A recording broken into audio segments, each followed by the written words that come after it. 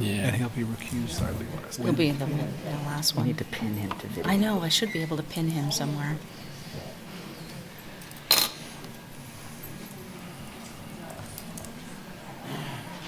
You can ask Becky to do that. Can she? Or can Kurt pin him? Right there. CC. Oh, okay. Great. All right, we are on. Oh, we got an echo? I think that's you. Okay, test, test. Okay, echo is gone. Welcome, everybody. It is Monday, January 23rd, meeting of the Planning Commission, the Lawrence Douglas County Planning Commission. Before we get started tonight, it is a hybrid meeting. We have people on Zoom, so I'm going to ask Becky Pepper to read the particulars of the hybrid meeting format. Thank you. Thank you and good evening, everyone. My name is Becky Pepper, Planning Manager. Joining me here in the City Commission room is Jeff Crick, Planning and Development Services Director, and Ellie Mullins, who will be helping to facilitate the Zoom video portion of the meeting. And we will work alongside the chair to facilitate the meeting proceedings. I have a few housekeeping items for this hybrid meeting. This meeting is being recorded and broadcast on the city's YouTube channel and Channel 25. Please remember to mute yourself during the meeting when you're not speaking. The chat function for this public meeting is disabled. All chats will go directly to the Zoom facilitator. Unless you're participating during the meeting, please turn your video off. This allows the active meeting participants to be seen on screen. You'll still be able to hear the meeting, and when you are participating, please turn your video on. If you have any trouble, you can send a chat to the Zoom facilitator. The city reserves the right to mute people or turn individual videos off to minimize distraction during the meeting. And with that, I'll now turn the meeting back over to the chair. Thank you, Becky. Under general business, at first I'd like to welcome our newest commissioner, Commissioner Kelso, is joining us this evening. Welcome aboard. The first item then of business is to receive and amend or approve the minutes from Planning Commission meetings December 19th and 21st. Does anybody have any amendments to those meetings? Any discussion of those minutes? Sorry, minutes. No? Can I have a motion? So moved. Second? Second. Commissioner Carter? Further discussion? Can we have a call for the vote? Commissioner Ashworth? Yes? Commissioner Barotto? Yes. Commissioner Carpenter? Yes. Commissioner Carter? Yes. Commissioner Duvoir? Yes. Commissioner Hayden? Yes. Commissioner Kelso? Yes. Commissioner Munch? Yes. Commissioner Rexroad? Yes. Commissioner Thomas? Yes. Motion passes 10-0. Thank you. Next item is committee reports. Do we have any reports to receive from committees that have met over the past month? There are 3 listed. Sure. Yes, attended the Transportation 2050 Steering Committee and also the Metropolitan Planning Organization, the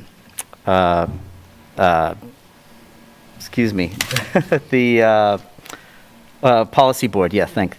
And the main order of business was the updated T2050 plan, which we reviewed and sent on to the Policy Board for discussion and public review.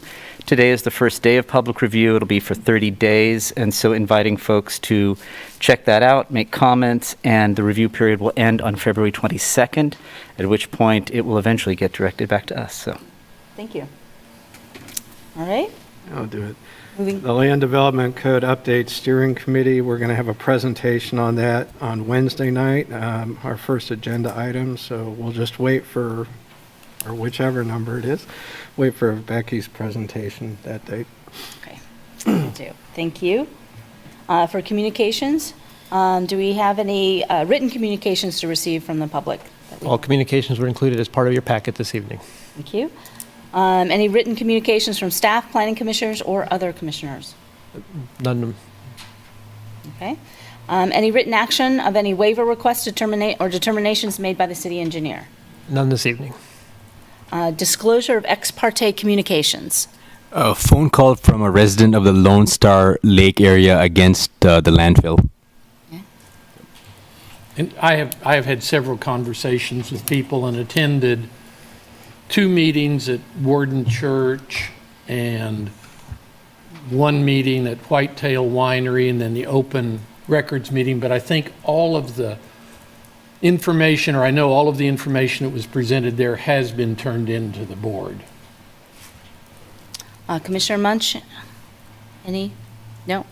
Okay.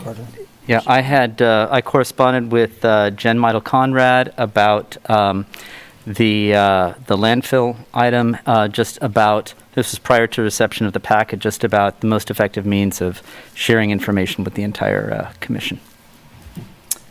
Yes, Commissioner I had Hayden. an email from Lori Shuck, but I believe it might be in the packet. I don't think it's anything additional. And then I just received an email from Brian and Julie Flory, but I have not had individual communication with them. I just received communication from both entities. Okay. Thank you. Any declaration of abstentions from specific agenda items by any of the commissioners? Commissioner Munch? Yes, I intend to abstain from discussion regarding agenda item number 6 tonight. Thank you. All right, now is the time we get to general public comment. So general public comment is for comments from the public on items that are not on the agenda this evening. So is there anybody here to speak to an issue that is not on the agenda this evening? Seeing none? Okay. Oh, yes. If you could. How's that? Is that better? Is that better? Yeah. Okay, great, thank you. All right, now on to the regular agenda.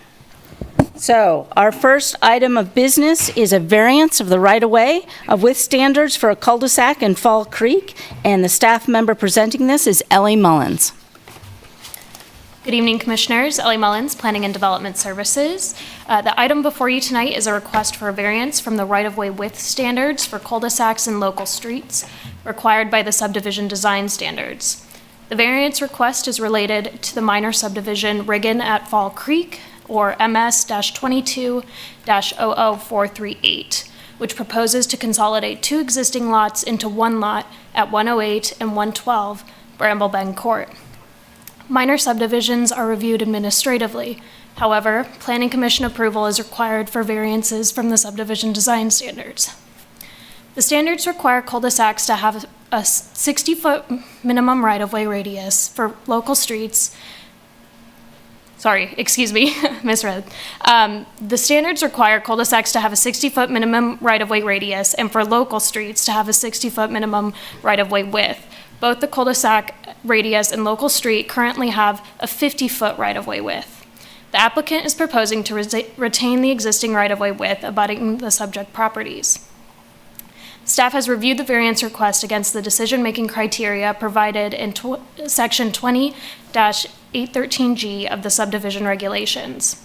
This analysis and the decision-making criteria can be found in the memo included within this evening's agenda packet. Staff concluded that the proposed variance meets all 3 of the criteria needed for approval. As well, the city engineer has reviewed the variance request and is supportive of maintaining the current right-of-way width. The city engineer indicated that there would be no plans to bring the cul-de-sac or street into compliance once the adequate right-of-way exists. Based on the findings presented in the variance memo, staff recommends approving the variance request to allow for reduced right-of-way width of 50 feet for the cul-de-sac and local street adjacent to 108 and 112 Bramble Bend Court related to minor subdivision MS-22-00438. Thank you. And is the applicant, thank you, Ellie, is the applicant Steve Leary, or the Steve Leary for the applicant here this evening or online? I don't No, okay. So now we move on then to public comment on the first item on our agenda tonight. Is there anyone here for public comment on the first item, this variance? Seeing none, I'll bring it back to the commission for discussion.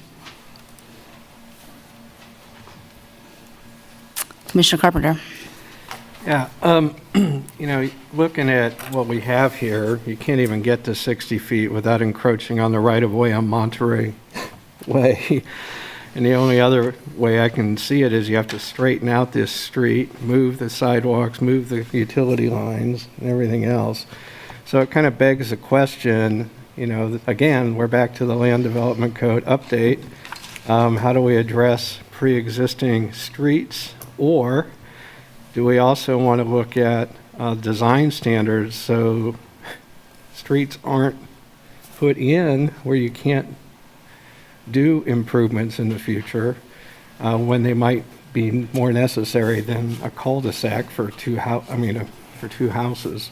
But it just brings up a couple of issues, and I'm only raising those because we're in the middle of updating the codes, and those are two areas to look at. And I doubt there's any other discussion, so I'll make the motion that we approve the variance requested for minor subdivision MS 22-00438 to allow for a reduced right-of-way width of 50 feet for the local street and cul-de-sac radius adjacent to 108 and 112 Bramblebend Court, as shown on the proposed Riggin at Fall Creek plat drawing. Have a second? Commissioner Thomas? Thank you. Any further discussion? Could you call the vote, please? Commissioner Ashworth? Yes? Commissioner Barotto? Yes. Commissioner Carpenter? Yes. Commissioner Carter? Yes. Commissioner Duvoir? Yes. Commissioner Hayden? Yes. Commissioner Kelso? Yes. Commissioner Munch? Yes. Commissioner Rexroad? Yes. Commissioner Thomas? Yes. Motion passes 10-0. Thank you. We're on to item number 2 now. Consider approving a preliminary plat for the Tri-Delta Edition at 1630 Oxford Row. Staff presenting this particular item is Drew Bealby. Good evening, Commissioners. As mentioned, this is a preliminary plat known as the Tri-Delta, otherwise the plan number is PP-22-00398. It's on 1630 Oxford Road. This subject property is currently an unplatted lot and is developed as a Greek housing use. The proposed preliminary plat goes before Planning Commission for approval. This proposed plat will formalize the property and allow the property to be redeveloped and building permits to be filed. This property is currently zoned RMG, which is multi-dwelling residential Greek housing, and it currently complies with the applicable density and dimensional standards. Along with this preliminary plat, the applicant is seeking 2 variances, both for the same thing, the required right-of-way along a local street for both Oxford Road and Cambridge Road. They're seeking a reduction from 60.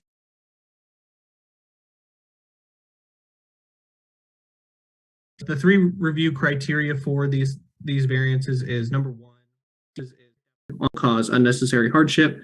The right-of-way standard came from the 2006 Land Development Code. This property was constructed before that. It would require an additional 10 feet of right-of-way on each of the streets, Cambridge and Oxford. And these right-of-way standards are more applicable to new greenfield development, not kind of these redevelopment in established neighborhoods.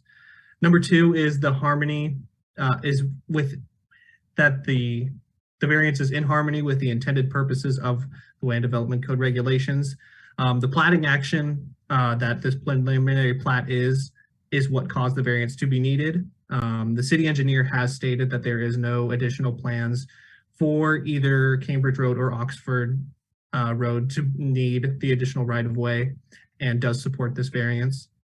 Number 3 is the public health, safety, and welfare are protected. These variances will allow redevelopment and infill on this lot, as well as it is consistent with the right-of-way on other neighboring lots. That about wraps up the presentation. I'm happy to answer any questions the commission may have, and I believe the applicant, Darren Armstead, is on the call. I'm on, sorry, not Armstead. Yes, for the applicant, Darren Armand, the applicant has 10 minutes to present the project. Thank you. Good evening, Chairman and Commissioners. I'm Darren Ammon with Bartlett and West, representing the applicant, which is the Tri-Delta Property Association. I don't have a lot of additional information to present other than what was stated by Drew. I appreciate working with him and all his efforts helping get this lot platted. As he mentioned, it's never been platted. So before any development can even take place on this property, we need to go through the preliminary and final plat process, which is what we are in the process of doing. Would appreciate the support of the two variances we are asking for, both off of Oxford and Cambridge. Currently, the lot is only 0.92 acres the way it is. If we had to give up an additional 10 feet on either side, it would be substantially smaller, about like 0.75 acres to even develop on the property. So we appreciate the discussion and support from the engineering staff to support this variance and leave the lot as shown, because both Cambridge and Oxford really have no intention of being through streets. As you can see, they're only about a block long each in this neighborhood. So with that, I'd be happy to answer any other question, but would appreciate your support, and thank you for your time. Thank you. Now, is there any public comment on this, on item number 2? Anybody in the room? Anybody online wishing to comment on item number 2? No, I'll bring it back to the commission for discussion. We have 2 votes in this case. We have a vote for the preliminary plat, and then we have a vote on the variances. Here, I did have a question. Jeff or Randy, shouldn't we be voting on each variant separately? You may vote on each variance separately. I would advise you to vote on them separately, yes. Quick question for maybe Drew. Is the variance request consistent with all of the other lots and plats on both of these streets? Yes, the Drew Bilby Planning Development Service. Yes, all of the nearby lots observe that 40 feet of right of way. They're all set back at the same distance, really. This just makes it the same as everything else, allows it to stay the same as everything else on pretty old established streets. Okay, thank you. Other comments on either the preliminary plat or the variances? Does somebody wish to go ahead and make a motion for the preliminary plat? I'd be happy to do that if you'd like. I move we approve the preliminary plat PP 22-00398 for Tri-Delta Edition number 1 based on the findings listed in the body of the staff report. I have a second. Commissioner DeVore. Any further discussion? Okay, could you call the vote, Jeff? Commissioner Ashworth? Yes. Commissioner Barotto? Yes. Commissioner Carpenter? Yes. Commissioner Carter? Yes. Commissioner Duvore? Yes. Commissioner Hayden? Yes. Commissioner Kelso? Yes. Commissioner Munch? Yes. Commissioner Rexroad? Yes. Commissioner Thomas? Yes. Motion passes 10-0. Thank you. Why don't we take the variance for Oxford Road first? Yeah, both of these variances are only required because the necessity of a preliminary plat triggered us applying current code to something that was already there pre-code. And, you know, maybe another time we can discuss whether variance of this type could be an administrative approval. Just these right-of-ways where we're trying to keep the old streets the same as they were. But so it would be a narrow segregation of variances. But with all that said, I would make the motion that we approve the variance requested from section 20-810E5I as a subdivision regulations to change the required right-of-way on Oxford Road from 60 feet to 40 feet. You wish to second that? Second. Commissioner Carter, thank you. Any further discussion? No, could you call the vote, please? Commissioner Ashworth? Yes. Commissioner Barotto? Yes. Commissioner Carpenter? Yes. Commissioner Carter? Yes. Commissioner Duvore? Yes. Commissioner Hayden? Yes. Commissioner Kelso? Yes. Commissioner Munch? Yes. Commissioner Rexroad? Yes. Commissioner Thomas? Yes. Motion passes 10-0. Thank you. And then the final item for this is the variance for Cambridge Road.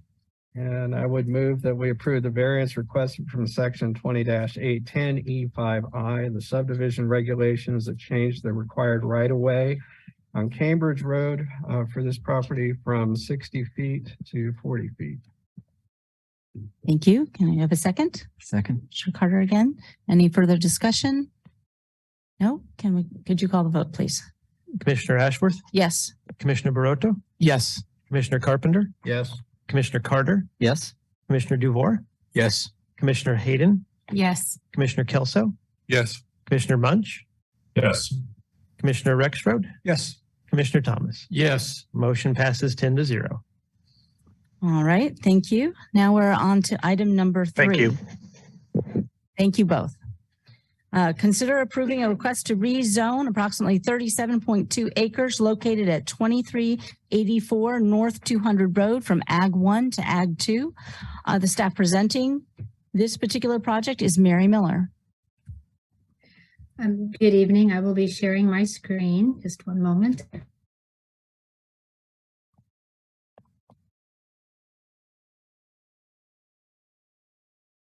This is a rezoning request, as you mentioned, from Ag 1 or agricultural to Ag 2, conditional agricultural.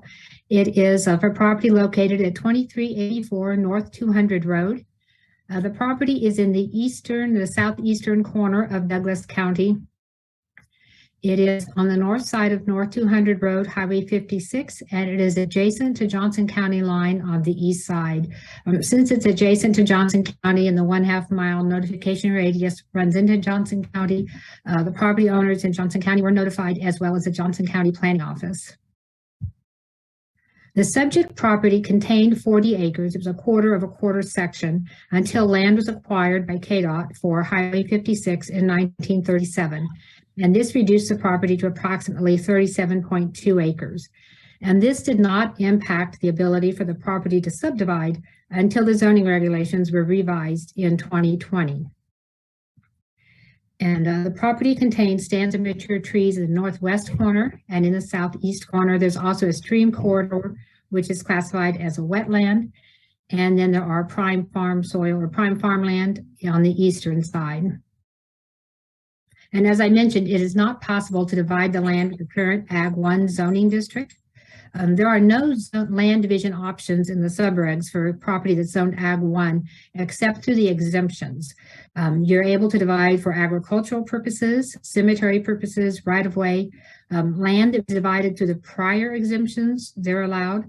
But the only land division that would result in a buildable parcel is the agricultural subdivision boundary survey. And this requires property, you're allowed to divide property into parcels no less than 20 acres. However, since this property no longer contains 40 acres, that land division is not possible for it. The agricultural subdivision boundary survey is an exemption to the subregs, so the variance process in the subdivision regulations is not applicable. The property owner would like to rezone the property in order to be able to subdivide. They would like to subdivide in this configuration. This exact configuration may not be possible because when you divide, you need to meet the dimensional standards. If you rezone to Ag 2, you have 2 options for doing land divisions. One is called the Homestead Exemption Survey, and this was put into place with the 2006 subregs. If you have a home that was on the site in 2006, you can divide it along with an acreage that you choose, as long as you do meet the density and dimensional standards of the Ag 2 district, as well as the access restriction standards. So that property would have to have a minimum of 10 acres, but it would also have to have the required 1/4 mile frontage on North 200 Road. And it doesn't have that today.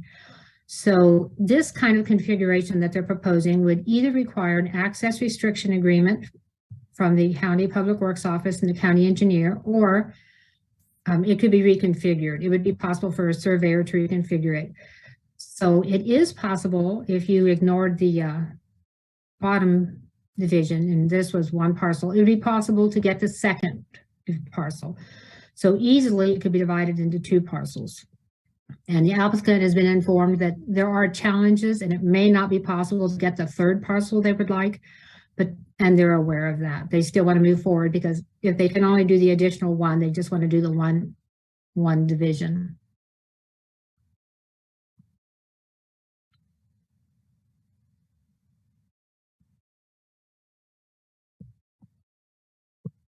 So we'll go through the review criteria, which include the golden factors for when we are reviewing rezoning requests. The first one is whether or not the rezoning is compatible with the zoning and land uses of the nearby area.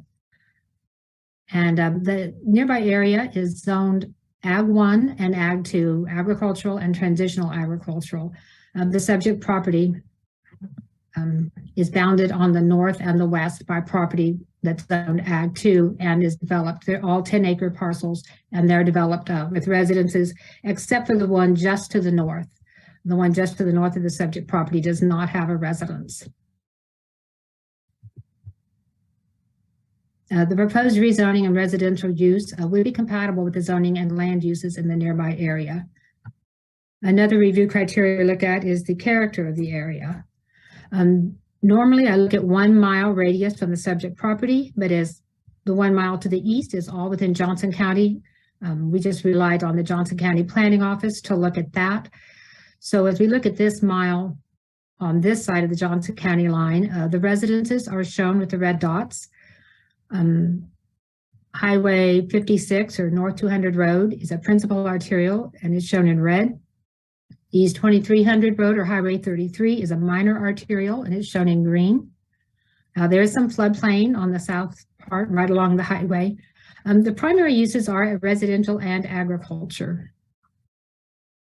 So this proposed rezoning and land division would make it possible to divide the property in the northwestern corner of the intersection of 2400 Road and North 200 Road, Highway 56 for additional residential development. And the proposed rezoning is compatible with and would maintain the character of the area. Some other review criteria we look at is the suitability of the property to the uses to which it is restricted. And as noted in a use comparison table, Ag 1 and Ag 2, the uses are basically the same. The prime difference is the size of the parcel that is permitted. The minimum size parcel in Ag 1 is 20 acres, while in Ag 2 you can go down to 10 acres. The other difference would be in the uses that are allowed as conditional uses, but those would have to go through the conditional use permit process, and so they would be reviewed separately. We look at how long the property has been vacant as zoned. The appraiser's office indicates the residence on this property was built in 1972, so it is not vacant. And then we look at what would be the potential detrimental impacts. The rezoning, there would be additional constraints, very minor constraints on the subject property due to the rezoning, since the uses are somewhat restricted. A type 2 home occupation would require a conditional use permit, and personal or special event camping would be allowed only when accessory to an existing use. Other than that, the changes to the uses, that those are the only changes that would occur to the uses. The addition of 1 or 2 more residences in close proximity to Highway 56 should have no detrimental impacts on nearby properties. The majority of the traffic associated would not utilize the township roads in the area. East 2400 Road is maintained by Johnson County, and so the Johnson County Planning Office forwarded this request to their Public Works Office to see if they had any concerns, and they noted they had no issues with the development. If an entrance is placed on the county line road, it would need to meet site distance requirements, which they noted that judging by the relatively flat profile shouldn't be an issue. And so no detrimental impacts are anticipated from the rezoning, as there'd be no increase in the permitted uses, and traffic would utilize Highway 56 rather than township roads. And so the gain to the public health, safety, and welfare from the denial, as no negative impacts have been identified, there'd be no gain from the denial of this application. Without the rezoning, it would not be possible to divide the land into the additional parcel or 2 parcels, if that would be possible. And then we look at the impact on environmentally sensitive lands. And on the subject property, as I mentioned, we have an area that would classify as stands of mature trees. This is a little conservative. Some of the other trees may qualify. And then we have prime farmland on the east side.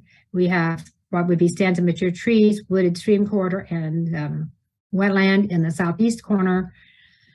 And so when we do land divisions in the Ag 2 district, a certificate of survey requires that environmentally sensitive lands be protected by placing them outside of the building envelope. We're allowed to require a maximum of 40% of the site to be placed outside the building envelope. The applicant can include more for the protection of environmentally sensitive lands. So environmentally sensitive lands should be protected with the exception of if access drives had to access 2400 road, there would be some utilization of the prime farmland. And then we look at the conformance with the comprehensive plan or the area plan. There is no area plan for this area, so we would just look at the comprehensive plan. And Chapter 2 of Natural Resources recommends that we protect high quality agricultural soils, which the comprehensive plan defines as Class 1 and Class 2 soils. And as I'll show you in a moment on the graphic, that would be the area that's denoted as prime farmland. And then it also recommends we protect contiguous amounts of agricultural land for continued productive future use. As you saw in the graphic, the property is bounded on the east and the south by roadways and on the north and west by 10-acre parcels. The parcels contain grassland or woodland along with residences, with the exception of the one parcel just to the north that does not have a residence. It's not residentially developed. The proposed land division would result in parcels a minimum of 10 acres that could contain a mix of residential and agricultural uses, as it is common for rural property owners to have their property mowed for hay rather than maintain a lawn on the full parcel. Now, the property is currently being mowed for hay. The land division could maintain the pattern of agricultural land in this area.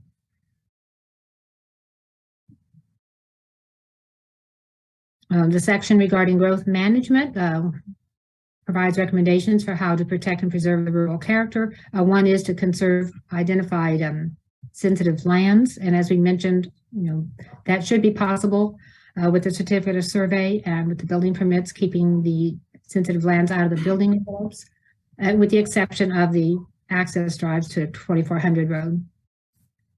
Action step 1.4 recommends minimizing agricultural land conversion to other non-agricultural uses.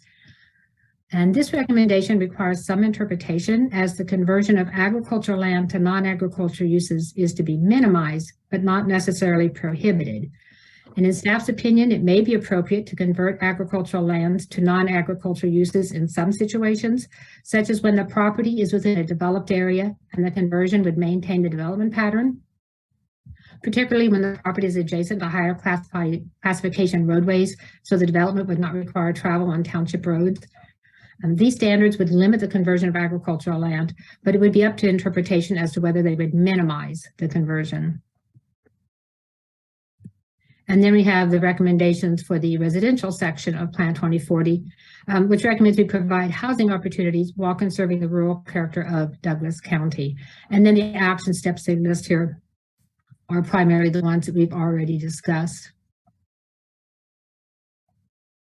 The zoning regulations were revised in 2020 so that properties that were proposed to be divided into parcels of less than 20 acres would need to be rezoned first.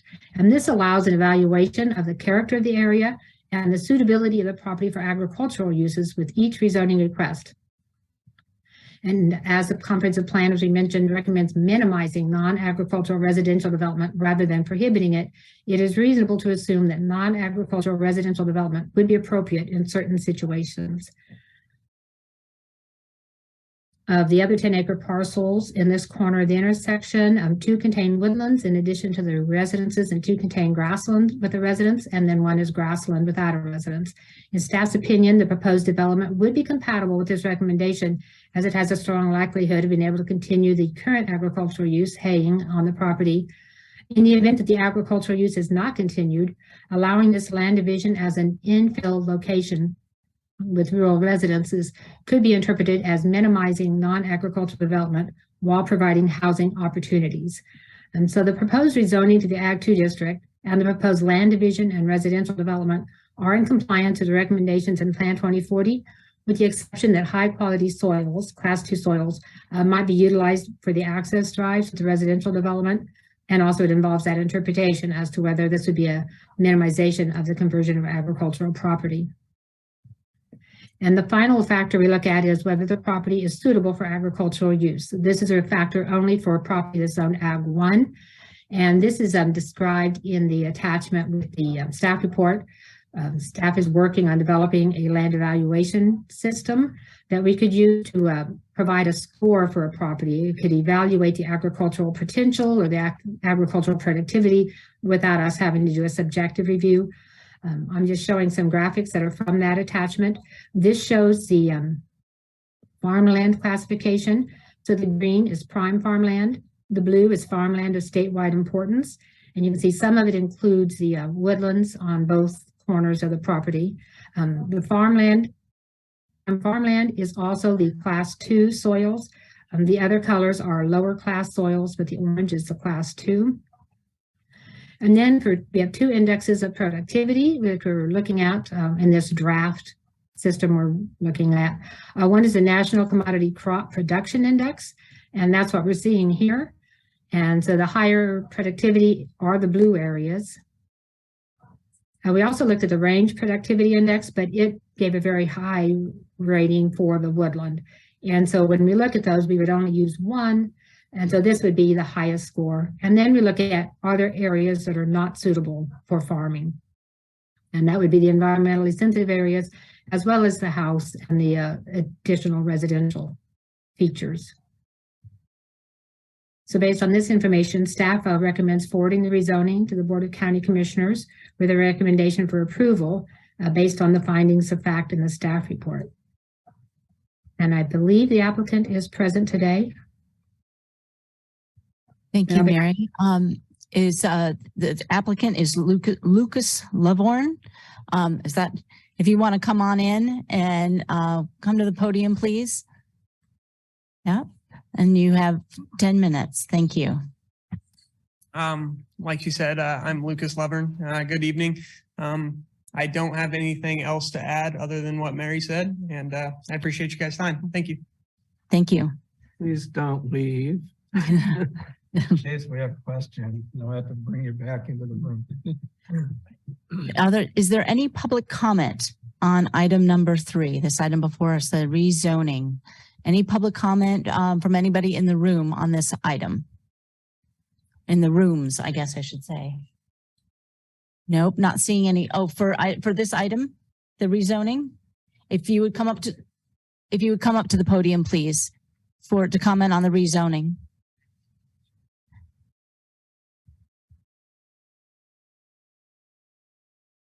Could we take So the can we, microphone yeah. over there? Is that possible? Here. Okay. Yeah. Sort of.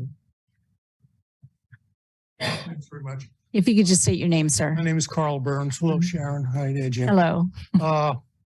This is just a minor comment. I noticed that there was one set of maps that talked about this property as being 37 plus acres. Yet there was another map that when they talked about rezoning it, that they showed 2 10-acre parcels and a 19 plus acre parcel. So where did the extra 2 acres go to or come from? Well, we will discuss the acreage here in a moment with staff. That will come up again. Nope, that's good. Thank you. Would anybody else like to make a comment on this item? Anybody online that would like to comment on this item? Okay, seeing none, I'll bring it back to the commission for discussion. Just ask a quick question while you're standing up there. What's your vision for this plot of ground if rezoning? Right now we're remodeling the house that is there. It's right about in the mid part of the property. Remodeling the house right now, my wife and I, and we just plan on selling the 2 extra or 1 extra plots, given the decision here tonight. And then other than that, we'll be living in the house when we are complete with the renovations. Are you gonna be farming around that area or? No, I do not. We do have a contract with someone who puts up the hay on the property as of right now. Thank you. Yes, sir. Other comments? Well, I did. A question. I mean, Commissioner Carter. I assume you've been meeting with Mary about just what these requirements are for the amount of acreage to divide it up. Yes, sir. And because of something that happened 85 years ago, you may not be able to get exactly what you want. You might end up with just 2 Right. lots. Yeah. Is that something that you've thought through or are thinking about? If you only have 2, what you might do? Right. So as it sits right now, the split that we have in mind with the 3 kind of incorporates the house with the lateral system off into the field on the east side of the tree line. Having it split only into 2 parcels, it'll just have to be divided slightly different. Given if it were split down the middle, it would separate the house and the laterals. Just something to rework a little bit. Probably more than likely split, just continue the 10 acres on the east side, clear to the north property line, and split it that way. Okay, thanks. I guess when the Highway 56 went in, they took about 3 acres of land total for the right of way. Right away. Yes, sir. Which is why we've dropped below the necessary 40 acres to do exactly your 20, 10, and 10. So I'm glad you have an open mind, and we'll work with Mary because she knows her stuff. She'll Absolutely figure things out. She's been very pleasant to work with. Thanks. To that, Jim, the question that was asked about where those 2 acres come from, Mary, is that just how you describe it, either side of the right of way? No, I think that is just an error on my part. I made the graphic early on, so it should have been 17, and it should add up to the total acreage. Since the highway acquired that right away, I don't think that it's measured to the center line. All right, thank you. Mm-hmm. I have a question for Mary. So given if this right of way had not occurred, if there was not a reduction in this acreage and this was a full parcel of Ag 1, what is the division possible for Ag 1? They could divide into 2 parcels, and that would go through the zoning and codes office and the county surveyor. So it would not need to go through planning, but they would have to meet the density and dimensional standards. So working through those would decide just how they'd be configured, but they would have the right to 2 parcels. If I could piggyback on that, Mary, just a clarification. Under the current zoning, Ag 1 and 37.2 acres, no subdivision is possible? Well, if you had 37 acres, you could do an agricultural subdivision. It'd be the same one that I'm recommending now. That's the only way you can divide it. There's no certificate of survey or anything else. In the Ag 1, the goal was to keep everything 20 acres or above. So it's more difficult, but if someone could divide, then there was an easier process to do it. So all those divisions down to 20 acres were simple. Anything below that, you have to rezone. It just seems sort of odd that through no fault of anybody's that the parcel doesn't quite meet the size. And so we can't keep it as an Ag 1 division. There's no other, you just have to reclassify it as Ag 2 and possibly divide this up into 3 potentially.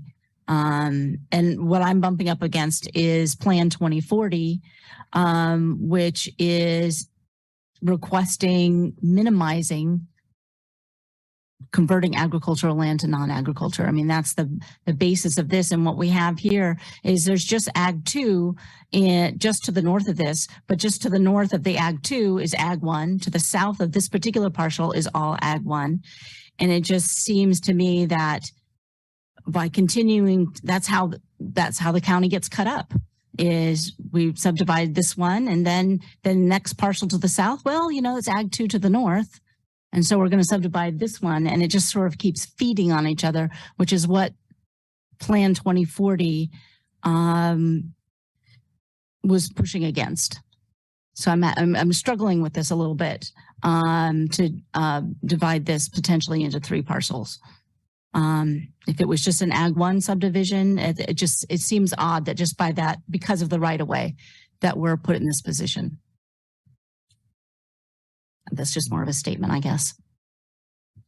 But we are Commissioner put in Thomas, this position. yes. I mean, that is just a fact that the 3 acres, whatever it was, that was taken away, and the rules say this is what you have to do for you to be able to utilize your land. If Highway 56 hadn't been there, you wouldn't be here. You would have been able to subdivide it into those 20s. I have a question.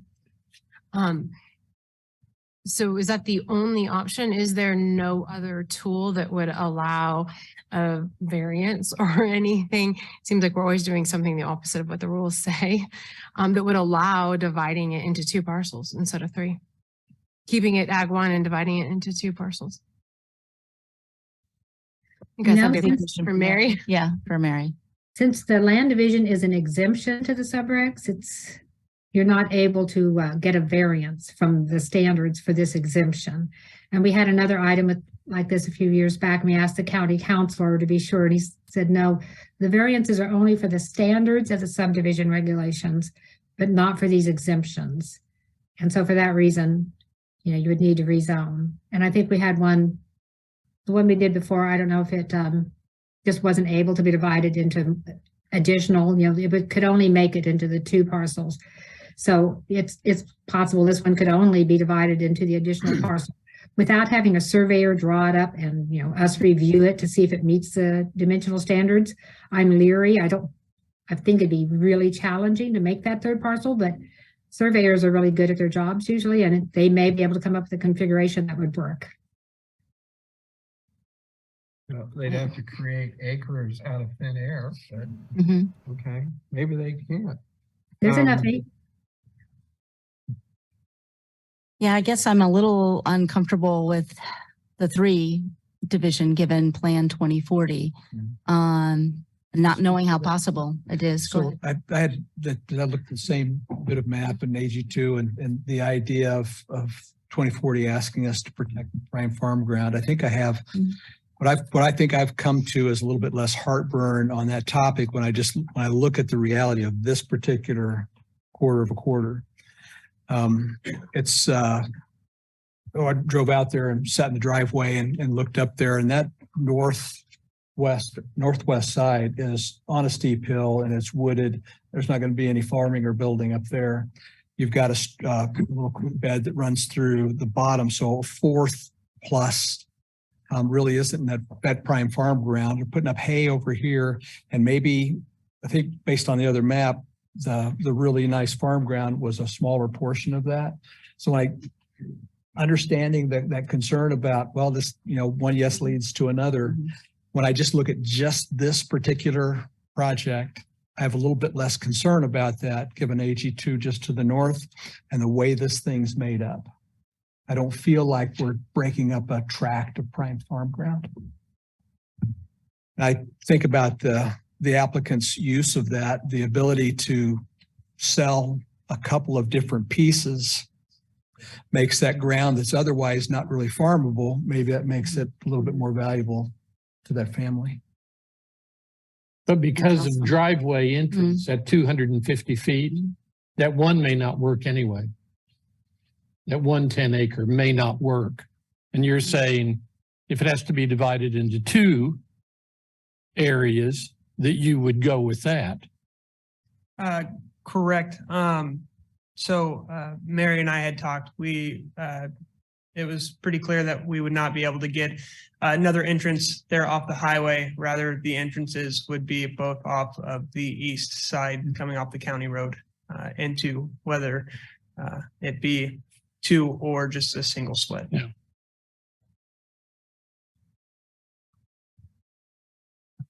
I'm pretty comfortable we're going to end up with 2 lots, but just because we can't, I don't see nobody's going to be able to create the necessary extra acreage to get that 3rd one. And given where it is, there's going to be a lot of pressure coming from it and moving into this part of the county. And our rules are such that, we're preventing this from turning into big housing tracts out there right now. So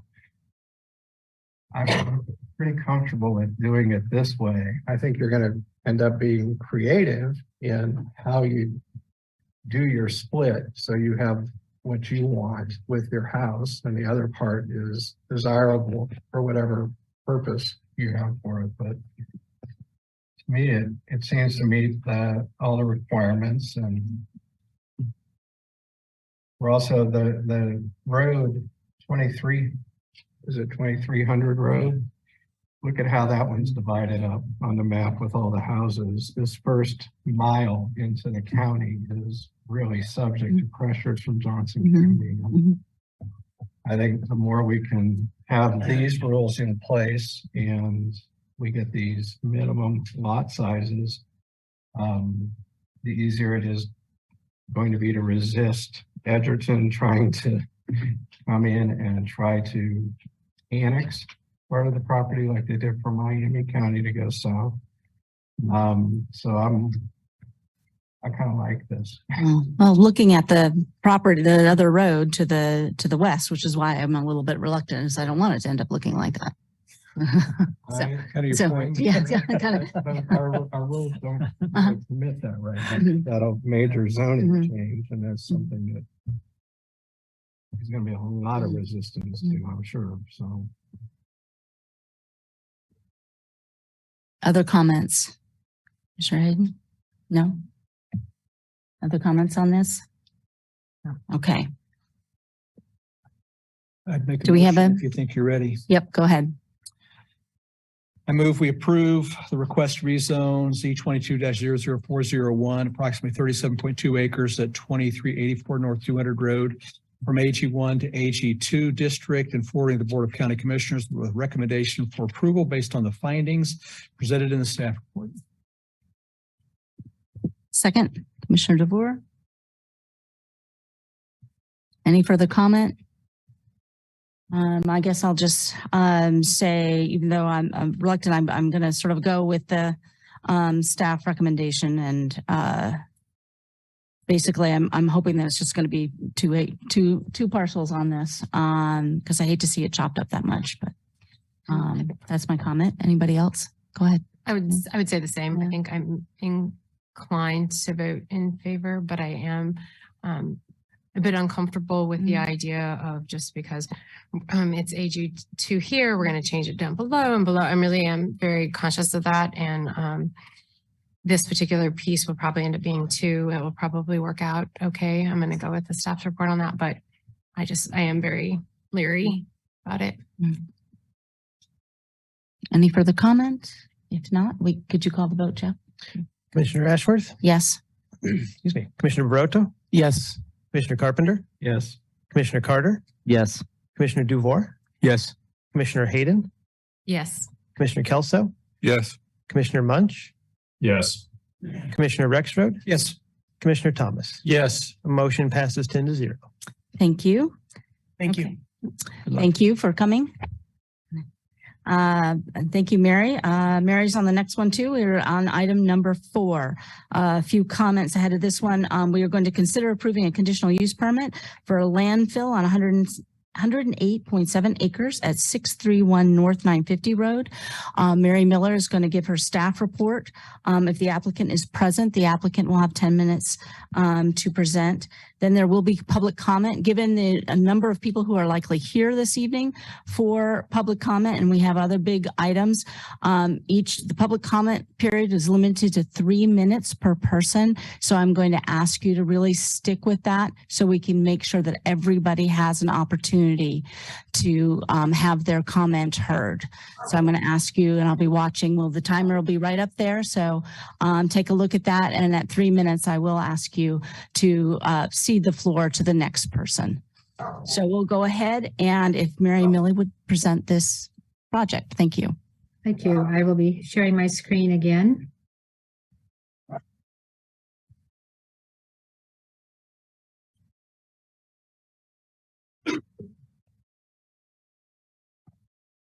This is a conditional use permit for a landfill that is associated with an existing quarry located at 631 North 950 Road. The property is southwest of the city of Lawrence. It is just south of Clinton Lake, and then it is north of Lone Star. It is on the south side of North 950 Road or County Route 5.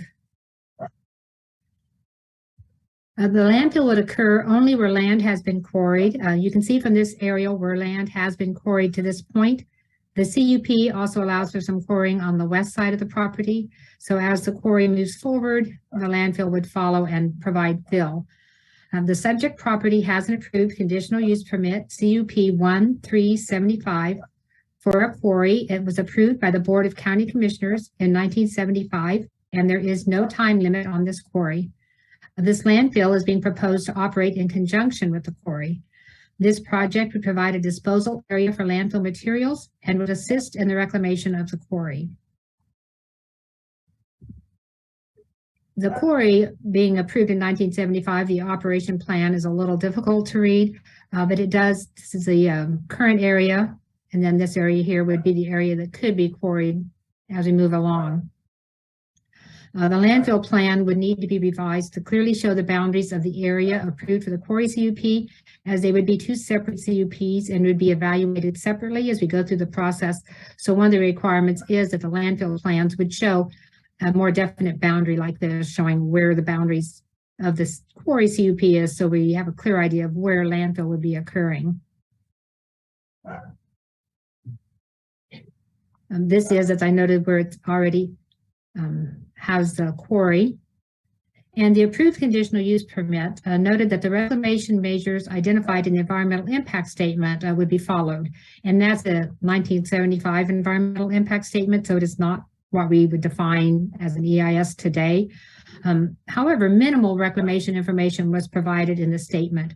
The statement noted that the overburden would be leveled to allow seeding, and that a remaining hole would likely become a lake, and that it would be possible to grade the banks and make it a nice, usable lake. The final reclamation of the quarry would remain the responsibility of the quarry operator. However, the landfill operation, if approved, would need to be regulated to ensure appropriate reclamation occurs. So we could put additional standards on the reclamation at this time. And some of the conditions that are being proposed would put additional standards for reclamation. And I want to provide a little information on landfills. We have several types that are allowed in Douglas County. The clean rubble is probably one of the most common. KDHE does not require a permit for a clean rubble landfill. And they note that clean rubble, it means the following types of construction and demolition waste. So it's very limited. Concrete and concrete products, including reinforcing steel, asphalt pavement, brick, rock, and uncontaminated soil. And then KDHE defines construction and demolition landfill, which includes a lot of other construction and demolition materials and waste.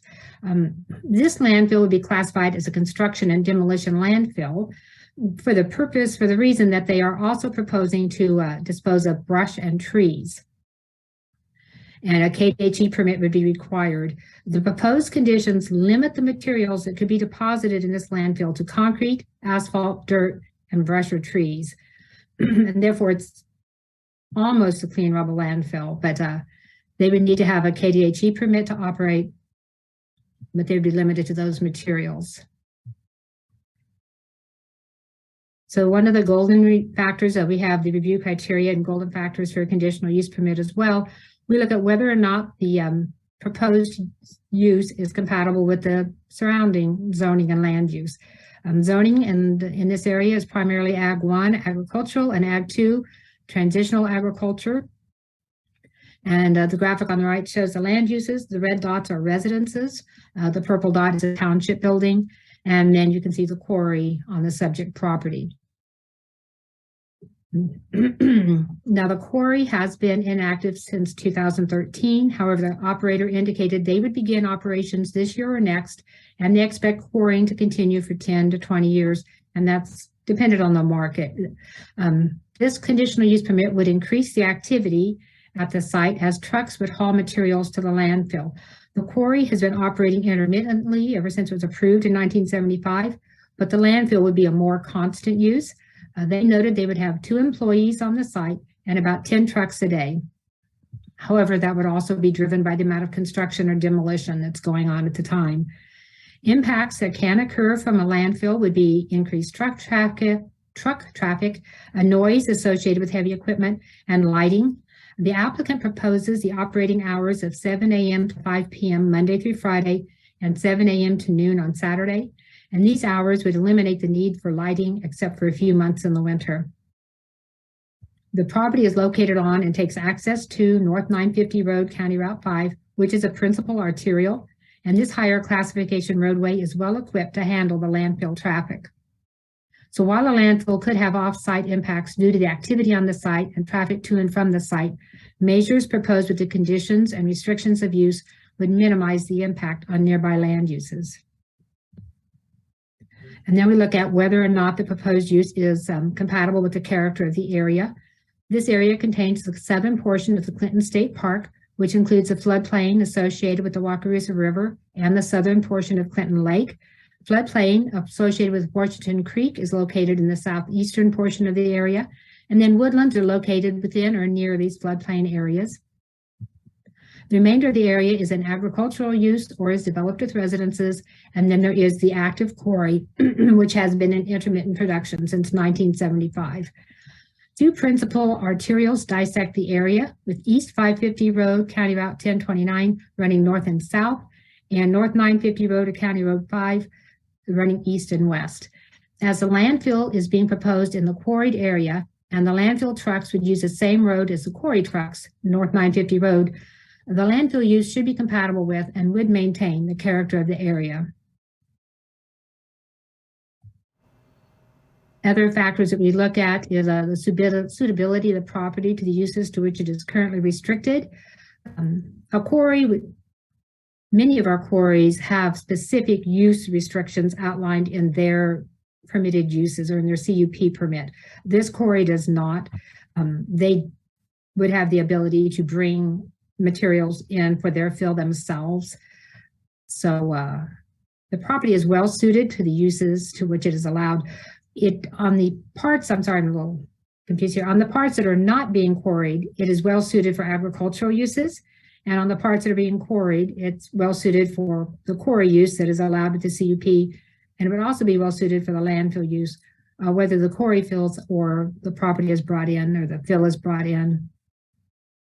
And then we look at the impact on the natural environment. And I did make a misstatement in the staff report when I noted that everything would occur to the east of the trees. As the quarry CUP has approval to quarry west of the trees, the landfill would also follow that quarry activity, but the landfill itself would not impact the environmental areas. If the quarry were approved, we see the prime farmland, the quarrying activity would be impacting that rather than the landfill use. One of the recommended conditions is that the landfill use is restricted to only the area that has been quarried and that no new excavation would be permitted. The question was raised if fill would be placed in the water table. So I contacted the quarry operator to see if they quarry to the water table, and they provided this answer. They said it's a shallow quarry and only one limestone ledge is mined, so the excavation is only 25 to 35 feet deep below the ground surface.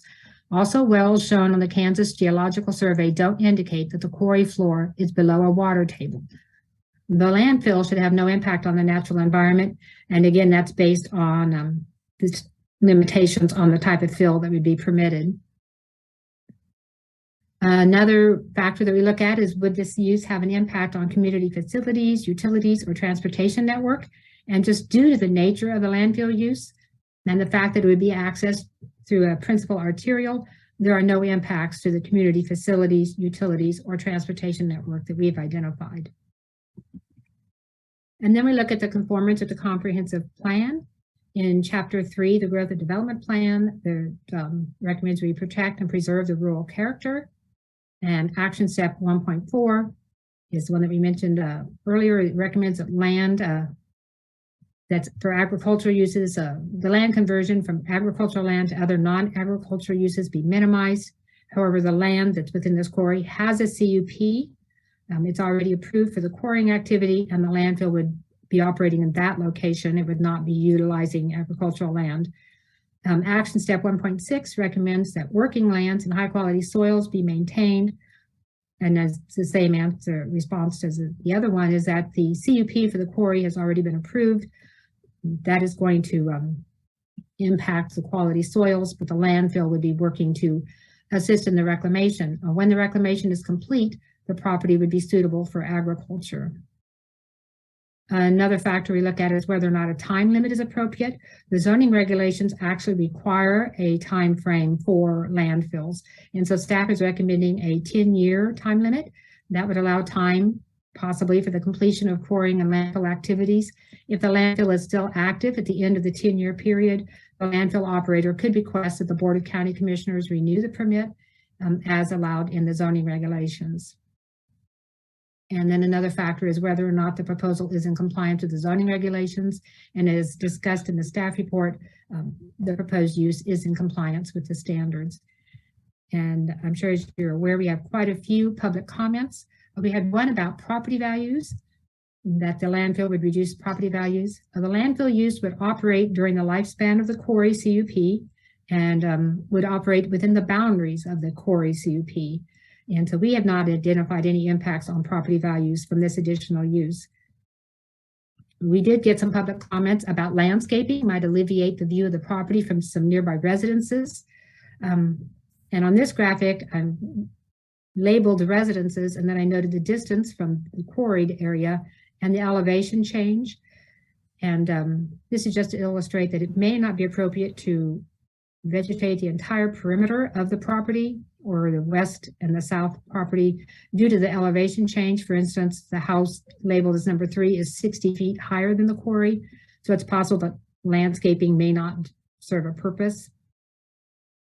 But if the Planning Commission wanted to require landscaping, I would suggest we do an analysis and find those areas where it would be efficient and require landscaping in those areas. Noise was another factor that was raised, and the applicant provided some information on their crushing machine. They noted they use a more modern crusher than the quarry does, and it's quieter, but it's still very loud. It's 119 decibels at the crushing machine.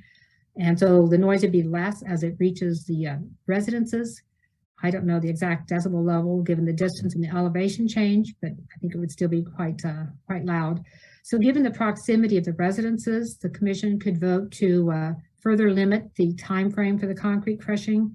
The applicant had requested 2 occurrences of 2 weeks each, and staff recommended 2 occurrences of 1 week each, and staff recommended 4 occurrences of 1 week each, just to provide flexibility and remove the need to amend the CUP.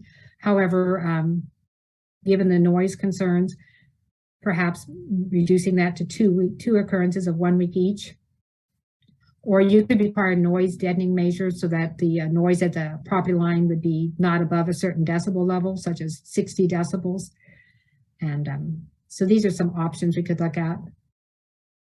We had comments about traffic and weekend activity, concern with bicycling and truck traffic, as well as the vehicles pulling campers or boats or the other users of Clinton Lake.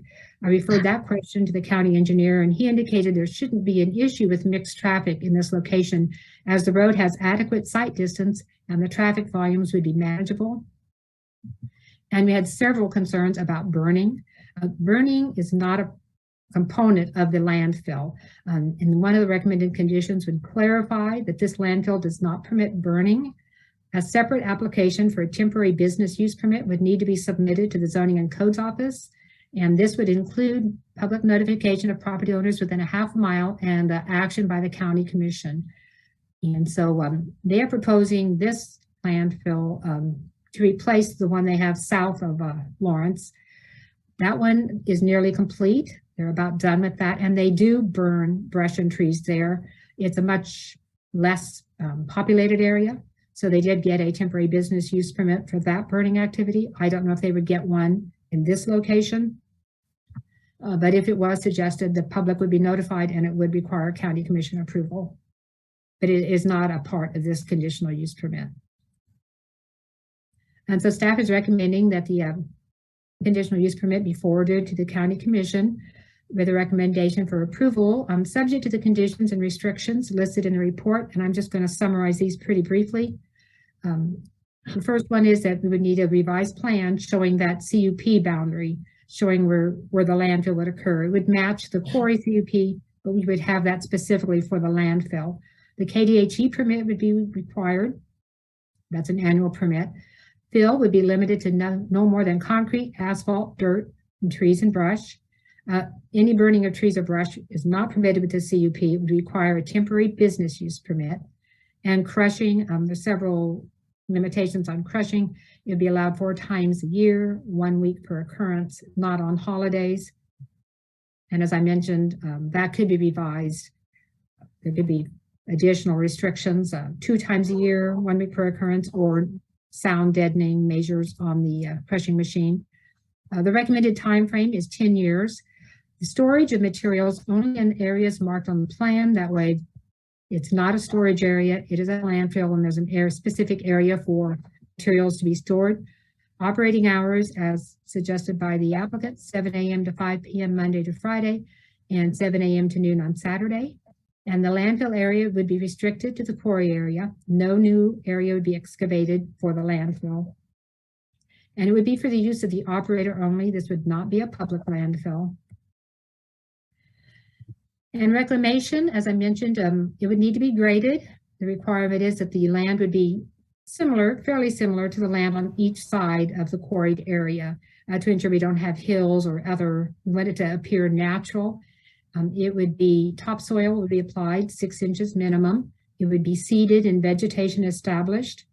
And reclamation would be considered complete when it has been accepted by zoning and codes, the zoning and codes director. And an operation and reclamation plan would need to be submitted to the zoning and codes office yearly. And this would include, shows where they are, where has an area been reclaimed, has that area been approved and accepted by the zoning and codes office. That way we're able to monitor reclamation to know for sure that it's following the landfill operation. So as the landfill moves on, the area behind it is being reclaimed. And this plan would include surveyed elevation points where final graded and seeded to ensure that the finished elevation is generally the same as the adjacent land and does not constitute drainage issues. If drainage becomes a concern, a drainage study with mitigation measures may be required. And that would be something we would look to the county engineer for his guidance on that. And so with this CUP, as with all CUPs, you have several options. You can forward it to the county commission with a recommendation for approval. You could forward it with a recommendation for approval with revised conditions. You could forward it with a recommendation for denial, or you could return it to staff or the applicant with direction. And so that concludes my presentation. The applicant is present today, and I'll be happy to answer questions if you have any for me. Thank you, Mary. Providing those options at the end is always very helpful as well. The applicant, is there a representative of SCF Real Estate here? Yes, sir. If you could approach the podium, and you have 10 minutes, please. My name is Jeff Ingroff. I'm the owner of SCF Real Estate. I don't have anything else to add to that, but I'm available for any questions. Thank you. Yeah, if you could maybe find a seat, I'm sure we'll have some questions for you. Now, ahead of public comment, as I mentioned, for public comment, it'll be 3 minutes per person. We are in a hybrid format, so I would ask to keep sort of side conversations or celebrations or anything like that on commenting on people's comments. Makes it very difficult for people to hear, especially online. We'll get started with public comment. The other thing about public comment is once public comment is done and we bring it back to the commission, we're not going to go back out for public comment for people raising their hands and such, just for efficiency of the meeting. So if you have a comment to make, please make it during the public comment period. So who would like to go first? Question first, do you allow pooling of comments if there's a group of 3 or 4 people, and one person speaks more than 3 minutes? No, each person 3 minutes. Yeah. So who would like to start on item number 4? Okay. Okay. First of all, let me get my notes up. I'm sorry. Could you state your name, please?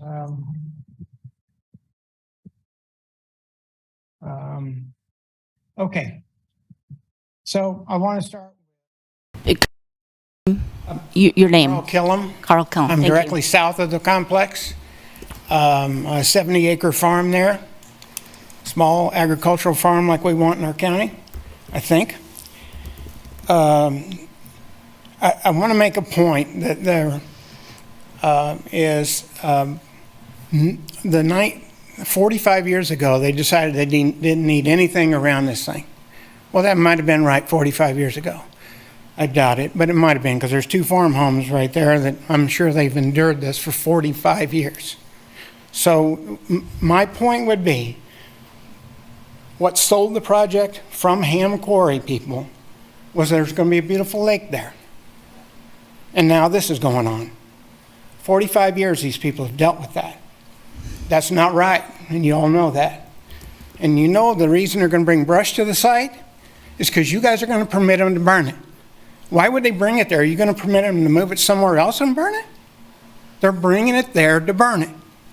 And they're bringing it there so they can get a different type of permit to do the job, right? They can raise the type of debris they can bring there by putting that in the permit. So by not putting the burning in there now is insulting us. We know what they're doing. You guys should be sharp enough to know it too. They're trying to get that crap out there so we can breathe it. We're no different than the community.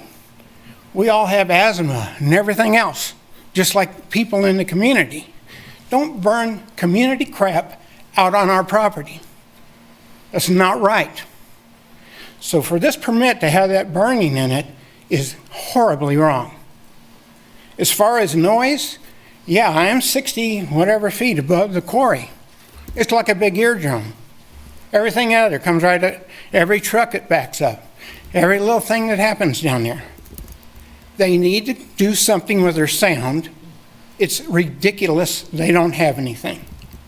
They put up some barriers around the south side. Didn't put any vegetation on them. They're washed out now 45 years later. They need to fix all that. So why we let these people come into our community and do this stuff to us is beyond me. There's no reason for us to endure this for 45 years. Why our commission, not you guys' fault, 45 years ago, open-ended it forever. My God, are you kidding me? Why have they delayed it this long? Because they don't want to build a lake. That's why. They push it out and push it out and push it. I don't have to build. Thank you. Thank you, Mr. Killam. All right. Thank you. Thank you. Sorry. Thank you. No. Go ahead. Come right up. Please state your name. And Hi, my name is Holly Brusky, and this is my daughter Adelaide. We just moved out to the county and built a new house. We're across the road, 950 Road, from Ham Quarry. We, I think, moved out there for one primary reason, and I think I can speak for most of the people in this room that live out there, is the peace and quiet of the country, the wildlife that we see, the lack of noise, air, and traffic pollution. And we vehemently ask you to deny this application because there's no question in our minds that this will absolutely disrupt all of those things. We have the most beautiful county. I moved here from Missouri. I am from Columbia. My husband is a Jayhawk. He got me here over Missouri, and we absolutely love it. And we want to stay, and we want to enjoy the peace and the beauty. We have deers in our front yard. We have a pack of coyotes that I don't like, but they are there. We don't know what these environmental impacts are. We don't have the studies. An EIS done 47 years ago does not count anymore. They were just damming the lake when that quarry was put in. And like the gentleman before me said, not your guys' fault, but an open-ended CUP, I mean, that should be really, really reevaluated. I mean, that's critical. That's it. That's all I really have to say. Can she speak? yes, she can. Within my I think that we should stop the landfill because it will take away more places for the animals to roam. And I think that the animals should have more place to roam so they can live life better. Thank you, and I hope we see you again. Thank you for your time.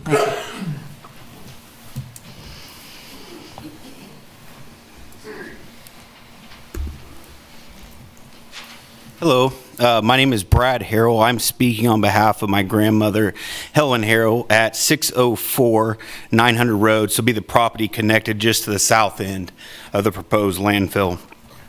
The submitted recommendation before you is a very vague description of what the actually intention is of the property owner or construction company. There's absolutely no time frame on when it will be suitable for agricultural use or any type of exit plan. The summary allows for asphalt and concrete to be recycled and returned to use. So that leaves a huge question for you today. Is this a landfill or an endless asphalt recycling center for the next 50 years? These recycled streets are they coming from one company, or are they coming from any construction company in Douglas County looking for a cheap dump site? The Highway 458 is the primary travel route for Clinton and Lone Star Lake. This includes all rural residents en route to the city of Lawrence. This narrow highway will see increased noise, large construction trucks for the landfill in and out of, and safety for the residents, lake goers, and bicyclists and farmers will all be at risk. Thank you. Thank you.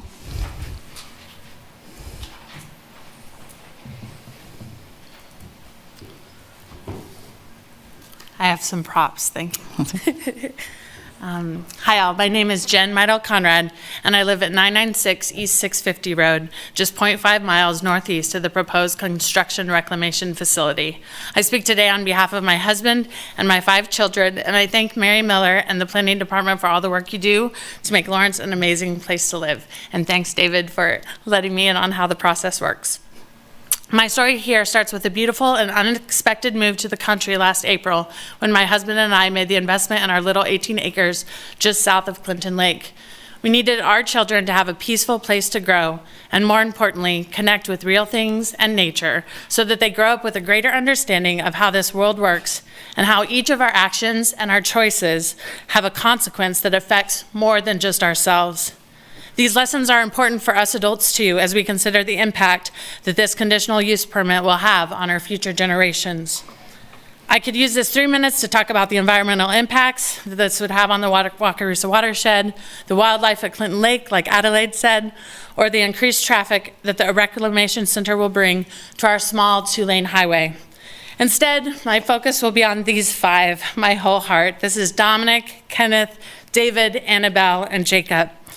Last year, we decided to track how many hours we spent outside with a goal of 1,000. In total, we spent 1,049 hours outside enjoying the beautiful weather. Most of that was on our farm, jumping on our trampoline, hosting bonfires with friends, watching the deer run across our back lot, splashing in the stock tank swimming pool, and exploring the woods and the wildlife. All said, crushing rock and dumping asphalt are not congruent with the character of our family farm. When the original CUP was granted in 1975, 40 years ago for the quarry, only 10 homes existed, and it says that in the original EIN. The report doesn't fully take into account that there are now over 100 homes with a mile radius of the proposed construction reclamation facility.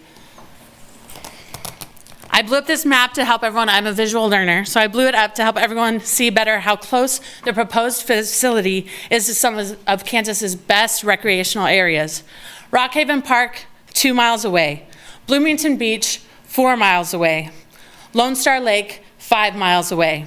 It is irresponsible not to include that information about these recreational areas in the report, as they did not even exist in 1975 when the original CUP was granted. In closing, I'd like to say that I really have tried to approach the city and you all with a balanced head. I recognize that my home, built in 2012, has benefited from these companies and their services. Roads that I use to get to and from my home, my gravel driveway, and even the holes we just had dug to install our solar panels. However, my balanced conversations with the city made no difference in the recommendations. Thank you, Children will Ms. still be Conrad. competing with the trucks at 7:15 a.m. And it's just, Thank you. I oppose this conditional use Yeah. permit. Thank you. Please listen. Okay, well, if you could please, just so we can bring people up as quickly as we can. Thank you. Hi, my name is Brent Lamb. I live on the property directly to the west of the Ham Rock Quarry. I've lived there since '99 and lived in Douglas County since 1977. I concur with my neighbors regarding the safety issues of increased truck traffic and concerns about noise and air pollution from the landfill. But the point that I want to make is about the potential environmental impact the landfill will have. In a December 2022 article in the Kansas City Star, it reported on a problem with a similar quarry landfill combination in Pottawatomie County, owned by Ham. Improper stormwater management resulted in contaminated runoff into a stream that was used by farmers a few miles down. It affected livestock, wildlife in the area, and required KDHE intervention because Ham was unwilling to do anything about it. Regarding the Lawrence site, if you look on page 9 of the staff report, you can see there is a stream that runs along the west side of what is currently the quarry boundary. That boundary is where they plan on dumping. The stream feeds into a larger stream, and that runs into the Rock Creek arm of Clinton Lake. I know when you think of a quarry, you think of a hole in the ground. Well, this is a hole with only 3 sides.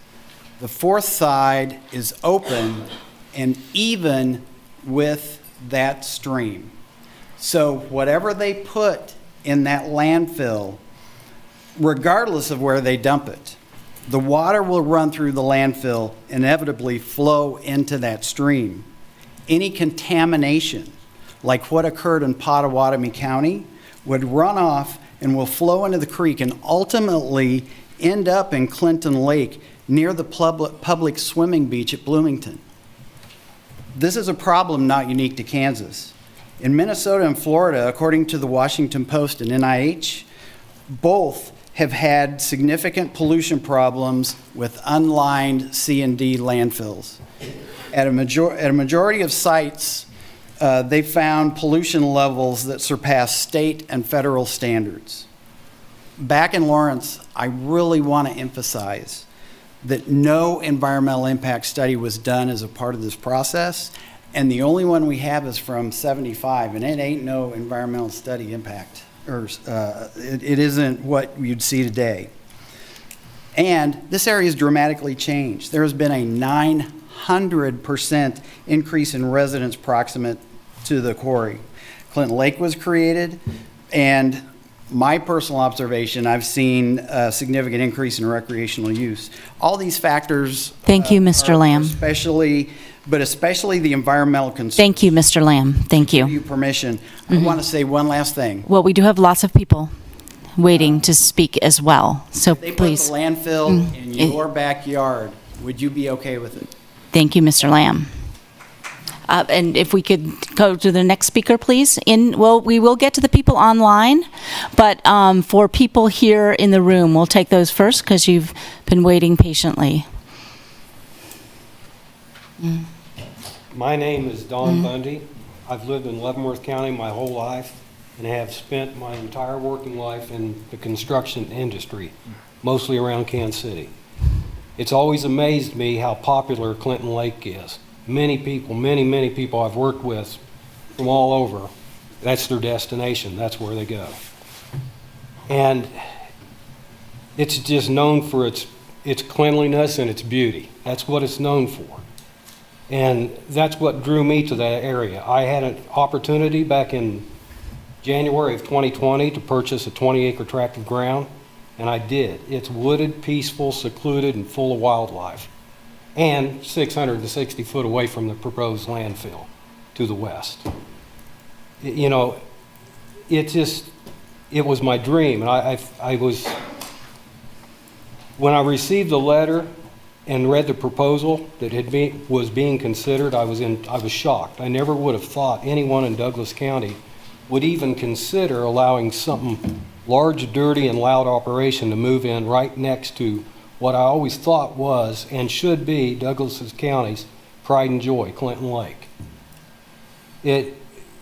With my construction experience, I know what this really is. Reclamation of the quarry is secondary to the main purpose, which is having a site to store, rework, and resell product. Material in and out, that's all it is, never ending. The quarry will be just a convenient place to dispose of their waste. Remember, it says renewable. This is going to go on for decades. You know, the area is developed into a tourism destination and residential area with lots of nice homes. Is it really worth allowing an operation that will certainly bring in many negative effects, including air pollution, noise pollution, heavy truck traffic, watershed straight into the lake, and many more ill effects? It's not good for any of us, including the tourism in the area. Property owners will certainly take a hit on the property values, but most importantly on their environment. Personally, if this happens, my dream's done. I'm 660 feet away from it. What's the wildlife? It's not going to impact the wildlife? Who are you kidding? They're leaving just as quick as I'm leaving.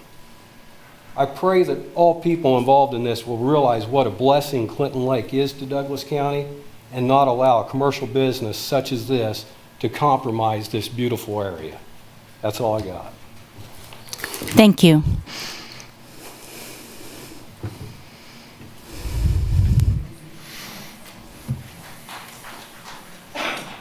Good evening, Commissioners.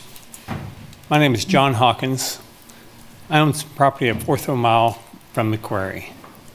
It's a nice house setting up on a hill with a beautiful view. We get to see wildlife across the property, looking over the meadow and the trees. It's quiet, and it won't be with this operation they're planning to have there. And it will destroy the value of my property because of that quarry, the landfill and the operation of it. Another big concern is the traffic going to and from that quarry. They're going to drive on Highway 458. That affects everybody from that quarry to 59 Highway. And they ought to all be notified too. You notified people a half mile from the quarry saying it's going to affect you. Well, it's going to affect everybody out in that area, which is a big community. And safety on that road, bicycle riders are numerous every day. And have you ever been in a bicycle riding with a truck going by you at 55 miles an hour? How does it feel? It's not good. You're 5 feet away from that truck. If any of you have been out there and seen bicycle riders, you know there's a lot of them. They go to Lone Star Lake, they go to Clinton Lake, they ride for pleasure. There will be accidents if you have more truck traffic. It's a peaceful drive going in on 458. And I find it very pleasant driving on it. But you get a bunch of trucks on there and they tear the road up. Now I know that they said that the road meets specifications to carry trucks on. But I've been on interstate highways where you see the tire marks of the semis where they went down it. They make a channel on it. They do tear up their roads, and they will tear up this road. I'd like you to consider this as you vote on this, of the impact on the whole community out that way. Thank you for your time. Thank you. I did see someone else on their way to the podium. There you go.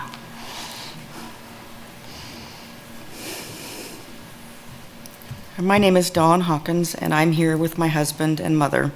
We all live less than a mile from the quarry, though we did not receive the mailed notice because we don't live within a half mile, as it is not required to notify us. Proper notice still has not been provided for the CUP hearing. You will see in your agenda packet that I provided photos within an email to the Planning Commission showing the single public notice sign. They only require one, but the applicant could have provided more.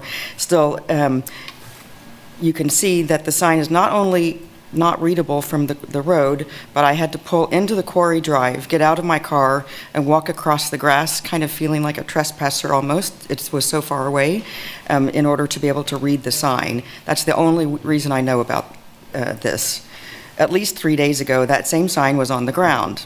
It was still on the ground at least yesterday. I provided a photo of that as well. As you know, Kansas statutes state that the sign must be posted and maintained for 20 days or the applicant should be deferred or denied. If you defer it, I guarantee that this room will be filled with at least 3 times as many people because most of us here have only just learned. Therefore, instead of deferring as required, I urge you to deny it tonight for all the reasons that have been provided to you. This is a highly trafficked, mixed-use outdoor recreational area and is the Rock Creek watershed to Clinton Lake, an important migratory bird stopping point where you can see all kinds of birds.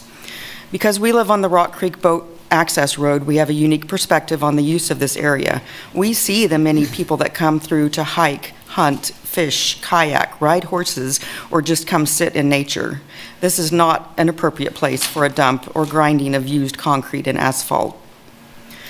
The air pollution speaks for itself. It is a danger to all. What must be understood is that this is also a very watery area and the ground is porous. There are springs and seeps, even on our property, and this quarry sits right next to a creek that goes straight into a deep ravine that pours right into Clinton Lake. Stormwater from the landfill will leach into Clinton Lake. Lastly, the property owner does not currently take care of the land, as can be observed when you pull into the drive. It is not even a dump yet, and there's trash everywhere. Please deny this application. Thank you. Would you like to come up to the, or we can bring the microphone back to you again if you'd like. Okay.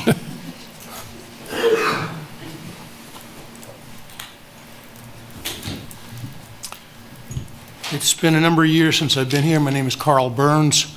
I've got a lot of background with landfills and what have you. I was the director of the Division of Hazardous Materials in New Jersey, also ran the Kansas Superfund program for a number of years, and my wife and I were both on the faculty at the University of Kansas in the Environmental Studies program, and therefore I know a number of you personally.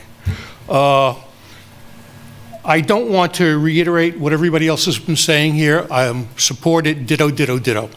I wanted to point up 2 other areas that have not yet been mentioned.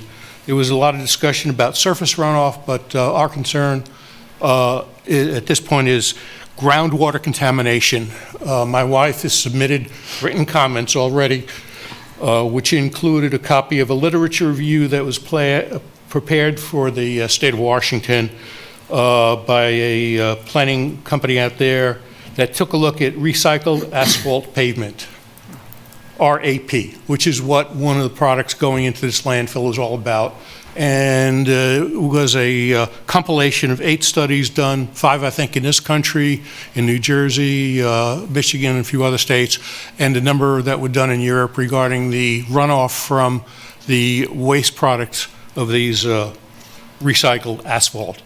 It is quite shocking when you take a look at the contamination levels that come out into the groundwater and how they compare to water quality standards for groundwater, both federal standards as well as state standards here in Kansas. In particular, I'm concerned that we are sitting right next to, within, what is it, a mile and a half to Lake Clinton, which is a major water supply for this area and for everybody in this room that probably drinking Clinton water. It's also about another mile and a half to Lone Star Lake and the groundwaters that are going into there, which is a recreational water, and fish are taken out of that. We have to have monitoring wells out there, and if they're not there now, they should be put in to find out what the water quality is there, what direction it's flowing in, and what the potential for contamination from this asphalt product would be. Another question I have is, who are we dealing with? I've noticed a number of people talking about Ham landfill, but when you asked for the owner of the property, I didn't see anybody here from Ham. One of the biggest problems we've had in this county is the contamination at the FMC plant and in that area, as well as ground contamination at the old Sunflower Depot. responsible parties come and go. They're like ephemeral smoke. They come into meetings and say, we're responsible for it until there's a problem, then we're gone. Ham is not the responsible party here, as far as I can tell. It's some other corporation that could be gone the day the landfill is not making money anymore. Thank you, Mr. Burns. We'll be responsible. Thank you. Thank you.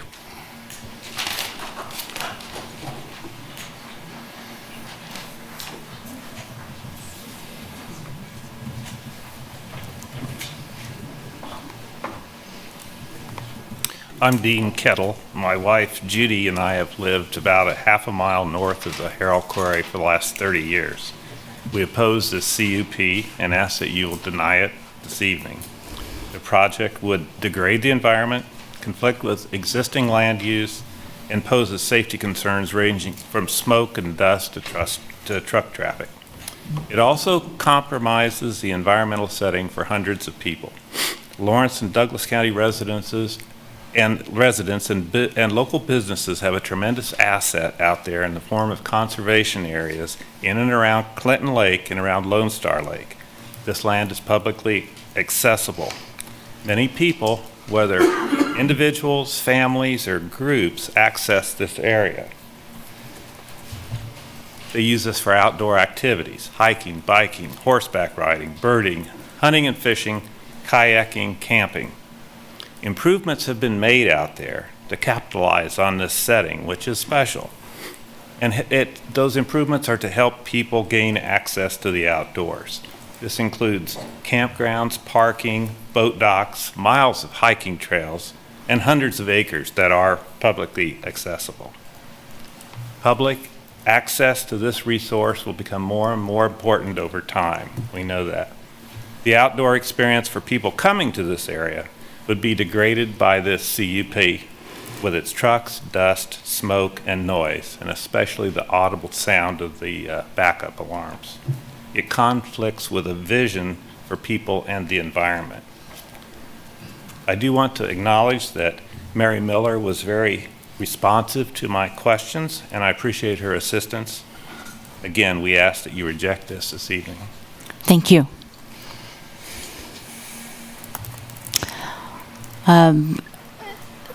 I'll turn to, we do have a hand up online, a couple hands up online.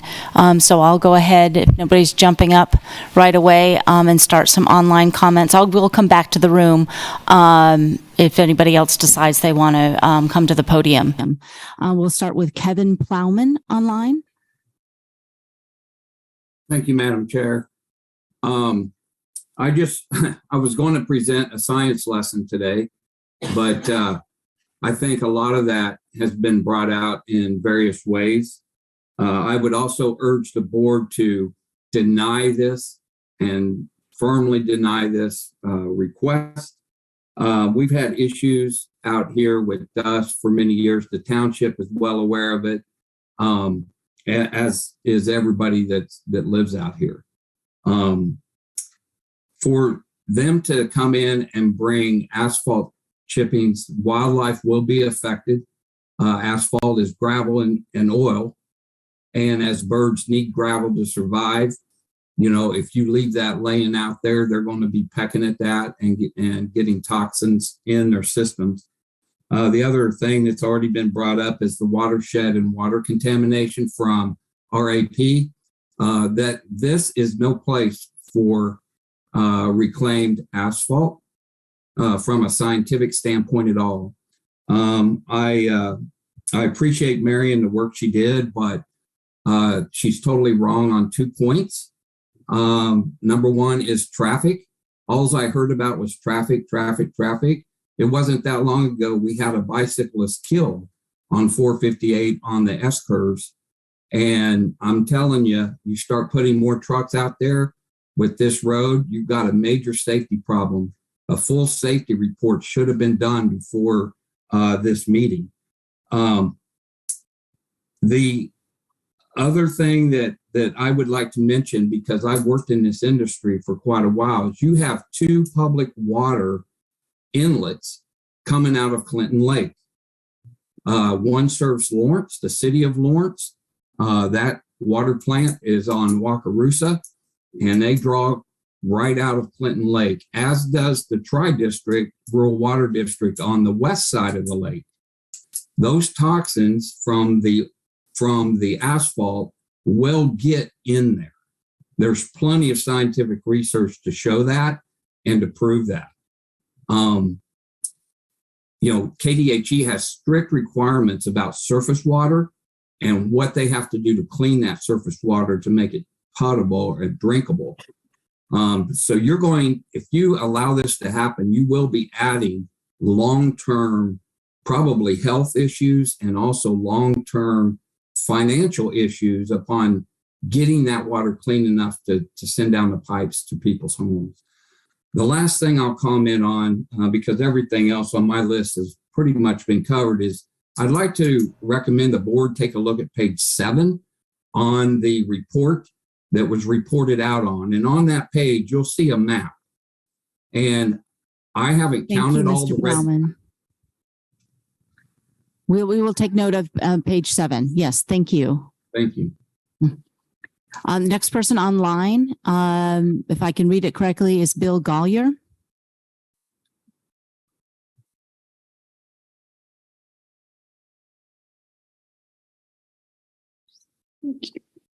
Muted. He's on mute. Can you unmute yourself, Mr. Gollier? There you go. Yes. After being a teacher for 20 years, you'd think I know how to run Zoom by now. Anyway, thank you for taking the time. And I will just start. I know you guys are in a very tough position. This stuff has to go somewhere. And I get that, but it seems like you're moving it from 35th Street from one watershed to another one. And you're just trying to move it to the one that's less politically volatile, so to speak. I echo what everybody said about the environmental impacts. I live about 2 miles south on Washington Creek. It floods a lot, even though there's 5 lakes built by the Corps as well as Lone Star Lake. The creek still floods.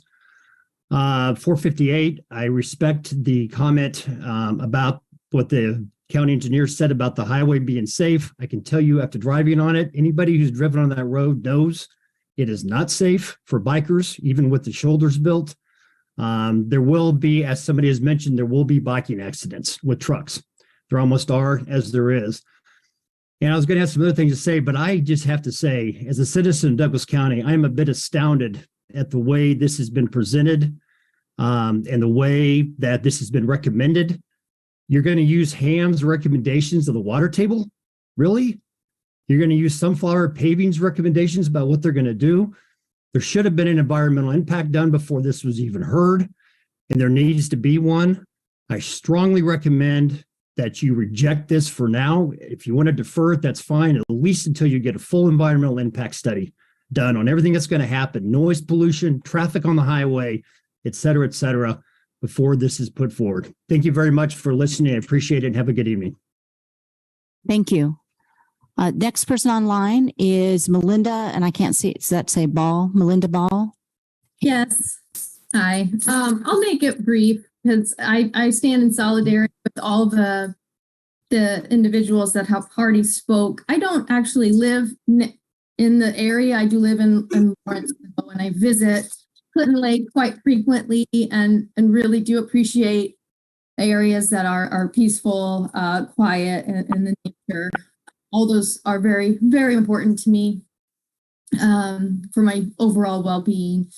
So I just, again, want to stand in solidarity with everyone in the community of that area, as well as what's been repeated a few times is the deep concern of the quality of water, land, air, and just the lack of environmental study that's already been brought up as well is very concerning. So thank you for all the work that you all do, but please reject this. Thank you. Thank you. There are currently no more hands up online. I'm going to ask, is there anybody that's outside of the room that wants to speak on this topic? We'll get, yes. Well, there's someone coming in, and then we'll still have plenty of time in the room too. Go ahead.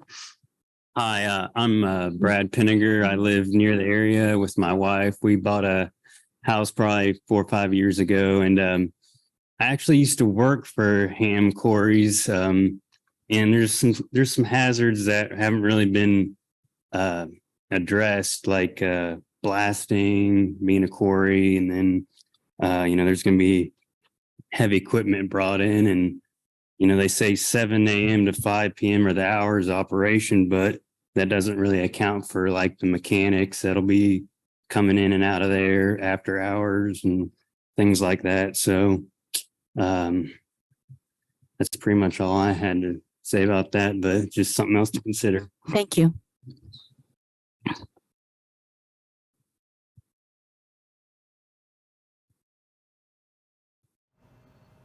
Good evening. My name is Carrie Gallagher, and I live on the south side of Clinton Lake. My husband and I, we love the area and everything that it has to offer, and more importantly, the peace and quiet, the fresh air, the outdoor activities, including bicycling. My husband is a bicycler. He's riding those roads, and it just terrifies me. Please don't have this happen. There's so many people out there that I'm just going off here. There's so many people that bike, and they bring a lot of money to our area. Triathletes, people that just support local bike shops. But something that I'm thinking about is who is going to make money off of this thing that's happening, this landfill. My property value will probably go down along with everyone else's in the area. Will it help Lawrence in any way? We have these beautiful lakes, rivers, Clinton Lake and Lone Star Lake. And I worry, will people not want to come because we have a landfill in the area? I wouldn't, especially if it's smoky, loud. It's just not a big something that we need.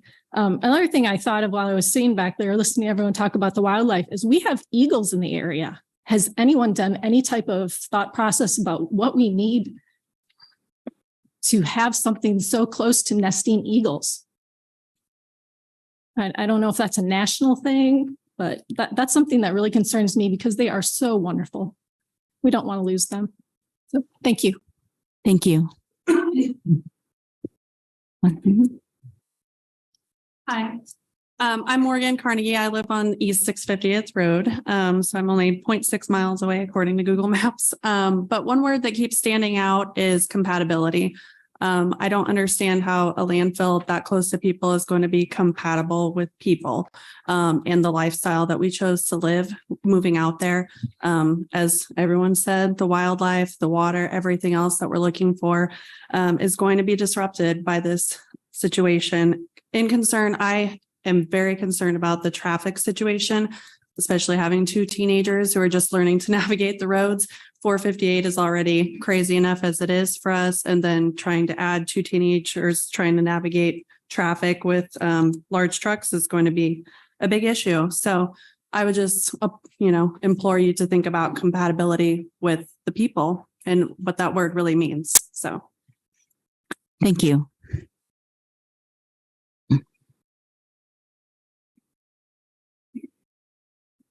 Hello, my name is Ken Gimlet. I live 7/10 of a mile straight north of the quarry, just outside of the required notification area. Is on the property since about 1964, and a place for recreation for us forever.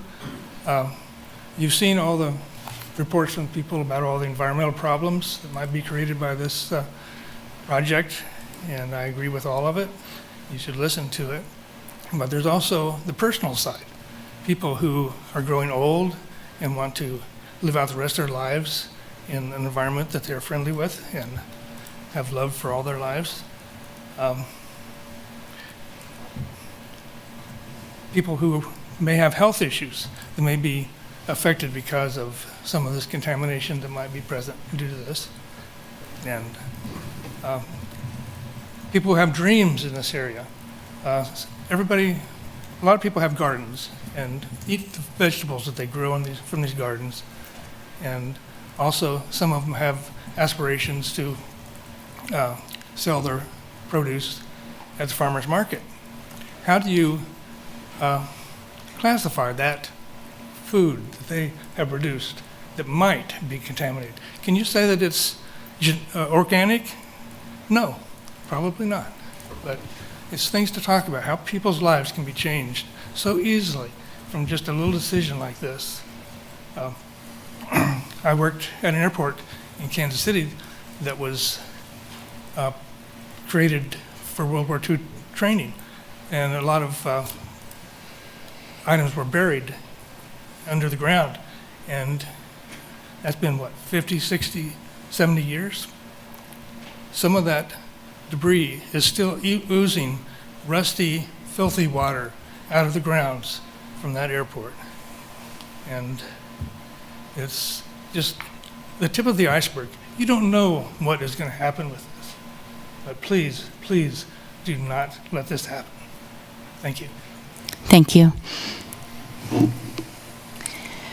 Are there other comments from outside the chamber, in the chamber, any more online? I see is there a different person associated with the hand raised? It says Bill Gollier on there, who we've heard from, but is there somebody else using that? Yes, please go ahead. Good evening, hi, Chris King, Billy Gollier, my brother-in-law, our ex-brother-in-law, but less of a brother forever. Nonetheless, thank you again for the public comment process this evening. It's important for you, the commission, which we appreciate you sitting there for us tonight, but also it's important to hear us. And so my wife and my family, we live about 1.5 miles west of the proposed landfill. We would like to, we are currently opposed to the CUP landfill at this location. We would like more information in regards to the impact on the environment and specifically the watershed in this area. We rely on the water daily. We're on a well out here, and I'm sure many of our neighbors are as well. And the quality of that water daily. So if approved, what are the studies that are planned for the landfill when it's before it starts the operation, once it's operating, and how long after will those studies occur for the environment and the watershed? How long will those take place? I think we just need some more information about what's going to occur and how that's going to affect all of us, as well as the environment and the watershed. I also have further questions about in regards to the concrete crushing. Typically in these types of facilities that I guess are closer to residential areas, would identify times of the day and what days of the week would those be occurring. And so we appreciate it. We'd just like some more information on that. Maybe we just need a little more information before anything moves forward. So again, thank you for your time. Thank you. Would you like to approach the podium on this topic? Yeah. My name is Robert Newman. I live directly west of the existing rock quarry. And I just wanted to give just a little bit of history for the folks that are here that the quarry wasn't always owned by Hams. It was owned by Skip Harrell. And there was a falling out between them. When Norman Ham made a deal, it was golden. But Norman Ham died, and the grandsons and their sons' grandsons took possession of the company. Changed. The maintenance around there changed. I believe that the pine trees that died were because of the ones that they had, and they would not trim and cut them down. They started brush fires when they needed to burn it with tractor tires. Black smoke would be running 24 hours a day for a couple days. I've seen the maintenance. I've had windows cracked by the blasting in my old farmhouse. I was there in 1981 is when I moved in there. And like I said, Norman Ham was golden, but the Hams quarry after that has changed. Everyone should know that history, that they actually acquired that 108 acres by coercion as far as I can tell. The Harrells did not want to sell it. They got royalty off the rock. Now, they may disagree with that at this point in time. That's the story that was prevalent from Skip himself. They can't be trusted. And as the very first gentleman that spoke up here said, I feel that my intelligence is being insulted that they're not going to start burning again.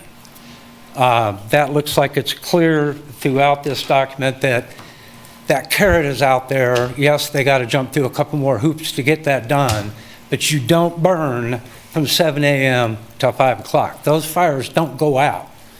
If they burn those big fires, just like out here on 10 Highway after the tornado, those fires burnt for 2 weeks solid, day and night, 24 hours a day, smoldering.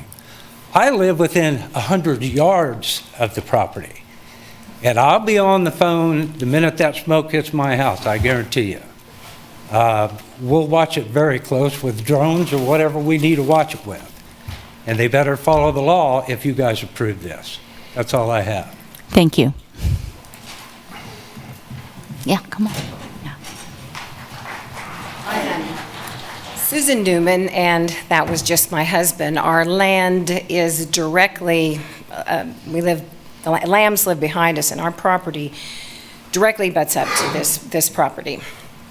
What I've noticed tonight is that my lovely neighbors, and we know neighbors out in the country can be 5 miles or so away, have presented information to you that apparently you haven't been privy to or even thought of, and I don't see how you could make a clear and educated decision with the information that you have been given before this meeting. Clearly, the people here have done plenty of research over and beyond, it seems, what anybody else has done here. And their lives are directly impacted by that, mine as well. We've had to live through the quarry. He's not lying. We've had some cracks through the house with the blasting. It wasn't a happy experience. And again, burning a problem, and for people to bring in things to be burnt next to your property and your home is just outrageous to me.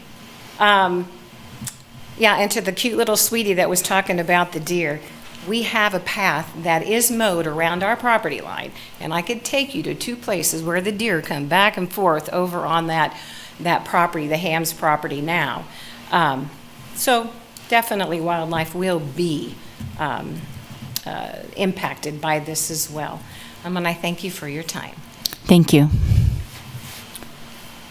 Not seeing any hands online. Once public comment closes, I'm going to turn it back to the applicant. He has 5 minutes for response, and then it will go to the commission after that, and there won't be any more public comment. So now's the time to go ahead and give your comments. Thank you. I'm Chris Wagner. I'm south of it on North 750 Road. I agree with all those. My deal is, well, they're going to bring in loads. Who's going to check all these loads? Each one. Concrete has chemicals in it. Asphalt has chemicals in it. There will be water runoff into Clinton Lake, which everybody drinks. That's just how that is.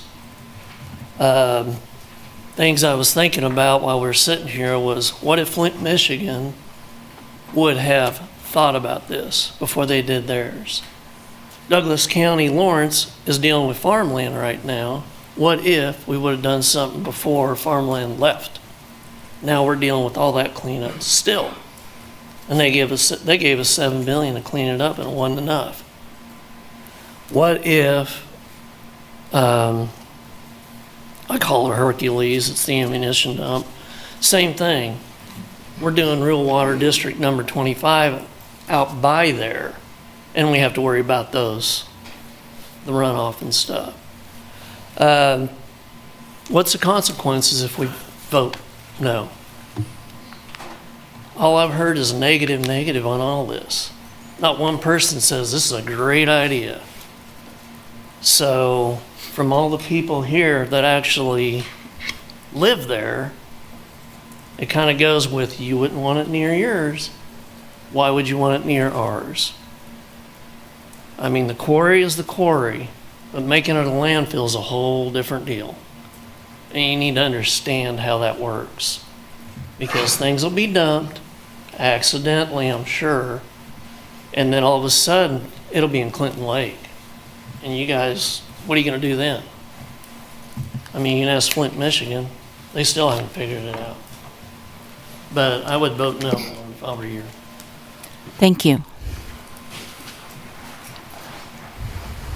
Oh, there is another hand online.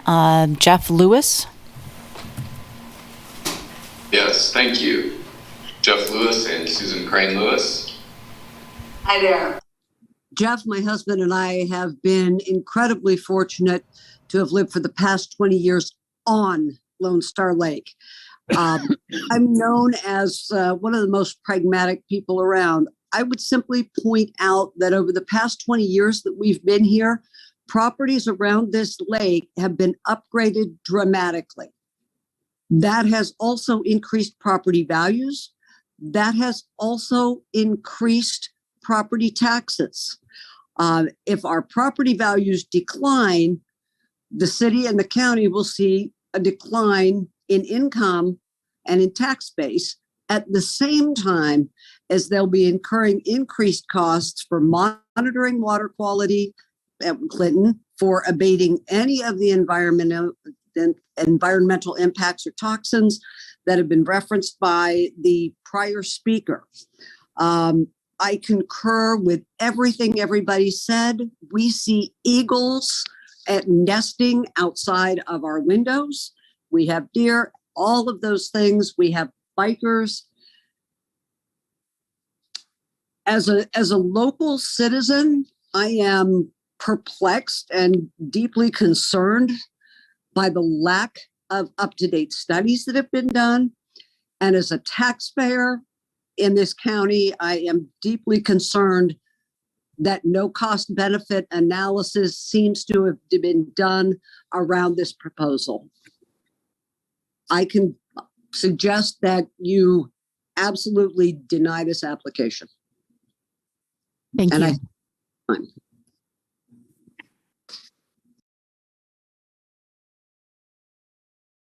Okay. Anybody else online? Raise your hand if you would like to speak to this item. See no hands. Is there anybody outside or inside the chamber that would still like to speak before I turn it over to the applicant and then back to the commission? Okay. I'm going to bring it back to the applicant for a response. I don't have any. No. Okay. Thank you. Then we'll bring it back to the commission for discussion. Who would like to begin? I have lots of questions, but the first question is I wanted to ask him. Oh, what was his name? I still can't get that name right. Ingra. Are you able to stay for questions, please? Thank you. Sir, were any alternatives considered besides this kind of a landfill? Did you guys think of other alternatives? Yeah, we've looked at several different sites, but this seemed to be the most logical one since it's already being quarried and there's already a CUP there, existing one. But is there anything else you can do instead of this kind of a landfill? Is there other uses of that land that you guys have considered? Not that I'm aware of. I don't know what it'd be. I can just go ahead. Just for clarity on that, you said you looked at other places, but this made the most sense. Is that made the most sense as a landfill? Made the most sense for reclamation work? Yes. For reclamation? Yes. That's a core part of what you have in mind for this location. Is that true? That's correct. All right. Thank you. Would there be any harm to the city if it was just left as is? Is there any danger to just leaving a hole in the ground? What are the concerns that we would have as a city or county? Mary, can you maybe speak to other options that might be available for this site? Given that, well, one of the initial proposals was a water body for this particular area. Can you tell us about any other options that might have been considered? I'm not sure exactly who you mean would consider the options, but the reclamation plan did mention there would probably be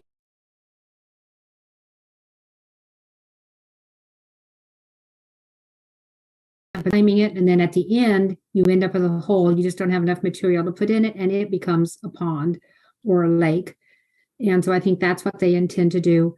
There's very little reclamation guidance in the CUP, but they would have to reclaim it. The state of Kansas requires them to reclaim. The bonds they put up for the state of Kansas is pretty minimal, so sometimes quarries aren't really too concerned with losing it, but I think there may be other repercussions if you don't carry through on your reclamation with the state of Kansas. As far as their CUP, it would just never be closed. So there would be the option they could just quarry and never reclaim it, and it could just be a hole. I think at some point, the Zoning and Codes Office, we review it annually. So actually, we haven't done any reviews since they haven't done any quarrying. We did one kind of a baseline review. And one of the things we noted is they're not in compliance with what we assume reclamation should be. They're not out of compliance with their CUP, but that the area should be getting reclaimed as they're moving south. So one of the things we noted is when they start quarrying, they're going to have to start reclaiming. So they'll have to at least when was the last time this was actively used as a quarry? It's my understanding about 8 years ago, but Hams has the intentions in the next 8 to 12 months to start quarrying again. Okay. I think in 2013 was the last time. And I would say real quickly on the burning of the brush. Currently on 35th Street, we do not have a burning permit. We worked with the county about a year ago and agreed to haul any trees that we had existing there on that property off. The purpose of why the trees were ever there in the first place was when the tornado came through. We opened that property up based on the city and county asking us to open it up so that citizens could dump trees there for free. So there was a time period there during that tornado that was opened up to every county, every city person and available that wanted to go out there and dump for free. We did remove it all at our expense. We did burn there at that time, but we haven't burned there since the tornado. So once that was over, it's not been any burning since then.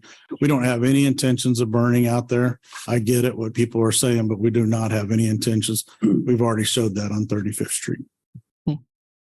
So ask just on the line of questioning that Commissioner DeVore opened up, Mary, if you could say, are there, this is a pretty old area. I mean, we all looked at the CUP from 75. What are modern requirements for reclamation for more recent quarries? Well, as you know, with our more recent quarries, we have reclamation plans where they show us kind of the general contours. We usually allow them to vary maybe by 10 feet, just because you never know for sure how much material you're going to get out. But with our modern quarries, we have a reclamation plan. It shows generally where the pond will be, although that can vary as well. If there's too much variation, then the reclamation plan has to be revised and approved by the county commission. But if they stay within the range of variation that gets approved, 6 inches of topsoil is usually required.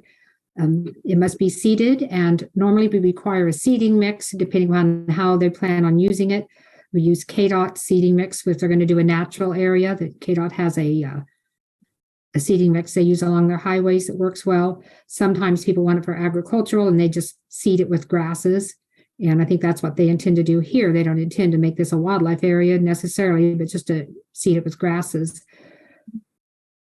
And then we monitor it. And so with the ham, there isn't really any topsoil required. There's no seeding mix required. It has to be seeded with something, and there's no monitoring. There's no phasing. So those are the items that are missing with this CUP. And, it was back in 1975 when zoning was still very new. But with the annual reviews, we will be looking at the reclamation and following that. And even if this landfill doesn't go through, we would be looking at the reclamation, and I don't know what power we would have, but that would be something we would note to the county commission that they do need to do some reclamation.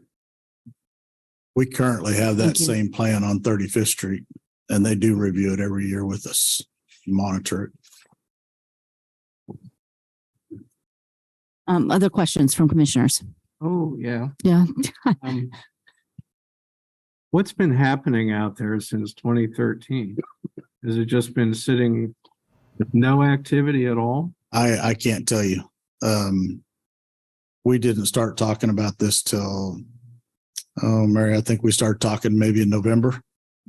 We were approached by Hams to buy the property because 35th Street's getting towards the end. We were approached by Hams Company to purchase the property, and this is the way it worked for us. All right. Well, before I follow up on that, and we have you up here, is there going to be any protective lining or any such thing in this landfill? No. Okay.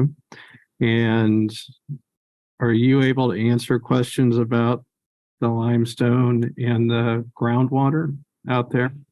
I'm not a professional at that. I apologize. If I could tell you something, I would, but I don't know enough about that. All right.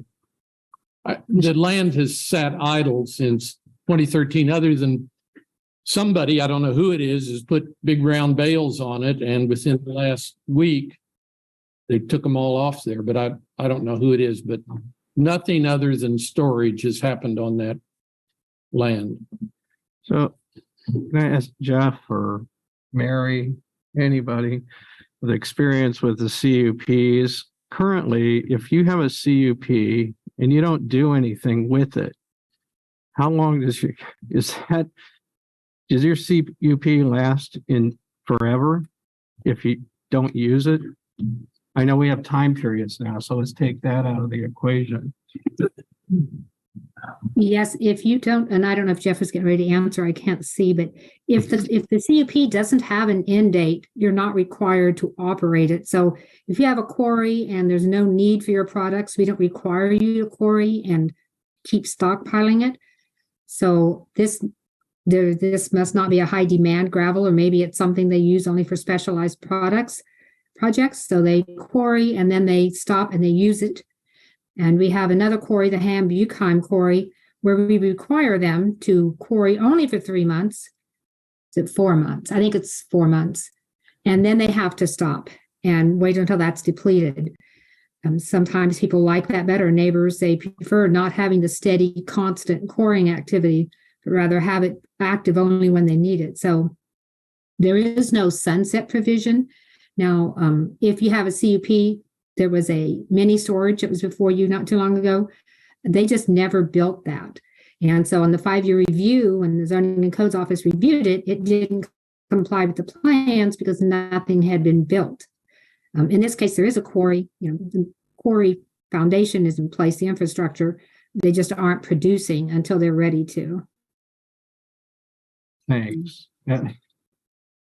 So what we've been doing for quite a long time is building safety valves into CUP. So if nothing happens, we've got 5-year reviews, we have sunsets, and then you have to get a new CUP. But we're being held hostage here by a 1975 CUP that had no protections in it.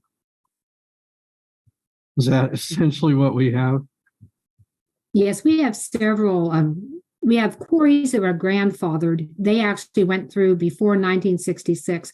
Those have no conditions, no deadlines, and they're operating. We watch them to make sure they don't expand, because if they expand beyond that parcel, they would have to get a CUP. And then we have CUPs, the early CUPs, for instance, up north, right next to the sanitary landfill, there's a CUP that operates. It went through with no conditions whatsoever. So there's no conditions and no time frame. And as we went through the process, we got better at it. And in 1975, they did apply conditions. They didn't think to apply a end zone. I guess they thought when the materials are depleted, that's when you should stop.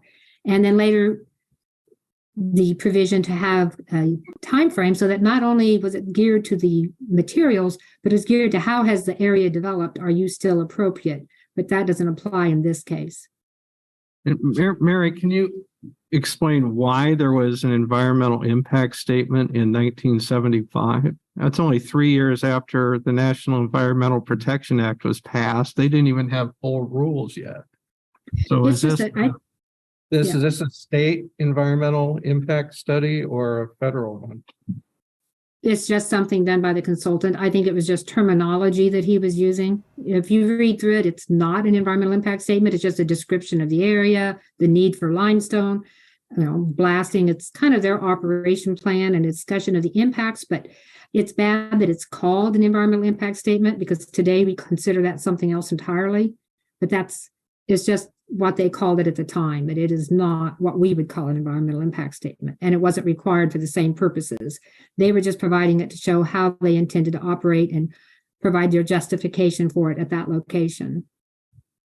All right, thanks. I'll let somebody else go before I Commissioner Carter start had a rambling on. Thanks, Mary. I have just a few questions. First, I know you said it as part of your presentation, but could you remind us why KDHE has to approve a construction and demolition landfill permit or issue one of those permits? Right. If it was only clean rubble, and it would be considered clean rubble is a limited form of construction and demolition landfill, and it only has concrete, asphalt, I think it said brick and rock, non-contaminated soil. This landfill is proposing just dirt. They didn't specify non-contaminated soil, and also the brush and trees. So the addition of the brush and trees is what moves that outside of the clean rubble. KDHE doesn't require a permit if you only deposit the materials that are listed for clean rubble. If you use anything else, you have to have the permit. And most of the time you're one or the other. In this case, it would be kind of a hybrid where you would be a construction demolition landfill that's only permitted to have trees and brush in addition to clean rubble. And then the dirt just being general dirt rather than us verifying that it's not contaminated soil. Okay, thanks. And can you tell me do you have any idea what the requirements are to be approved for a permit like this? What kinds of tests or, what kinds of tests or conditions need to be met? No, I don't know what KDHE does for their permits. Okay. They would issue the permits. So, and this is more of an observation than a question because I'm not sure who I would issue it to. But Professor Burns earlier was talking about dangers from of groundwater contamination or stormwater contamination from asphalt leaching. And maybe this is a question for staff, either Jeff or Mary. Are either of you aware of any kinds of provisions in Douglas County that account for that kind of hazard?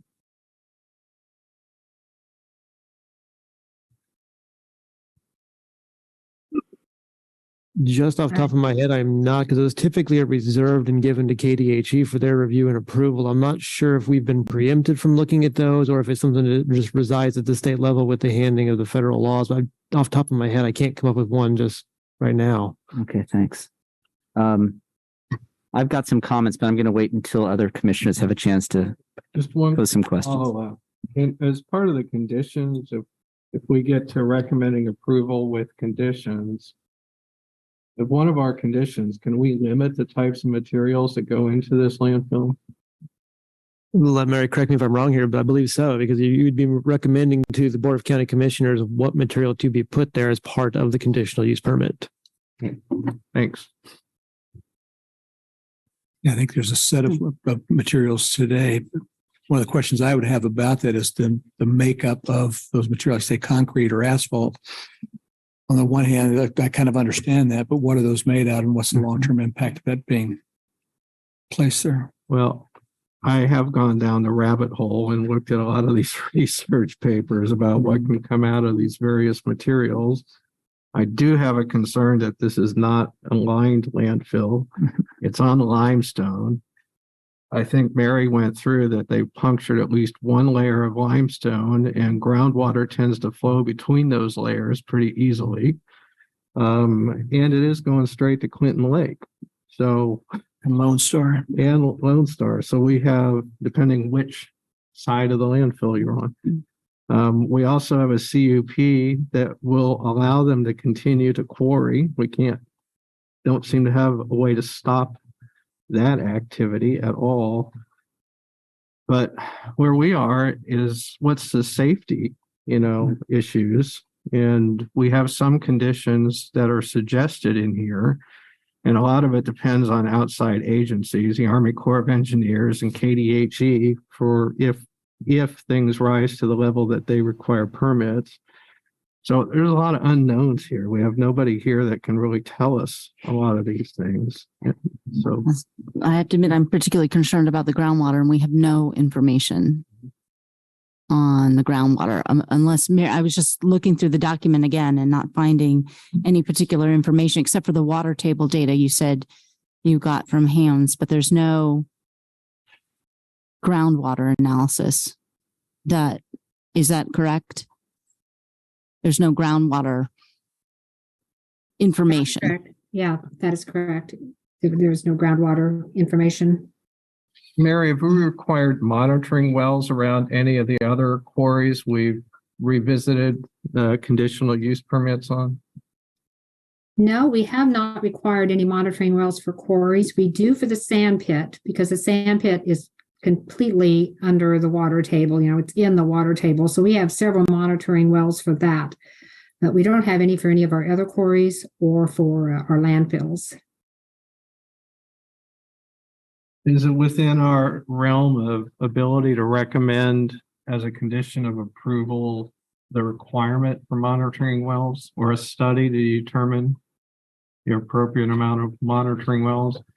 We're requiring those types of things for solar installations. We're looking at that in other large uses out there now. So I'm wondering. Yeah, I think we'd be totally, within the realm to recommend or require a groundwater study and analysis. We'll probably include KDHE in that, so we have some guidance, and then monitoring wells as determined to be needed.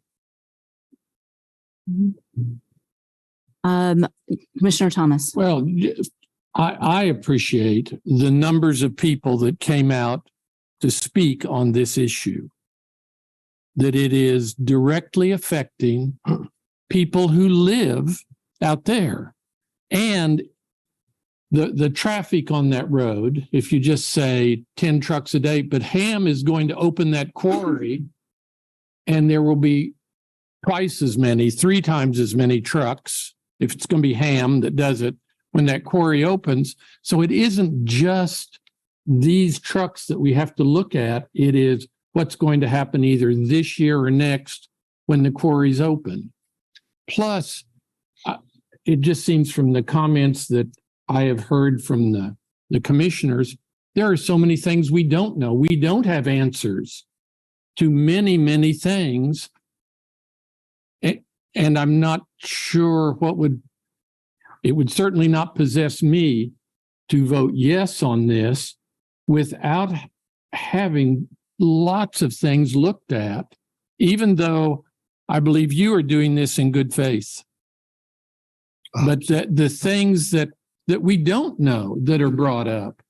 And I don't remember what your daughter's name is that spoke, but if you just listen to the people who said peace, quiet, serenity, why they moved out there, and what will happen, I have got to take that into consideration as well. So I think because of the unanswered questions, because of the people who show up here because they care about their lives, and the others that may or may not drain, it will drain into Clinton Lake. Lone Star Lake, no. Clinton Lake, yes. Whatever is there. And if we don't have the answers, I don't see how we could ever say yes.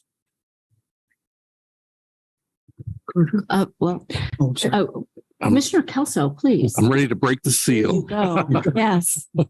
One, I'm going to echo Charlie's thanks to all of you that came tonight to speak.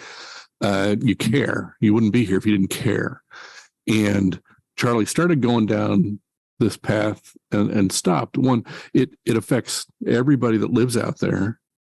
Once it hits Clinton, and we don't know whether it's going to or not, because there hasn't been a study done. So I don't see how we could possibly say yes without some kind of study. Once it hits Clinton, it hits everybody that lives in Lawrence, because that's where your water's coming from. I know it hits my water because of the rural water district. So it's going to hit us all at that point. It's not just the people that live out there. A lot of Baldwin's water comes through Yes. Lawrence, Yeah. from Clinton Lake. Yeah. So- Commissioner DeVore and then Commissioner Carter. I had a couple, I'll ask one and then I'll, Mhm. Commissioner Carter go. We've got time. Sir, did your company have an opportunity to talk to these people? Like, did you have like a public information?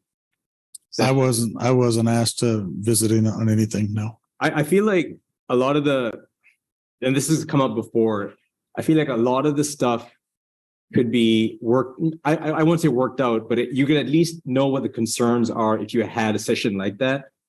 And I would recommend that. Sure.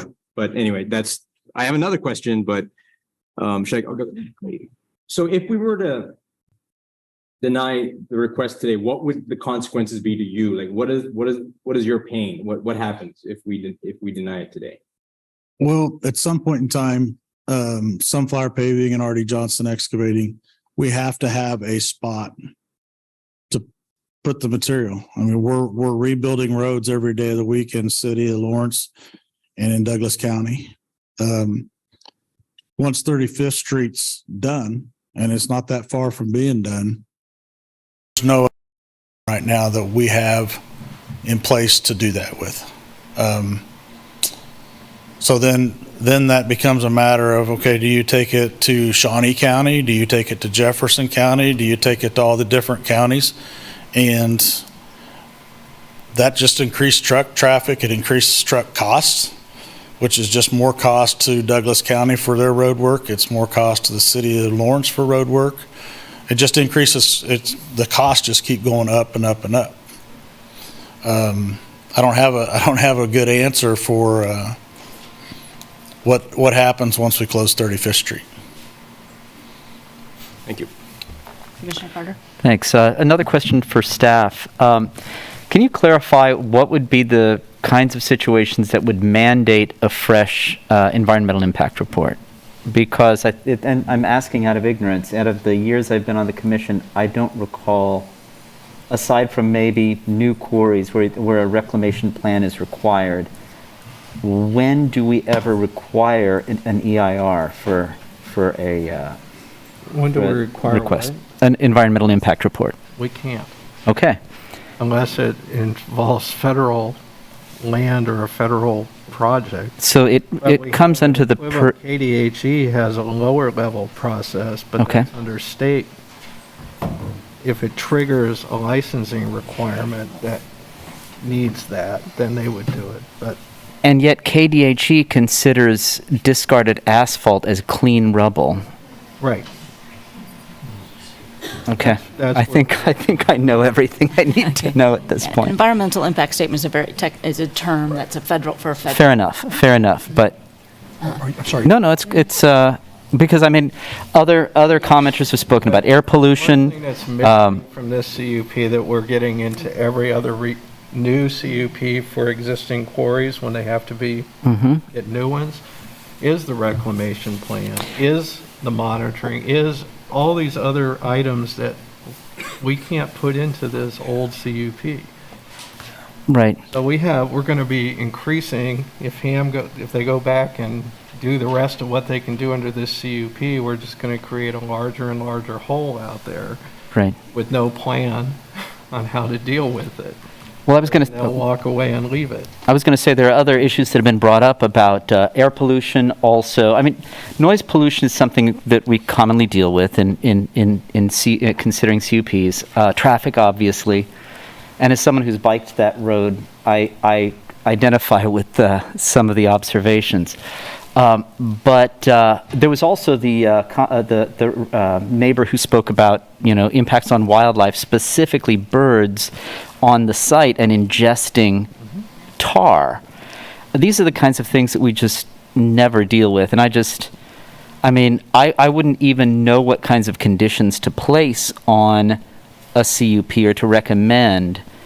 I feel at this point, just with the lack of information, like Commissioner Thomas has said, I'm just not in a position to approve this at all. And I know we've got two other items after this that are not going to be quick, but I can cut to the chase and just say I'm not in a position to support this tonight. Let me just say this. If we recommend denial of the CUP, when can we expect to see a new application for a CUP. You would have to have substantial changes, I believe, but is that a possibility or is it denied for a specific period of time? But actually, the county commission would have to deny it. And with zonings, we have a provision that you can't submit the same application for at least a year. But in the zoning regs, that provision doesn't apply to conditional use permits. So a person could submit it immediately, although we've never had anyone do that. If you get denied and you go through the process, I don't know how it would benefit you to submit the same project. You could always defer it and return it for studies if you wanted the applicant or staff to look into water pollution, birds, and some of the other items that have been raised, or you could deny it. But sometimes continuing the stream rather than stopping it and then having it come back at some other date, sending out the notification again, we have all the neighbors aware of it. So sometimes it's better just to keep moving forward rather than breaking that chain. So just to clarify, this is a recommendation we make tonight. We'll go to the Board of County Commissioners. So there's another step after this tonight. Commissioner Rexroth. Sure, thank you.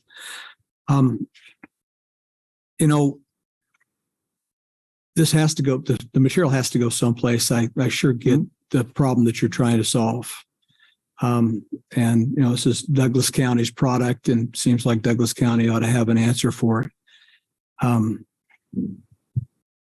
I can't find anything, though, that tells me that this particular place is the right place for that to go. The larger concern that I have is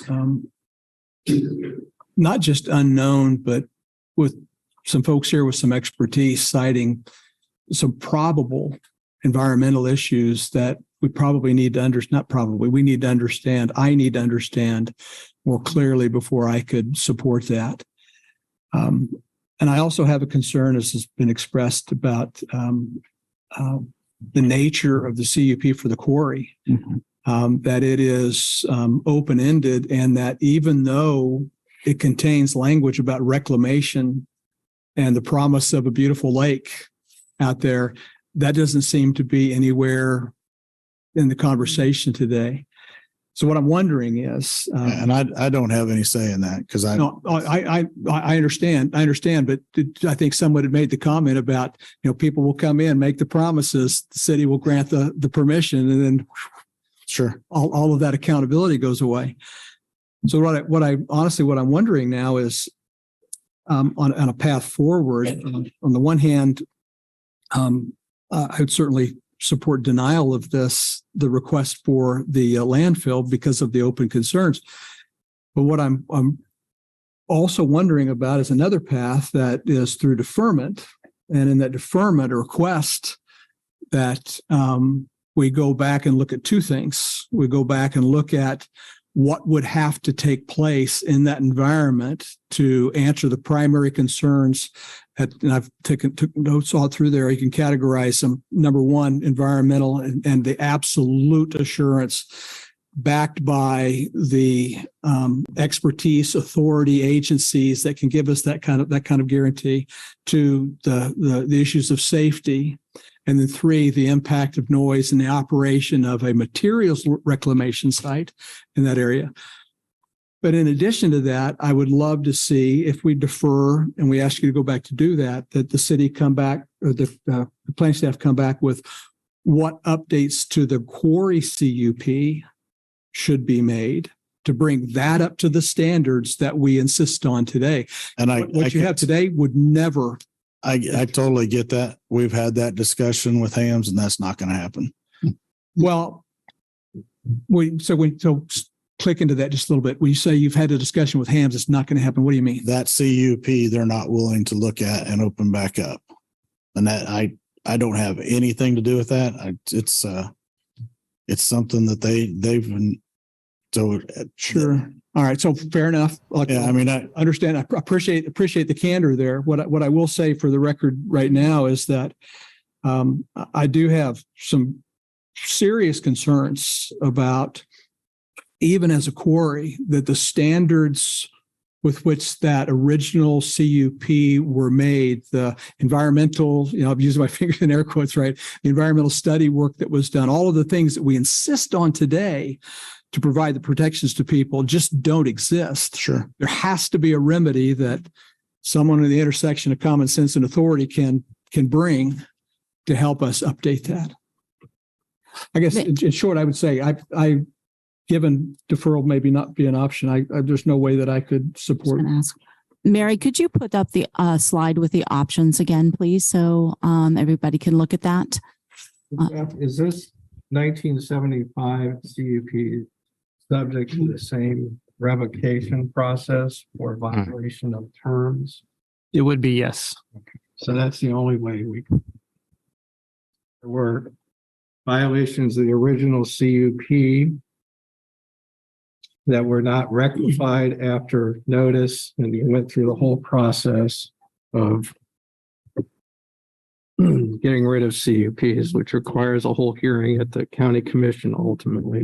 Yeah, correct. And just as a point of note on that one, is that you couldn't condition a CUP on a CUP. They do have to kind of stand on their own 2 feet. So you have to look at this as the request before you, not as a CUP that was granted previously. So the request for the landfill is a solely separated from the request from the quarry, because that CUP is issued and in standing at this point in time. The request before you this evening is only related to the landfilling component. Which from what's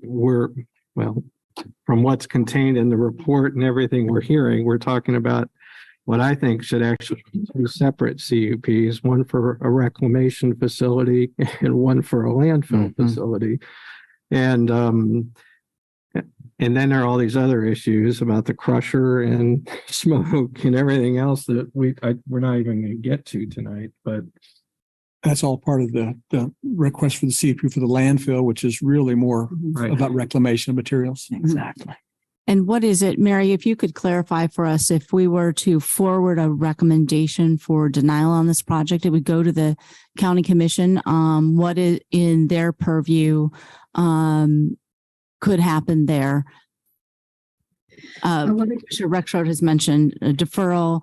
Commissioner Carpenter has mentioned 2 different CUPs. Yes, if you voted to recommend denial and it went to the county commission, they could vote to deny it. They could vote with just a 2/3 majority is required to vote opposite of the planning commission with 3 commissioners. That's just a majority vote. So they could vote to approve it, even though you've recommended denial. Or what's more likely, a lot of times the county commission will return it if they feel like they have other information or they feel differently. Sometimes they'll return it back to the planning commission and ask you to look at it again. And so those would be their options. Thank you. Thank you for clarifying that. I'm kind of getting a sense that we know where this is going. Does anybody have any other comments? Commissioner Kelso. As I previously said, there's no way I could support it right now. And the returning it or now my mind's going blank. The deferral, to me, deferring it and saying, here's what it needs, since they can basically, since it's CUP, literally submit it again tomorrow. In my mind, the only way they show good faith is it's denied, and they now know everything that people have complained about. Go out and get all those things on their own. Go get the independent environmental study. Don't have to be directed from this body or from the county commission to get it. Go get it themselves and then come back and apply for it again, if that makes sense. Somebody like to make a motion on this. So if you want to read. Do you have any more questions carefully, for me then? Are there any more questions for the applicant? Sorry. Okay. Thank you. Thank you, sir. Thank you for your time. I'll make a motion if someone else raise their hands. I think Commissioner Hayden. Go ahead. No, go for it, please. You sure? I recommend denying a conditional use permit CUP 22-00393 for a landfill use on approximately 108.7 acres located at 631 North 950 Road. I make a friendly amendment Sure. that we recommend forward this to the county commission with a recommendation for denial Yes. and finish the rest of it. That's Sure. Yes. CUP 22-0393 for a landfill use on approximately 108.7 acres located at 631 North 950 Road. Yes, this is a recommendation for denial. We are recommending this to the Board of County Commissioners. Do I have a second? I will second that. All right. Any further discussion? I would just like to comment for the record, while I didn't want to add anything, because I think we've discussed it enough that I agree with everything that was said here. And it's really the unknown environmental impact that I just can't support it for that reason, as well as there may be other things too, but I just like that. And I wanted to piggyback on a comment that Commissioners Thomas and Kelso made earlier, and to express my gratitude to the public, because not only did we get a better idea of, what was the sentiment of the neighbors, but I honestly learned a lot tonight that I didn't know previously. And it raised some fresh concerns to me, frankly, about this type of land use and how we might go about considering and making an informed decision about these types of facilities in the future. And also like to thank everybody for coming out and remind you that this will be on a county commission agenda in the near future. So watch that. And if you want your voice heard there, everything that's in our packet is forwarded. They will see the YouTube video of what we've done, but don't forget about it, because you have another opportunity to express your opinion, and please make use of that, and please watch for other items and participate, because it's always very helpful to us. Okay. So that's the end of the comments. Could you call the vote, please, Jeff? Commissioner Ashworth, Yes. Commissioner Barotto, Yes. Commissioner Carpenter, Yes. Commissioner Carter, Yes. Commissioner Duvoir, Yes. Commissioner Hayden, Yes. Commissioner Kelso, Yes. Commissioner Munch, Yes. Commissioner Rexroad, Yes. Commissioner Thomas. Yes. Motion 10-0. Thank you all for coming and taking the time out of your evening for this. Thank you very much. And we are going to take a 5-minute recess, 5-minute break before we hit to the next topics. All right. Chelsea, I'm sorry.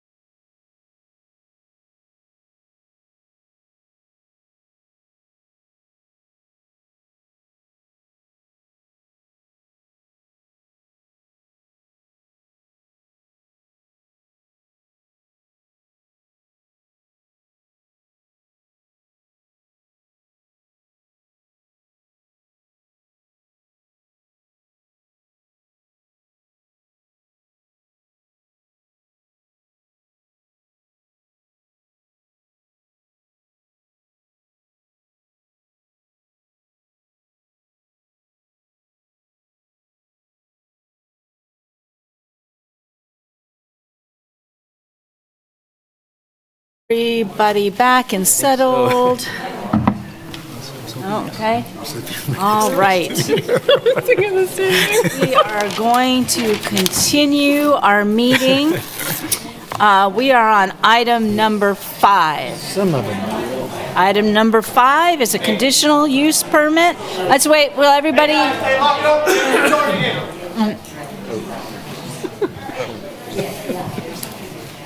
Yes, we are working on item number 5 right now. Man, we don't even have sound out here. There's no sound? Yeah, I don't think the mic's Okay. Yep, we're handling it. Thank you.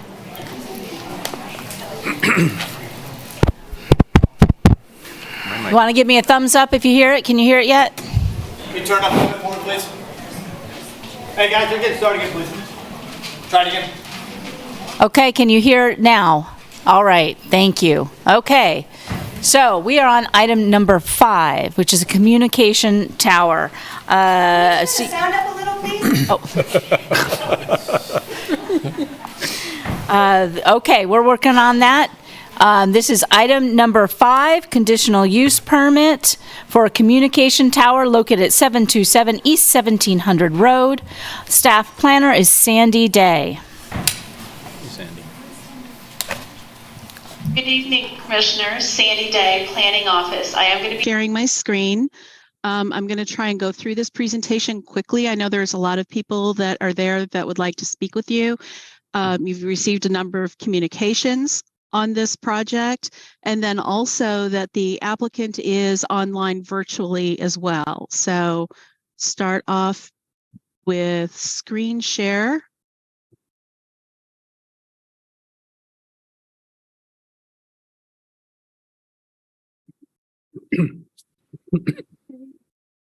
And can you see my screen at the moment? Yep. Okay. Yes. I am changing around a couple of things so I can see everything. Just a moment, please. Okay. As you mentioned, this is a conditional use permit for a new wireless communication facility located on E 1700 Road. Had to go back into the code, back into our records a little bit. The last time we looked at a new communication tower. Sandy, just so you know, we cannot see the PowerPoint. When you shifted screens, the PowerPoint went away on us. Okay, hold on. We can see the desktop. But... Okay.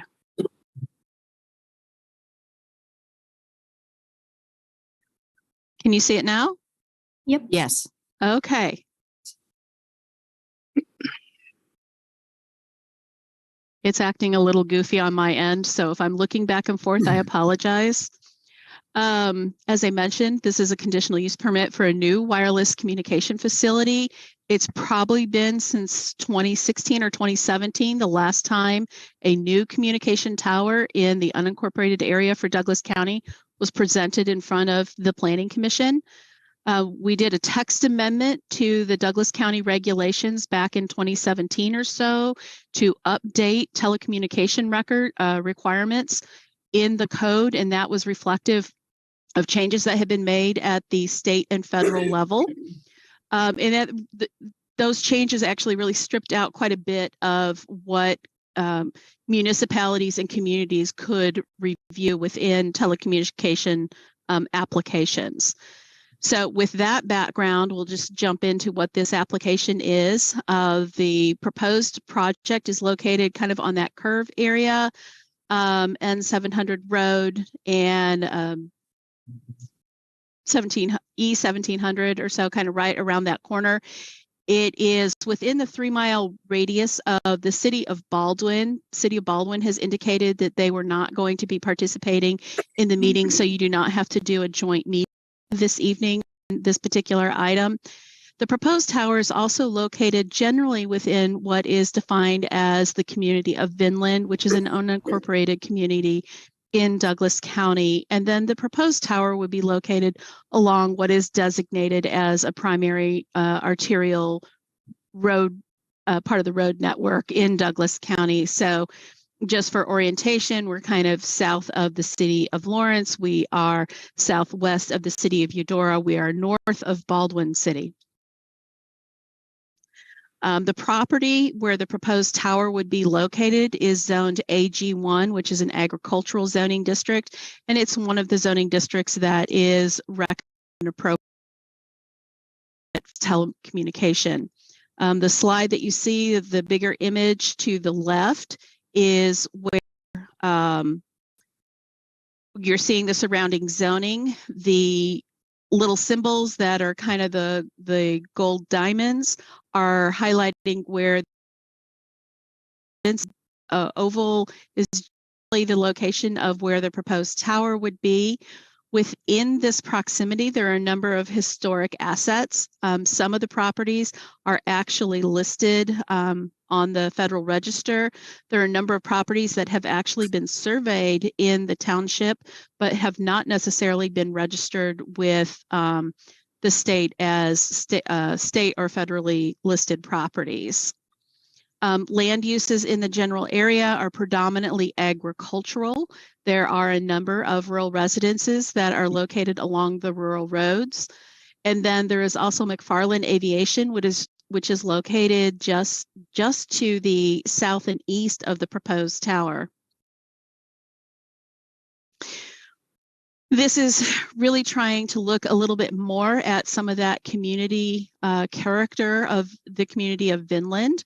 The red circle generally highlighting the context of the area of the proposed tower. There is some regulatory floodplain in the area, as well as some class 2 soils that's highlighted kind of in that central image below. The proposed tower would be located outside of both of those, or right on the edge. And then the image on the upper right is where you can see, it may be difficult to see, but there are some purple crosses, and those are the listed properties with the State Historic Preservation Office. The blue boxes are structures that have been surveyed in the township. Some of them may actually be eligible for being listed on the state or national register, but they are not today. The other component of the historic resources inventory components, or those assets, is that is not a review that's conducted at the local level. That would be a review that goes to the State Historic Preservation Office, and that would be a requirement that the applicant does have to fulfill.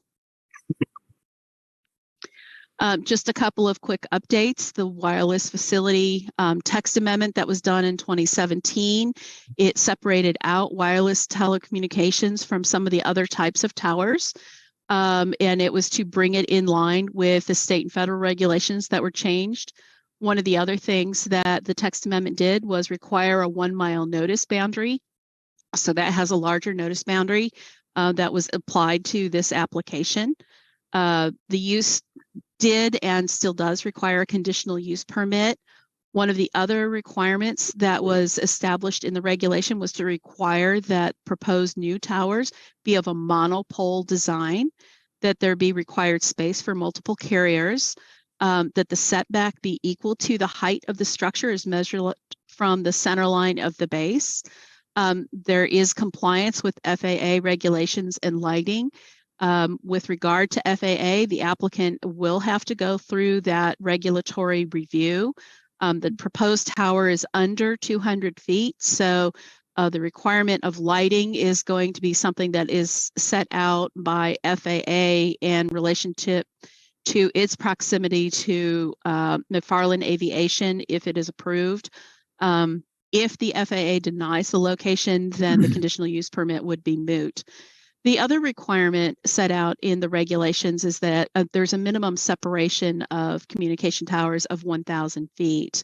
And then I'd also like to point out that there is no provision in the regulations for decommissioning towers for the removal or their foundation. In the current regulations, I would caution the Planning Commission about adding any kind of recommendation for decommissioning of a communication tower without having more review and discussion, and certainly speaking with county council about that particular component. Regarding the co-location, we did look at the location of the proposed communication tower in proximity to other communication towers. I would say the nearest tower is probably about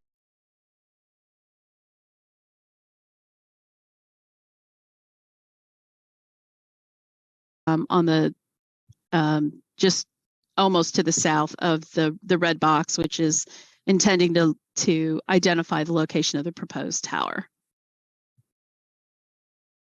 Some of the components of the proposed project would be that there would be a drive that would be proposed from the existing county road that would extend to the lease area, which is roughly 100 feet by 100 feet, which would include the base of the tower itself and equipment that would be located at the base.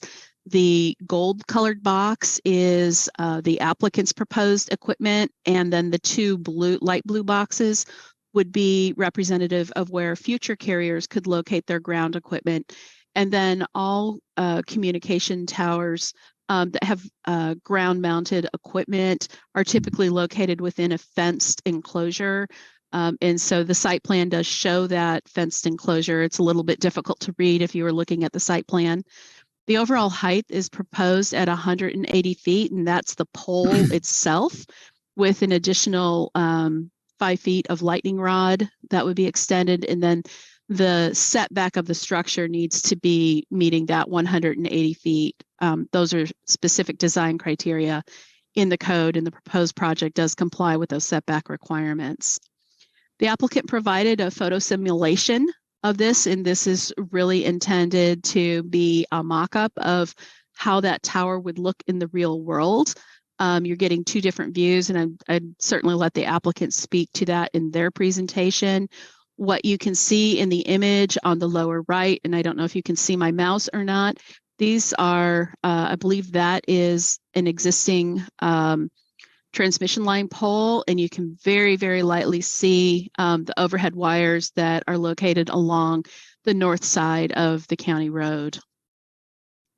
Other review criteria that are included in a conditional use permit: compliance with the application provisions, those zoning regulation and design standards. Something that is unique about communication towers is there is already a time limit established in the conditional use permit, and then that is reflected in staff's recommendation that the overall approval for the CUP is for 10 years with a 5-year review, just to make sure that the site is continuing to be in compliance with whatever approval standards are made for the project. At the conclusion of the 10 years, then a new conditional use permit would be required. Compliance with the surrounding zoning and land uses. As we've seen, this area is very agricultural in nature. There are not a lot of tall structures.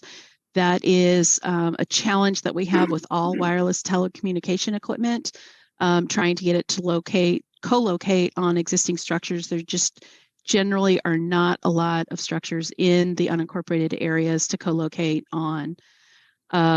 Suitability of the project for which it has been restricted.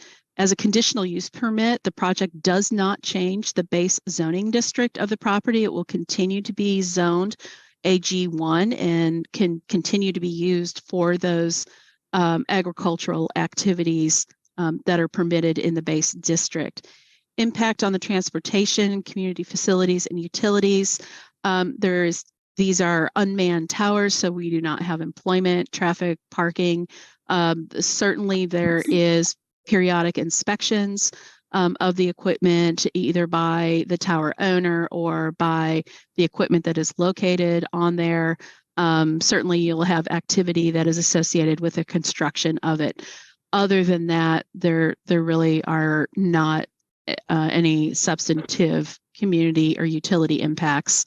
And then compliance with the comprehensive plan, which we outlined in the staff report.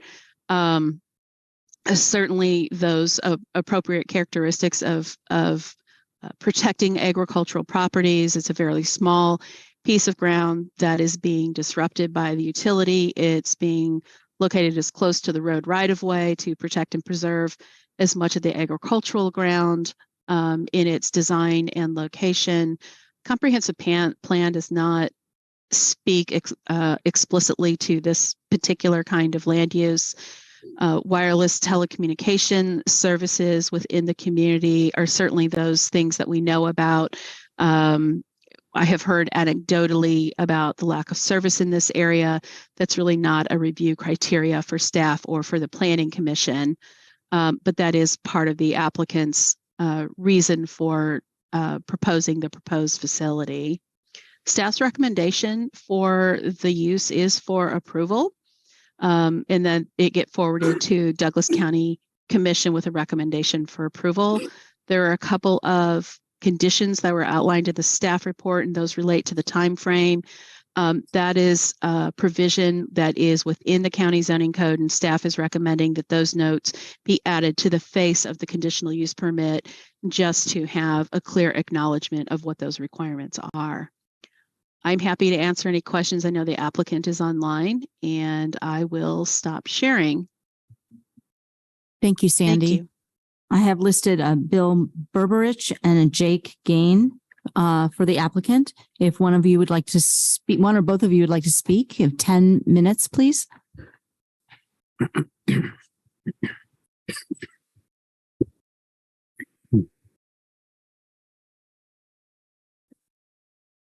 I see Jake Gain. Hi, this is Bill Berberich.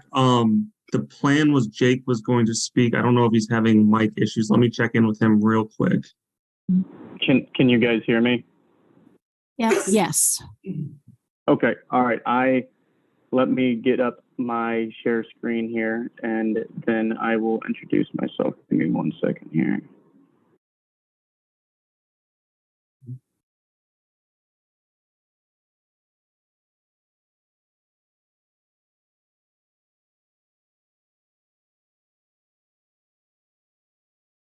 Can you all see my screen? Yes. Okay. To start, my name is Jake Gain, and you heard my colleague Bill Berberich on the other line, and he will be able to answer questions as well. We represent Network Real Estate, who is contracted by AT&T to do this process all the way through from site acquisition all the way to a build-to-suit agreement that will the tower owner will build and operate on this landlord's property. As you can see the PowerPoint here, I just want to keep it as simple as possible, why we are here, and why this specific location was chosen. AT&T utilizes a lot of different software tools to identify, the areas in the network which aren't operating to optimal performance, but a lot of this is driven by customer complaints. So if there's particular, in this case, AT&T, who we represent, if there's enough customer complaints in the area, that is what is driving, the need for this particular area to prevent drop calls or, again, a hole in the network. The idea behind this is obviously there's surrounding towers in this area and there is a hole in the network. This new facility will fit within the existing network in order to obviously meet the performance objectives of filling that hole, driven by, again, customer complaints and future demand. AT&T strives to give these communities the most service with the least amount of impact. For example, we will have some slides later on that shows the efficient placement of these sites. So it not only maximizes coverage, but also limits the amount of facilities that are needed to service the area. And one thing that I know that we've had questions come up before we were going to present was all of the federal regulations that are required specifically for telecommunications towers, not only from your guys' jurisdiction, but also from a state and federal level. When we get to it at the end, when questions, we'd be more than happy to answer the process of those federal agency requirements. Now, I want to get into, hopefully you guys can see this as best as you can here, of this no service count map, which is, again, going back to the need for the area. The darkest area here, this is the highest level of no service counts. So this is, again, the people that have AT&T service that frequently get no service in this area. As you can see, there's quite a bit in that area. Now, this next one is, again, with those specific user densities. So again, this is going to be based on, even though AT&T has specific users in that area, is how often are that they using their phone. And as you can see here, as the usage continues to increase, the existing sites that surround this area would eventually, begin to become overloaded, and then calls would be dropped during peak times. And obviously our site would add more capacity in the general area.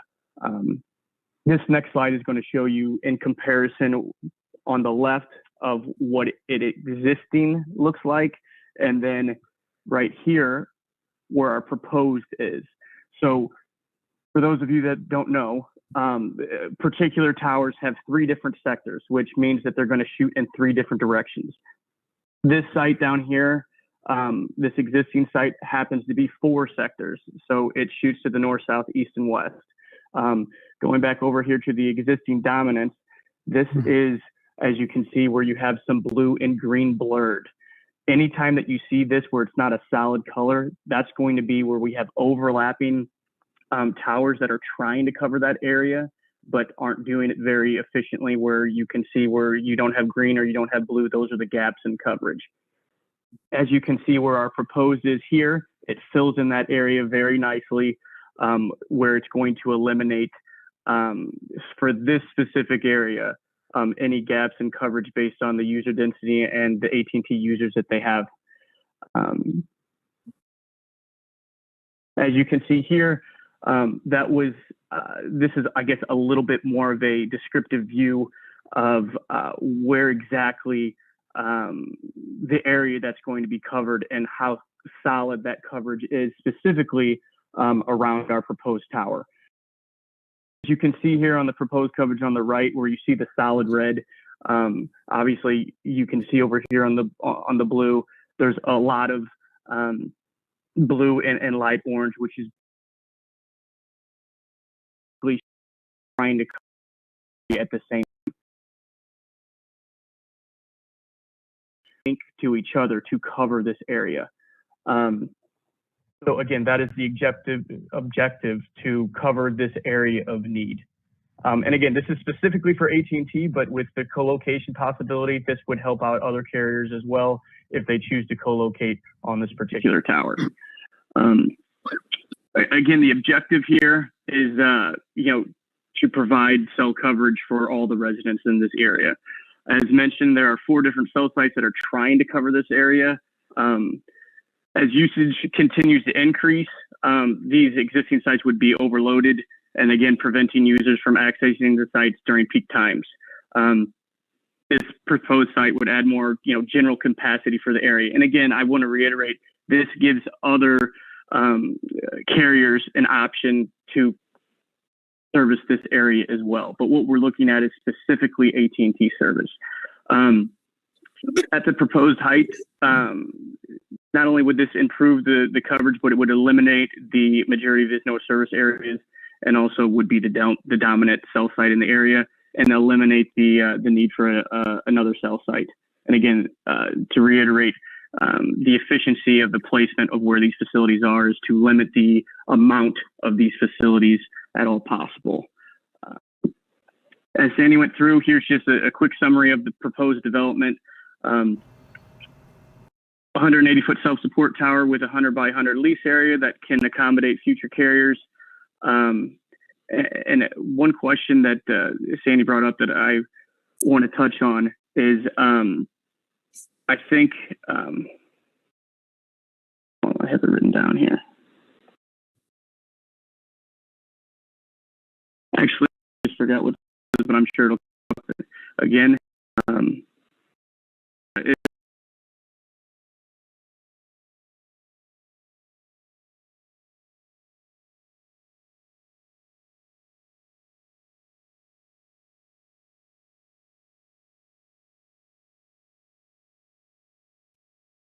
Lines? Yes, we will. Thank you. Okay, we'll turn this over to public comment on this item. We'll start with people in the room. 3 minutes, please. And then we'll move to people online who might be joining us online. Would somebody like to start public comment on item number 5? Commissioners, thank you for giving thorough attention to this very far-reaching proposal, and thank you also to Sandy Day and to any other staff who provided materials on this. My name's PJ Adams, and I own property in the community of Vinland. Specifically, I own 682 East 1719 Road, which you figured that one out. That tower is going to be my neighbor.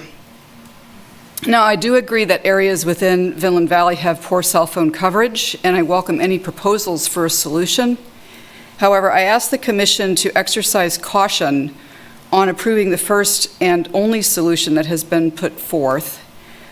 I would like to see the applicant, AT&T, and the Cleland family offer to the community alternative locations for the tower. We are being asked to consider not just the promise of improved cell phone coverage, but we are being asked to say yes to a dramatic and permanent change to the Vinland Valley. A tower of this scale, as we saw on that mock-up that Sandy provided, this close to our small community will adversely impact the innate beauty of Vinland and of the valley as an entity. People know Vinland. They know the village, they know the valley. People who aren't from here, they know this entire area for its beauty. If we say it's okay for this tower to go up on this proposed site, this will be an eyesore that will haunt us well into our future. And we will be relinquishing that to which we have become accustomed, which is the beauty of our homes. And I would like to point out that this tower will have space for only 3 cell carriers. For those of us who are not AT&T customers, it's not really going to help us that much. This proposal to me as a neighbor and as a property owner has something of a rushed feel to it. We know that our cell calls get dropped, and we know that first responders need better reliability. However, I do ask that the Commission request perhaps an alternative positions for that tower, maybe farther north on the Cleland property with access from East 1650 Road, somewhere that tower doesn't have such a significant impact on the village as a whole. I think that we as neighbors and property owners, and even as those of us who enjoy that valley much the way that our community participants in the previous agenda items spoke about Douglas County actually being an asset to all of us who live here. I think that we deserve to be allowed more of a say in where a tower will be placed, more of a say in subsequent light pollution and the nearness of the tower to where we live. I'd just like to finish by saying that when I moved into Vinland, one of my neighbors gave me a wonderful card. It had a quote on it: "I have grown too fond of the stars to be afraid of the dark." Thank you.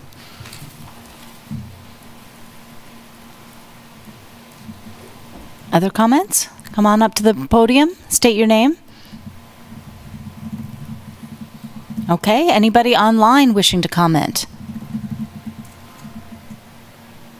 I'm seeing nobody online. Last chance, anybody outside the chamber, in the chamber, want to speak on this issue before I allow our applicants to make a response? I would like to. Oh, there we go. That is Linda Cleland Hoffman, please.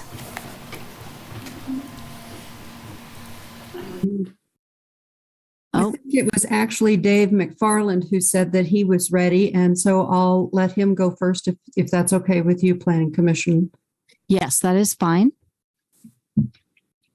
So that was Mr. McFarland? Yes. Okay.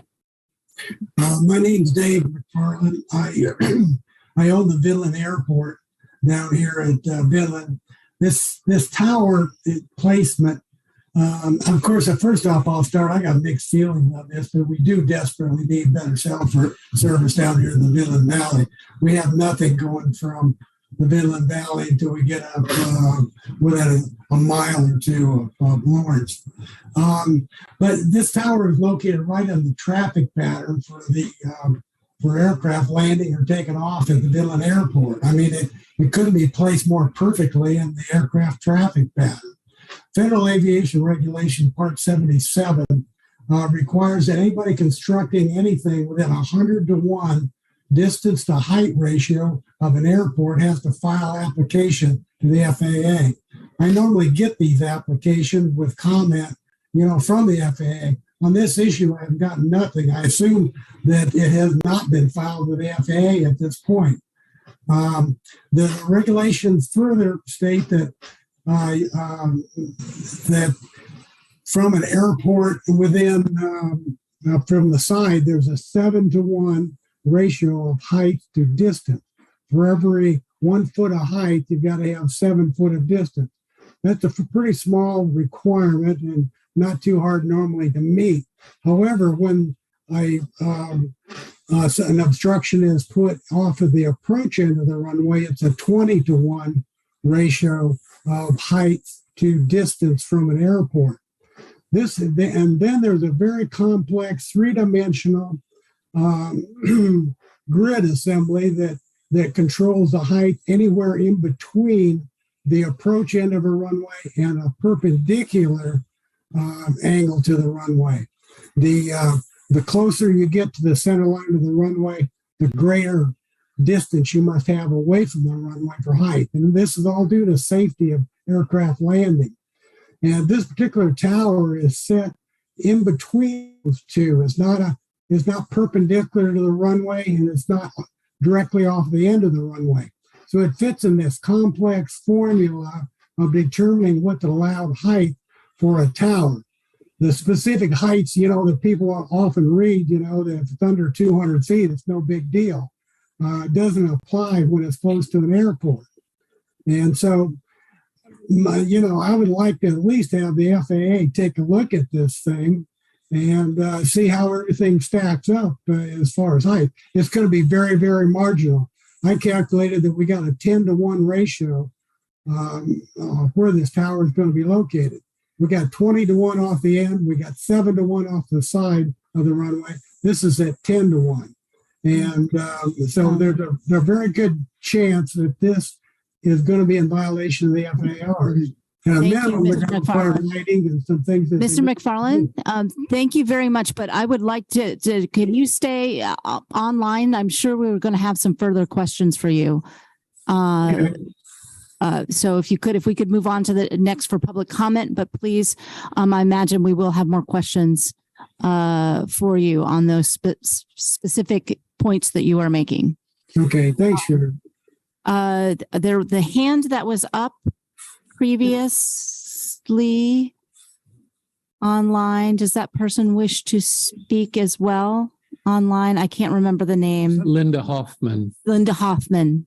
Is she still with us? In between the two, it's not perpendicular to the runway, and it's not directly off the end of it. So it fits in this. Mr. McFarland, we're going to let Ms. Hoffman speak. For a town. The people are on that's a recording. Somebody's microphone is still on.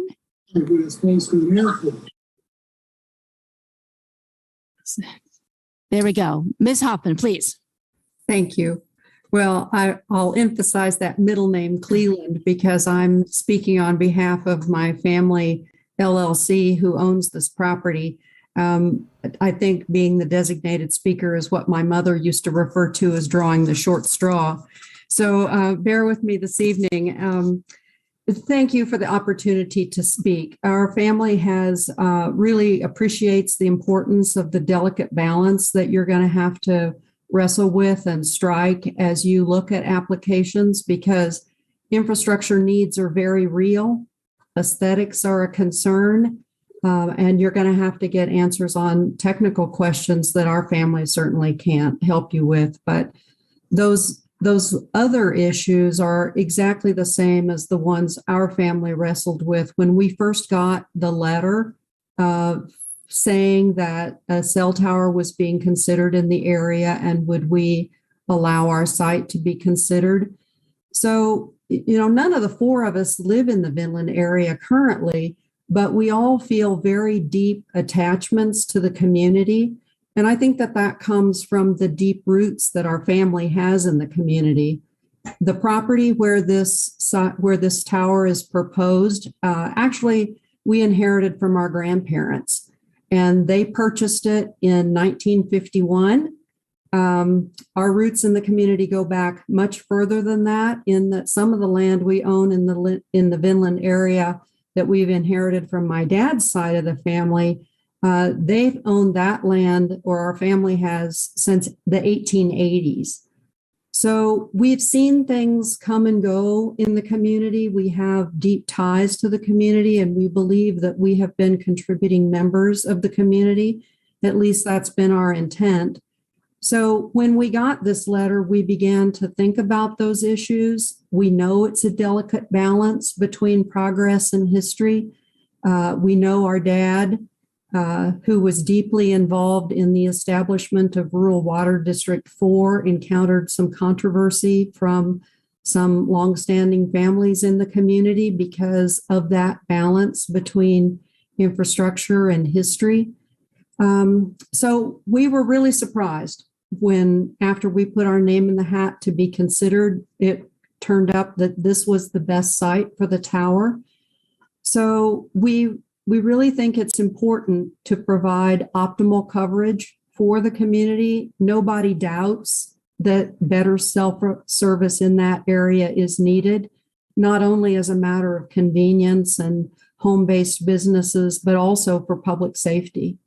So I really appreciate seeing Sandy on the screen. It's a very professional and thorough analysis of the review criteria, and she was faced with new regulations to navigate. Thank you, Ms. Hoffman. So we encourage your support of the application. Thank you. And hopefully you will also remain online if we have further questions. Thank you. Other comments from online? Anybody want to raise their hand or wave furiously at the screen?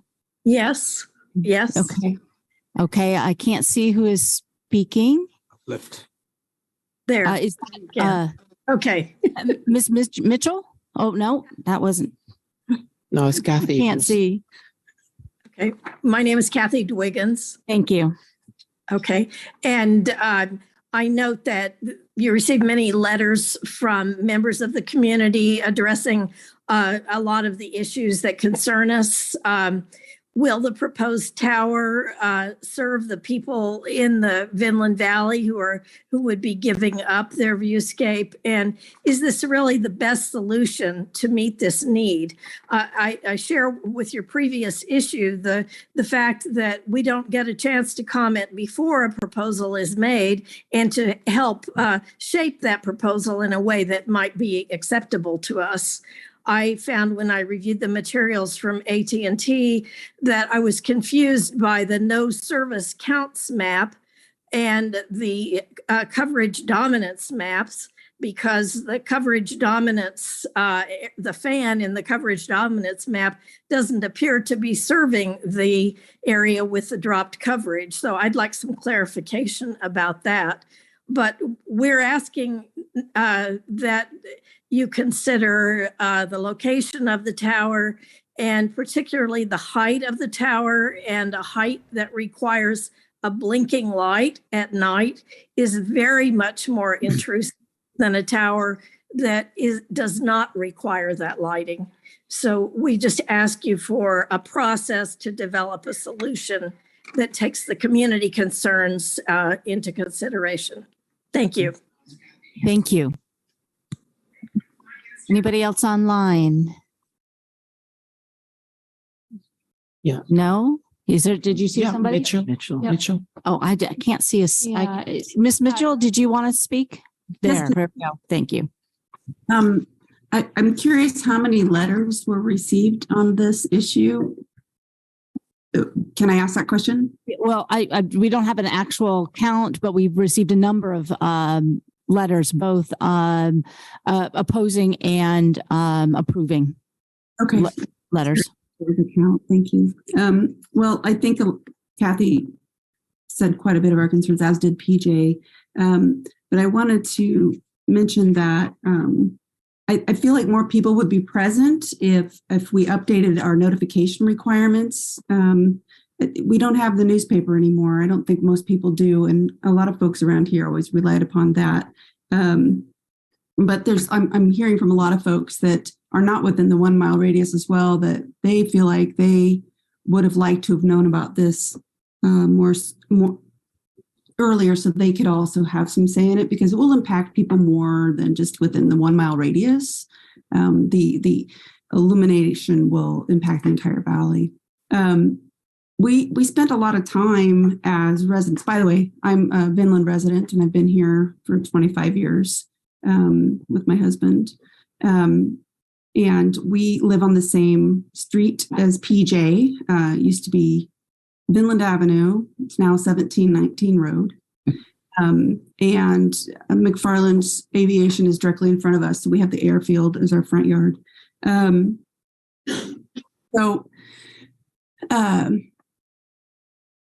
Anyhow, what I was trying to say about notification, I think more people would be present if there were another way to notify folks. Okay, so I also noticed that Baldwin was CC'd. I'm curious why they were included. I'm not sure that Vinland is actually represented by Baldwin Planning Commission. Anyway, so, and I noticed that there's not a village designation, and I thought Vinland was a village. Anyway, which there are more regulations regarding environs with the village status, I think. Maybe I'm wrong about that. Anyway, I wanted to ask too about the co-location standards, and if Ms. Day, if that study was independently done or if that was from AT&T. We'll make sure that question is answered when we bring it back to the commission. Okay. Also, the same question about co-location. I'm wondering if all the sites have totally been explored for that purpose, that with existing towers with other companies. Okay, so sorry, I'm very awkward with public speaking. Well, thank you, Ms. Mitchell. We'll make sure some of those questions are addressed in our comment. All right, I'm sure we'll have many along the same lines. Did I use my 3 minutes? Yeah. Yes, I'm afraid. Thank you. Does anybody want to speak to this issue that is currently in the chamber or outside the chamber? Anybody here? No? All right. Now we're going to turn this back over to the applicants for a 5-minute response to the concerns that you've heard. So either Mr. Gain or Burbridge. Yes, this is Jake Gain. I just want to run through the questions here if I have them down. The first speaker I'll speak to in regards to the co-location. She is correct that as you can see from the drawings that we proposed, that it only shows 3 carriers. That is not the case if the tower were be able to have more. It can have more. It could have 4, it could have 5, it could have 6. We're showing those 3 carriers based on the amount of space that we are leasing from the landlord and what we are building out to begin with. As you can see, we are leasing 100 by 100, but we are only building out a 70 by 70 to begin with for construction purposes. Obviously, with construction, there's cost that is associated with that. So limiting the amount of upfront cost, obviously, helps in the future with if they wanted to expand, they have the right to do so. Now, with co-location, obviously, the tower can handle as many carriers as possible as long as the tower passes from a structural standpoint. So we're just showing 3 for the zoning purposes of this hearing. The next one that we have on that same person was in terms of historical properties in the area and property values. The property values is a very subjective argument. You could say it damages property values, but then on the flip side, you could say that, having coverage in the area is also an asset to the community as well. One thing that I didn't add on the original PowerPoint is that this tower will bring fiber to the area. So this cell phone will have fiber. So if there's any residents in the area that would like to have fiber, there will be fiber and conduits ran along that road. And then going to the FAA, as I spoke a little bit, and I'm sure you guys will have more questions. Obviously, we didn't pick this, spot out of thin air. AT&T originally wanted a 250-foot tower here. Obviously, we did our homework and we went and got a preliminary FAA airspace study to see what height they would allow us to be at. That study came back. Obviously, this still has to go through the full FAA for approval through our NEPA document with the National Environmental Policy Act, which is basically this entire federal document that puts all the federal regulations into one for federal approval. It's the requirement with any cell tower in the United States. So back to the airspace study, that preliminary study came back with 180 foot tall. So obviously you can see that ours meets that requirement. The gentleman was right. If that study comes back and we have to lower, then we lower. That's not going to be an issue. We have already discussed this with AT&T. So if anything, the tower would be lower than what we are proposing once we get FAA approval on that. But the FAA has already looked at this. And I think the very last thing to touch on again, I know I just mentioned it, but the historic properties in the area, this will go through as part of that NEPA document with the State Historical Preservation Office. The gentleman is correct that some of these things may not have gotten to him yet where he would see it. Those are in process. But with that said, we do not handle any of that.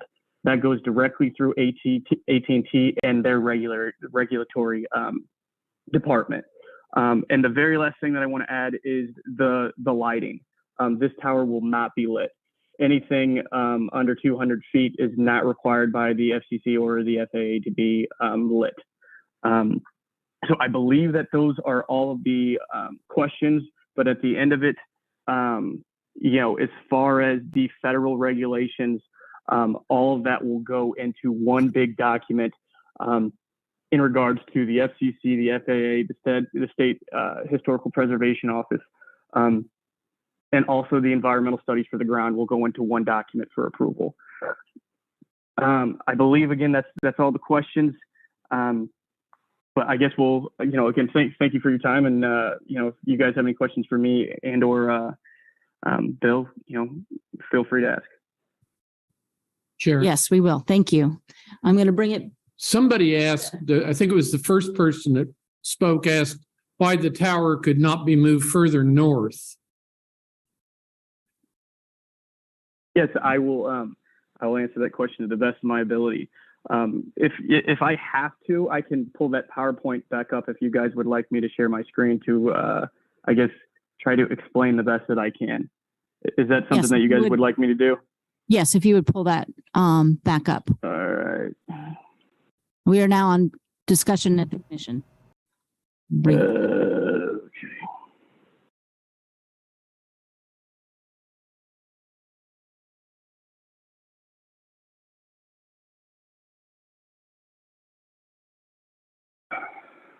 Okay, can you guys see my screen specifically with the coverage dominance? Yes. Okay.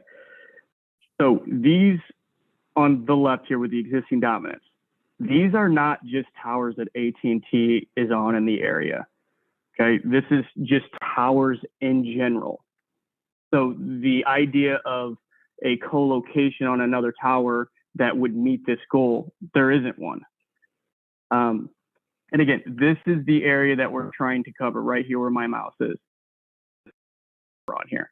These are all the other sites. And as you can see here to the east, there's not a site there either. So this is the area of focus currently where there is either drop calls or just a lack of coverage in general. To answer your question on why not more north, this is a very, very exact science of when we get these search areas from AT&T. The search ring for this area, Bill, correct me if I'm wrong, I want to say this is anywhere between a quarter of a mile to half a mile of exact GPS coordinates of where we are proposing this tower. So the area that they're trying to cover is very, very exact. So we are very limited of where we can propose this tower to meet the coverage needs. Now, again, I know one of the main questions was like, okay, well, if we can't go north here, if we try to, for whatever reason, not put this tower in this specific area, then it would, further the need for multiple towers in the area. The placement of these proposals is based on the existing coverage and what's going to be needed in the future. So it is a very exact science of when these radio frequency engineers are giving us an area of where they need coverage for. Thank you. Other questions from commissioners? Okay. I do have. I'll go next. No, go ahead. I'd like to talk to the young man who was just speaking. I know that you mentioned that I did a preliminary review with the FAA, and based on that, moved from a 250-foot tower to something less than 200. Is that correct? Yes, that is correct. And is that because the FAA considers towers above 200 feet to be something different than towers below 200 feet? Towers above have to have lighting, as an example, and they're treated as construction. Yes and no. So in terms of the lighting, that's a natural requirement. But in terms of what we're talking about with the FAA, with just a preliminary study, they reach out to any close airports, get all their flight planner patterns and things like that. And again, it's just preliminary. It is not the final airspace study that gets filed with the FCC and the NEPA document. So, but it is very, very close to being correct. And to be honest, on our experience, if it's not exact, it's within 5 to 10 feet of where it's going to be approved. So this is how we base on what we would get approved for without having to have revisions later on. Right. That would be quite substantial difference of what they were trying to look for. Right. Just one more question and a comment. Thank you for that. Mr. McFarland, are you still with us?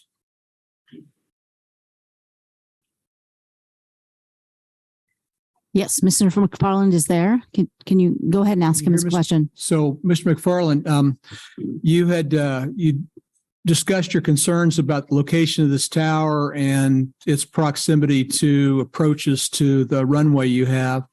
Do you believe that in the process of gaining the FAA approvals that you're going to be able to adequately express those concerns as a part of the approval process? Yes, they generally send out all the airport management, a notice of where the tower is going to go and the heights, and they take public comment on that from the airport owners and operators. It's generally, we're a public use airport, and just like the Lawrence Airport is, and they take towers within the traffic pattern area so much more seriously than they do general requirements for lighting and heights and that sort of thing. They're assuming, you're an open area away from dense airport airspace. This tower is exactly where there's a pattern that airplanes fly around the airport when they're coming in to land. And this tower is exactly where most aircraft are going to be flying when they're coming in to make a landing. The distance away from the airport perpendicular will vary depending on the speed of the aircraft. This tower is exactly where most light aircraft that fly out of our airport are going to be flying. And thank you. Go ahead, please. The FAA, I know that the FAA has not approved this. They might have asked a few questions. I might ask the gentleman if he's got an actual letter of approval by the FAA. You can ask questions about what height, would meet the requirements. You can ask a lot of questions about things, but until it goes through, it's generally a 120-day process before you'll get a response out of the FAA for an actual approval, and they'll publish an actual approval when they happen. And there's going to be a lot of conditions. Since it's sitting right in the traffic matter, they're going to consider that. Yeah, thank you, sir. So just a comment. I was an old retired private. One more comment, if I could, too. Mr. McFarland, we'll come back to you, I'm sure, with some more questions. Okay. Can you pause just for a moment? Thank you. As a million years ago, as an old retired private pilot, when I went out and I looked at this runway and I saw where this tower was proposed, I cannot imagine what it's like for a student pilot who's going to be kind of shaky about some of the rules anyway, some of the altitudes they keep, some of the lines they fly. To me, honest to goodness, I have huge concern about saying yes to this until McFarland's concerns are addressed specifically.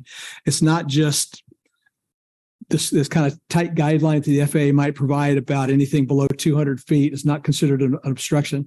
This thing is right there where you're going to be making a left turn out of on a departure, and is right where brand new student pilots are flying in. In my view, this is unless that's addressed adequately, that's an accident waiting to happen. Maybe that's something that Sandy could comment on in terms of that particular concern and the timeline of this project, approval or disapproval as it might be. Like, when would that FAA study come into play, and why don't we have that information at this point? Sandy Day, Planning Office. There's a couple components, especially equipment, and the NEPA permitting process is really something that is outside of local hands.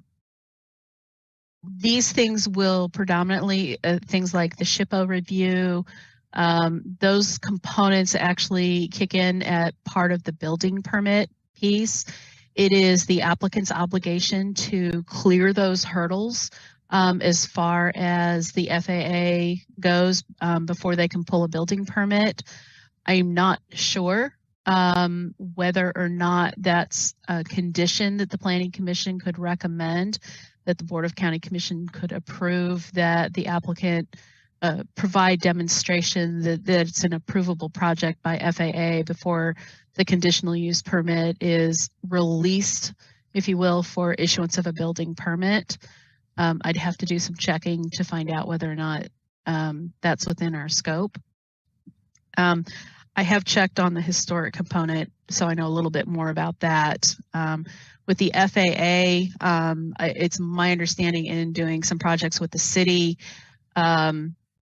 that our regional office is longer than 120 days for responses. So I don't know how quickly we would get a response were we to ask, or whether or not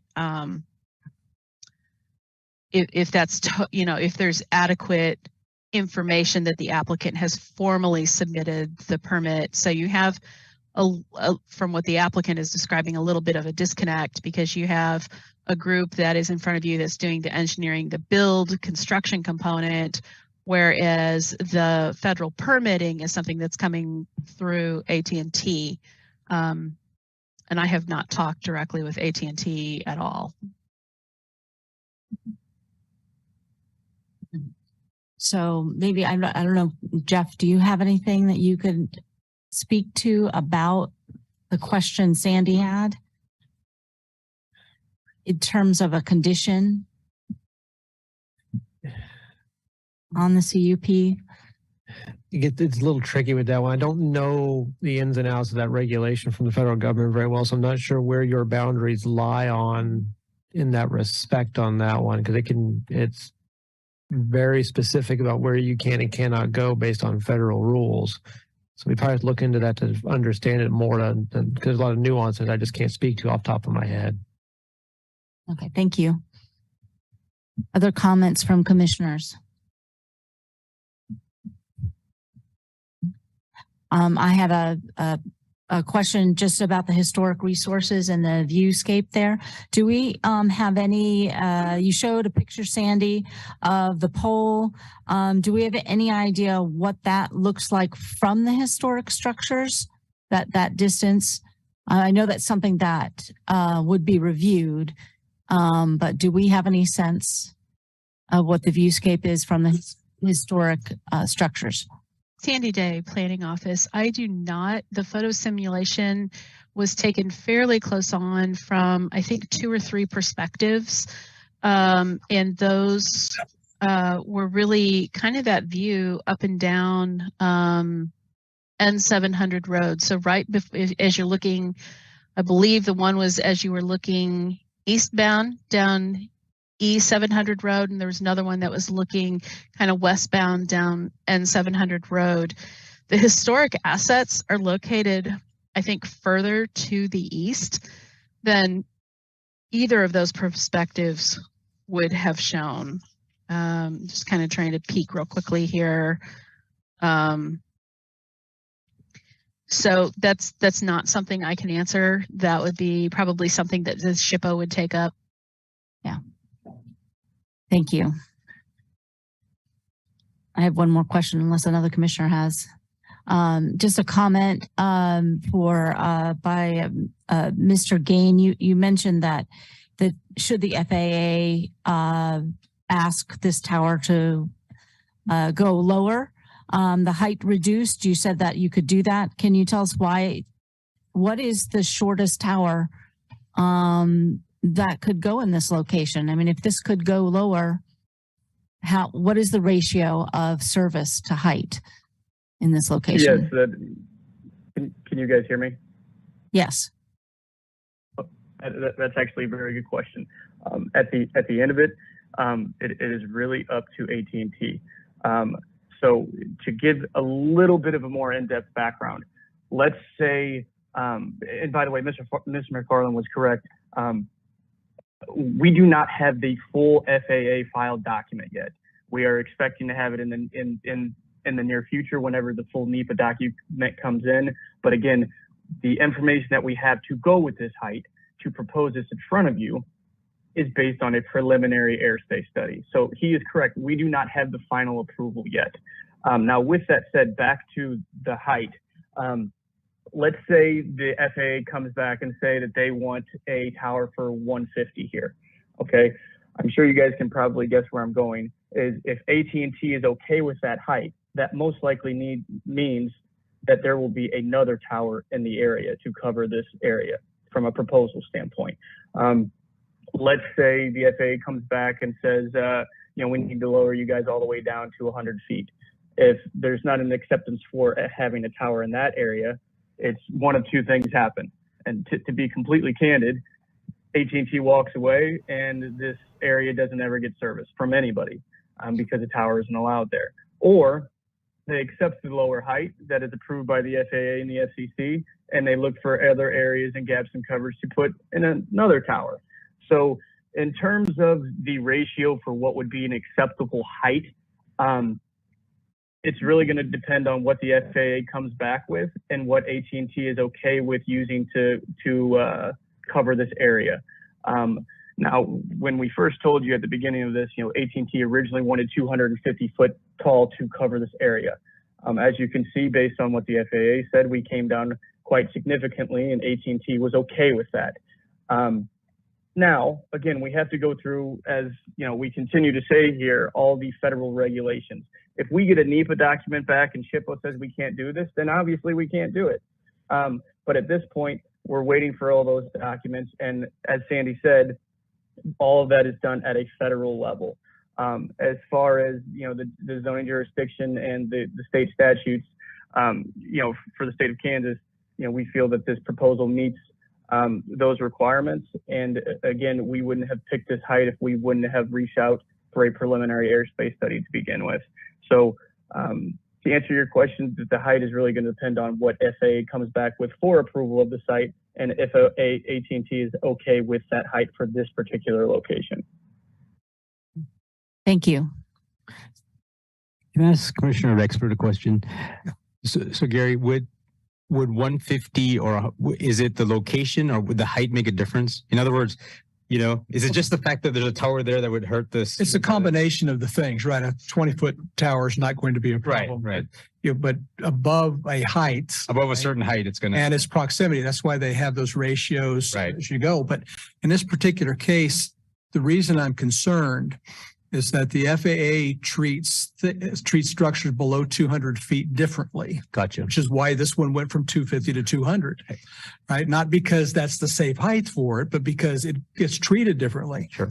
And the other thing that just terrifies me is the idea that this thing that the pilot who flies in and out of that airport all the time says is going to be right where we're going is going to be unlit. Right. On top of it being in the way, it's going to be unlit. Right. So I can only imagine a student in a 152 trying to figure out where the heck they are wandering around out there. Yeah. It just feels like another location would. Yeah. Something we ought to consider. Yeah. Can I provide comment on the tower being lit quickly? Yes. As we've stated before, it is not a requirement for a tower less than 200 feet to be lit. But if the FAA comes back with a specific height, within that approval document, they can give stipulations that need to be met for this tower to be built. For example, we have done other towers that have been less than 200 feet that have been required to be lit, not just at the top, but on a specific self-support tower that looks like an Eiffel Tower. And they had to have different types of lighting depending on the day and night on the tower legs. So just because, it doesn't require to be lit under 200, obviously the FAA and in proximity to these airports, obviously we know that it's there. But again, we wouldn't have picked this if we didn't go through the proper channels. We wouldn't waste our time to present this if we didn't go through the proper channels to begin with to see if this was even a possibility for us to fix this network. So it is a possibility that this may be lit, but for the regulations, it doesn't require it to be until they tell us to. Thank you. I have a question for Mr. McFarling. What are the hours of operation of the Vinland Airport? We are 24 hours a day. We got night lights out there in the airport, and most of our business is also students. And like Mr. Rexroad commented, it's intimidating. We got our students out there, and they got a tower right in the traffic pattern of our airport. All right. I guess a question for the applicant. Well, first, I think we're straying into FAA territory, and that's a little bit dangerous for us. But as far as the lighting, we're working on wind regulations, and one of the things that we've been provided with is this radar activated lighting system. Is that something that could be put on this tower, or is that specifically something that the FAA has to approve, whether it's the radar activated system so it only comes on when there's a plane nearby? Yes, that is all going to be federally regulated by the FAA. So the FAA will determine what type of lights go up? That is correct. All right, thanks. No problem. Feel a little at a loss with this FAA business in terms of we don't have that information. This has always been the problem with these towers. And like I said, the rules have changed since I've been on here, and our hands are really tied. We're kind of limited to moving it around in its specific site location, and there's not much else we can do about it. We can't really cap the heights or much else because it comes under, well, as we heard, this has to be reviewed under federal guidelines with NEPA. Unlike the quarry we had, this actually gets federal review by licensing agencies, and it's considered an integral part of the national telecommunications infrastructure system. So our hands have been severely tied on what we can and can't do. So I'm going to go back to Jeff. Just what is the range of things that we have any say in making recommendations about? Going to lean on Sandy for this one because she's probably got it at her fingertips, but the range is really, as you described, is mainly about is the use allowed in the district and then the positioning of it. Much of the other design aesthetics, some of the other reviews have been taken out of your purview. So I think you can take a look at some construction of the tower, the stealthing of the tower, lattice versus a monopole, that kind of thing. But there's not a lot that's really kind of left over from those federal rules that you have a land use component to. And Sandy, feel free to expand on that as needed. That's correct. You know, I actually not look at this right. Sandy, we Sandy, can't hear you on muted. that one.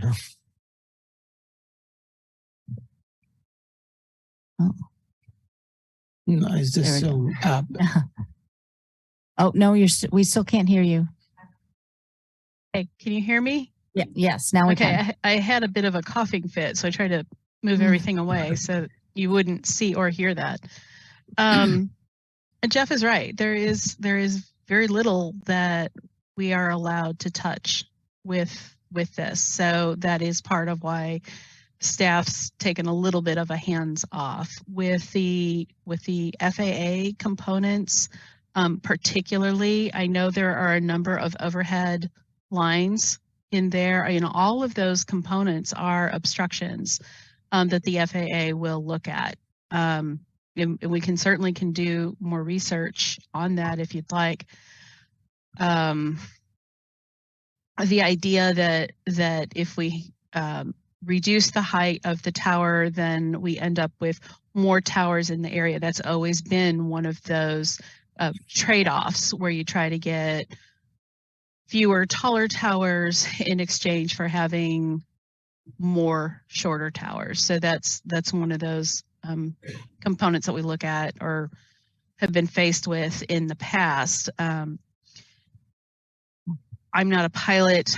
I don't do any of that regulatory review, so I don't feel that I have any expertise to be able to guide you on those things. We would be relying on FAA to be able to make that definitive determination about the height. As far as moving the tower around a little bit on the property is encumbered by some floodplain, as well as some soils. So to just shift it north X number of feet, we would certainly have to take a look at that because we do have regulatory controls about structures in the floodway, which is part of the encumbrance of this property. When we used to get propagation maps or search rings with previous applications, though that's the kind of documentation that we can't demand of an applicant. They have provided some of that information where you see kind of the fans that are showing of the coverage. Those can also be a little bit challenging. I've seen a search ring that's a quarter or a half a mile, and ideally it would work like a bullseye where the tower gets located within the center of that search ring. Best fit situations have been where those towers, for whatever reason, because of floodplain, because of property owners that are not willing to commit to having the tower located in the center of the search ring, where the tower ends up being kind of on the edge of the target area in terms of its location. I don't know if there's more I can fill you in on this. So it sounds like the location is what we really have to deal with. Do we or do we not approve this location? And the information we're working with is knowledge from the commission, basically without, and from Mr. McFarland. Could I make a suggestion? Go ahead, Charlie. What I thought I understood Mr. McFarland to say was he has not yet been contacted by FAA about the location of the tower. Height is out of our purview for us. Excuse me. But if after the FAA talks to Mr. McFarland and he says, I don't have any trouble with the height, but let me show you where the flight pattern is for this particular airport, is it possible that the FAA is going to say, oh, we hadn't taken that into consideration? I don't know. So, Mr. McFarland, have they talked to you? Has the FAA talked to you? And is it possible that they would come back and say, oh, you're right, based upon your information on the flight pattern, the tower should not be in that spot? Yes, that's a possibility. And I know that they'll have great concern over reviewing this, since it is right dead in our traffic pattern. You know, it's consideration they're going to look at, and they got the right to look at all safety issues concerning the airspace around an airport. Then I would, go ahead. Excuse me. I would think, I'm not sure that I could vote to approve it until, for this particular spot, irregardless of height, but in this particular spot, until the FAA comes back and says, hey, this is in the right spot. You can put it here. We have deemed this as a safe location. I'm not sure that I would be willing to vote to approve this tower at this point. Is that assuming the FAA is going to approve something that's unsafe? I mean, what you're saying is basically you don't feel like you can go forward and approve it until the FAA approves it. But if we approve it and the FAA says no, then it's gone. So I don't know what, we're in a chicken and an egg here, and they're not going to do the FAA until they know that this is a site. That was going to be my point. It's not even going to go forward for a full FAA analysis until it's an approved proposal. But the applicant said they have sent all that stuff to the FAA, and they're waiting, and they're waiting for the rest of it. I mean, that's what I heard. So for the airspace study, and I would say at a minimum we ought to wait for that, because none of us, outside of you having flown before, are experts at any of this, and we ought to wait till we hear from the FAA. I'm just going to suggest the idea, I hate deferrals, but I was going to suggest the idea that we consider a deferral and ask in that time, let the process with FAA submissions go through. But in addition to that, ask the applicant to work with the Villain folks, work with McFarland, which doesn't sound like it's happened yet, and see if there isn't a location that satisfies everybody's needs. It's just right in the worst spot. You could move that not very far maybe and get to a satisfactory end. I know that is above my pay grade, but the FAA is going to come and say, hey, Commissioner Rexroad, you were crazy, it's fine, or Mr. McFarland, you're crazy, it's just fine. But it does sound like that is in the process. And Mr. Gaines said they were just waiting for the final airspace study to be completed to know the exact, he said he was referring to height, but after they talk with Mr. McFarland, maybe it's going to be location as well. And to be clear, the FAA can give their approval based on their criteria and conditions, but it could still be left to us to decide, does that make sense given what we know? And I'll stop now. I've made my point on this. The consequence of getting this wrong is just pretty high. So I'm nervous about it. I have to go ahead. Jeff, did you find the answer about height?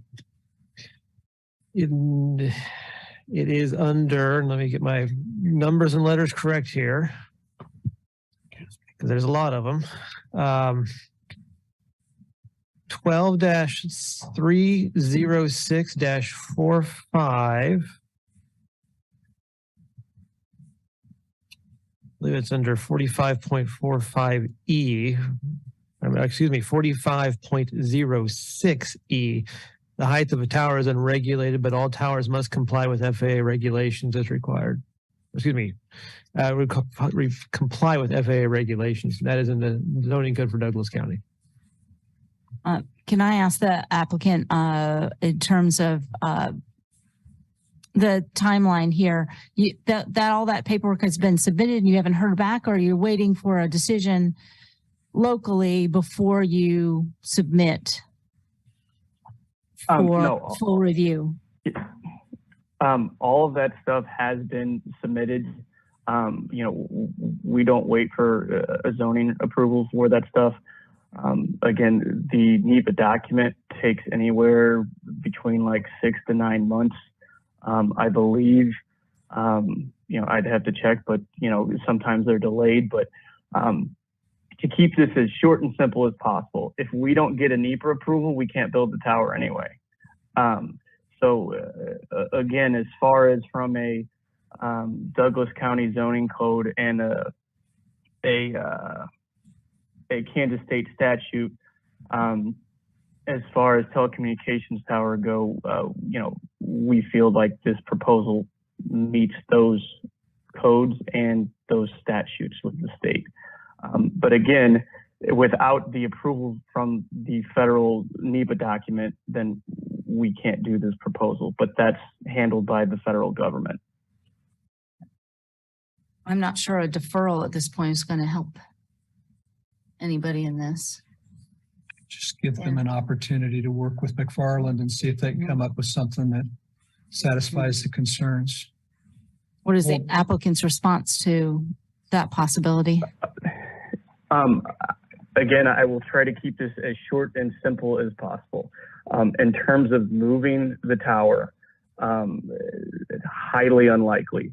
A lot of things go into that. Obviously, we told you about the area that they need to fill this void, and there's only a certain amount of properties that would work. And obviously, you have to have a willing landlord to want this on their property.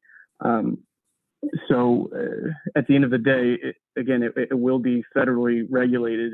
And with, again, the height, if FAA comes back and, they say no, absolutely, or they say, hey, drop to 100 feet, whatever the case may be, there will be approval from FAA on some height here.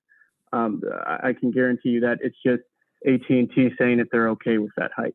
But again, all of that is done at the federal level, and without those approval documents in that NEPA document, we are not regulated to do anything as far as building a telecommunications tower. Thank you. I guess I'd like to get a sense of where the commission is feeling on this in terms of. Can I just ask, how busy is the airport? Mr. McFarland, how many flights are per day? A little hard to say. I do have a number that is reported every year. Don't have access to that right now, but it's considerable considering that the weekends are fairly busy with our trainer teaching students. Like tens? I would average that we probably have maybe, and we have people that fly in to buy our parts also. Pretty much at least a person a day there. I would say we probably have an average of maybe 8 flights a day, something like that. Thank you. Question. Hayden. I don't want to make this assumption. I'm assuming it, but I just want to be clear.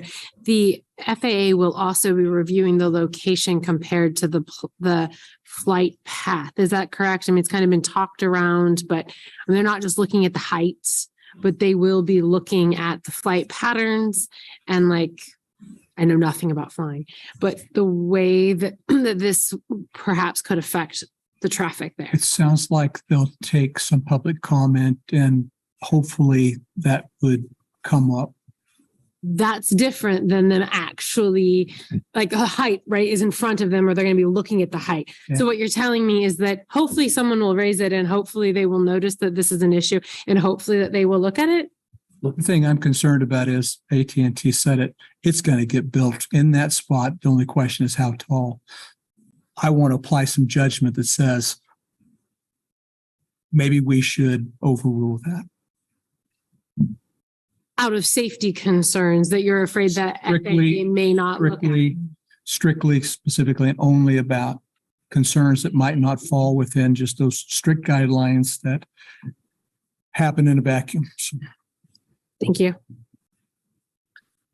Okay. Other thoughts? I'd like to take the temperature of the commission here. See which way we're going with this. Comments in general about support or not? Probably not. I think my questions made mine clear. Okay, the question you just asked. I mean, yeah, that if it's we don't not- know of the safety, if this is going to It's not create a gonna- safety Mhm. issue and we don't know that up the chain, someone's going to be looking at the safety issue, I probably can't. I think it would have helped. It would have helped. I don't know that we'd have changed if we had the FAA results. I think it would have helped. Oh, certainly would have But- helped because but- had they actually looked at I felt if I knew that they were going to look at this issue, I'd probably be fine with that. I'm not trying to supplant my judgment for theirs, but if no one's going to look at it and it could be dangerous. Do we actually have a definitive answer to that question in terms of will the FAA look at flight patterns? Do we know that? Yeah. Sandy, any idea? Do you think they wouldn't? Well, I Yeah. don't know. That's the question was just brought up. Assumption that they're going Yeah. to. It's conceivable that they would apply an Times that they're going to look at the height, right? But I've never heard anything that said they are going to look at the safety of the location based on the flight use of that airport. Yeah, it's conceivable that they would apply as the applicant put it, a three-dimensional geographic analysis of the runway orientation, predominant wind patterns, and the cone that projects, and not necessarily visit the site, not necessarily speak to anyone. So I don't think it's a foregone conclusion. We've seen the cones before for private airstrips. And those had to be approved by the FAA. And this is actually a larger airport. Yeah, well, yeah, cones speak largely to altitudes that aircraft as they're flying over have to meet in the cones. Yeah. Yeah, I know it's for landing patterns and stuff, but I think we're really overstepping our authority. Well, outside when we're starting to second guess the federal government's review processes here, but so it depends on what the motion is when I'm going to vote. But if it's to deny it because of unknown safety concerns, which are outside our purview, I'm going to vote against that. I can say that. I guess this reminds me just enough, if I may, just enough of the previous item in the sense that there are unknown unknowns. There are questions that no one can answer. Or no one. That's what this one, though, we have the FAA and we have NEPA, the National Environmental Protection Act. We have all those protections and review processes here, which did not apply to the prior item. That's the difference. We have a commission. Well, forgive me. I'm going to put you on the spot, Commissioner Rexroad. We have a commissioner who does not trust that process, who has personal concerns about, especially from the standpoint of a student pilot, which seems to characterize this particular facility. Pilot that gets hurt on this tower is going to be doing something that the FAA wouldn't want them to do. So, I mean, I think much of the feedback we heard tonight was about aesthetics, about the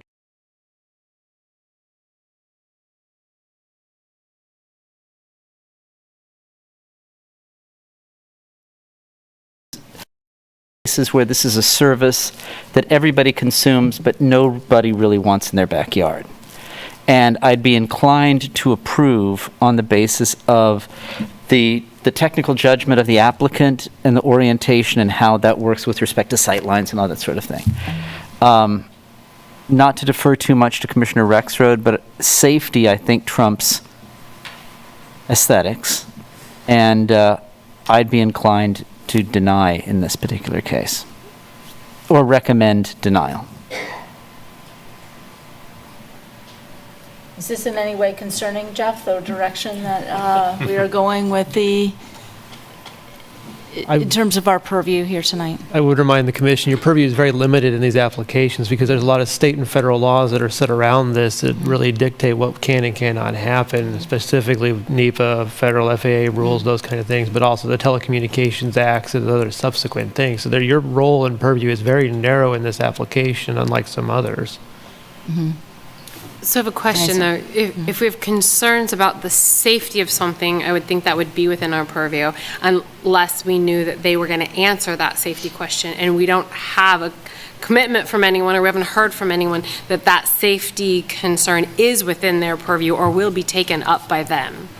Just as a reminder, you're a land use board. You're not necessarily able to talk about some of those aspects and details like the FAA or NEPA would do because your purview is really governed and dictated by the Land Development Code and the county zoning code. So it's the governing standards in those codes that you have to look at as part of your review for general design aesthetics, site locations, and those kind of things.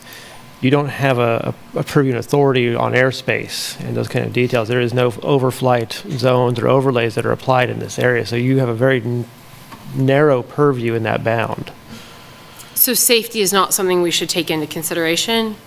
You can take that into consideration, but just remember is that your role is really related to land use and not federal airspace requirements and rules. Those would go to the FAA for their review and approval.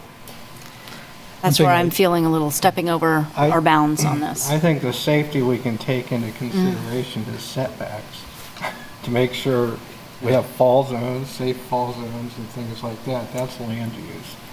Height requirements, lighting requirements, aesthetics, location in relation to airports, those are all federal.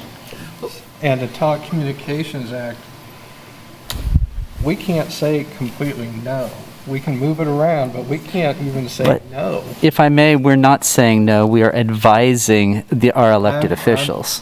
It's always that way. Right. So often when we talk that way, it's always good to have somebody point out, we're just making a recommendation for the county commission, unless it's a variance. But anyway. I'm confident that the county commission has plenty of good information now, though. The point's still the same. Our role is location and not, just moving it around, not whether or not we should have one, not what the height is, not what the lighting is. Those are all out of our control. But I don't hear anybody complaining about any of those. We're talking about location. I don't hear anyone saying it shouldn't happen. I don't hear anyone saying it's the height. I hear the concern as location. And we're asking whether or not. And the applicant has said basically location is something that is barely under consideration that they would. And so are we saying that, it sounds to me like it's still more or less an up or down. Yeah. So nobody's expressing any flexibility for moving it a few hundred feet one way or the other. Is deferral an option to, and again, give them an opportunity to go back, work with McFarland and see if they can remove the safety concerns? I understand AT&T's got leases signed and they're not interested in opening that can of worms back up. I get that. But if the answer is no, and would deferral give them an opportunity to at least go try that? And just throwing it out. The concerns we do have for safety, whether or not we should be having those concerns or voting on those concerns, we don't know exactly what would be in that AT&T, not the FAA document until anybody can see it. It doesn't exist yet. If we could defer until that is back and not being fully familiar with the processes here yet, I'll say, that's why I said if. Yep. When that document is received, we would know then if the concerns that multiple ones of us has raised are covered in that document. So let me ask, there's two people that have now suggested deferral. Jeff, can you tell us what that means? You do have the ability to defer an item. It would be brought back before you based it with information and whatever guidance that you give for follow-up on that kind of item there. So you do have the option to defer the item, and it doesn't have to be to a specific date. It could be until the applicant is ready or the information is available, whatever you see fit that you need to make a decision. But deferral is an option that you have available. If you make a recommendation either for or against it, it would advance out of the Planning Commission and go to the County Commission for their review and consideration. And if we were to defer and it would come right back to us, the location isn't going to change, and then we'd have the safety information. We would be informed with, if we deferred it until the FAA's response. And then if the FAA would come back and said, this is perfectly fine. If the FAA comes back and says it's perfectly fine and no other discussion has happened, then the question of just pure safety would be for us, would be up or down. I have a question. Go ahead, Commissioner Hayden. Oh, Sandy, yes, go ahead, Sandy, and then. I do want to interject, and I don't have the numbers off the top of my head, but on the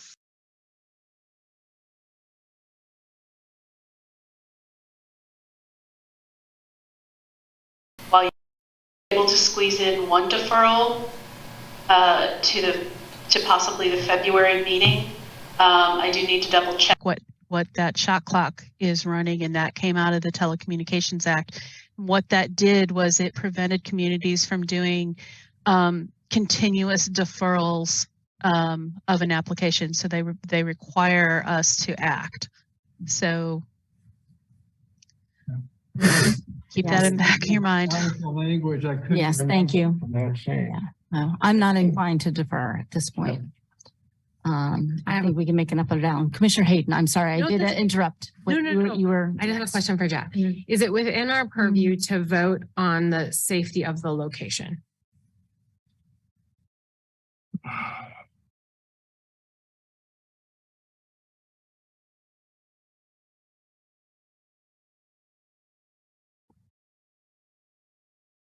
I have grave concerns about the safety of the location, but if I can't, if that's not something that I can use as a litmus test, your general standards for these kind of towers really revolve around height and setback. And really the height section, as I read earlier, was there's no regulated height on it. So it's really about the setbacks of the tower in relation to the property that is in your purview. related to what? The setback in relation to what? The properties and the fall zones for the towers that are within your purview. Fall zone, he said. So not necessarily the position of the tower related to other uses, but if it's It's gonna fall and land into the runway. Why someone's taking it? Right. Okay. Will it fall on a house? Will it fall over the road? Will it fall on power lines? That's So about. I'm reading this as a safety call, so I would like to sort of wrap this up. What we are asked to do is make a decision on what's before us. This location, this height, knowing that someone else, FAA, is going to come back after they do their airspace study.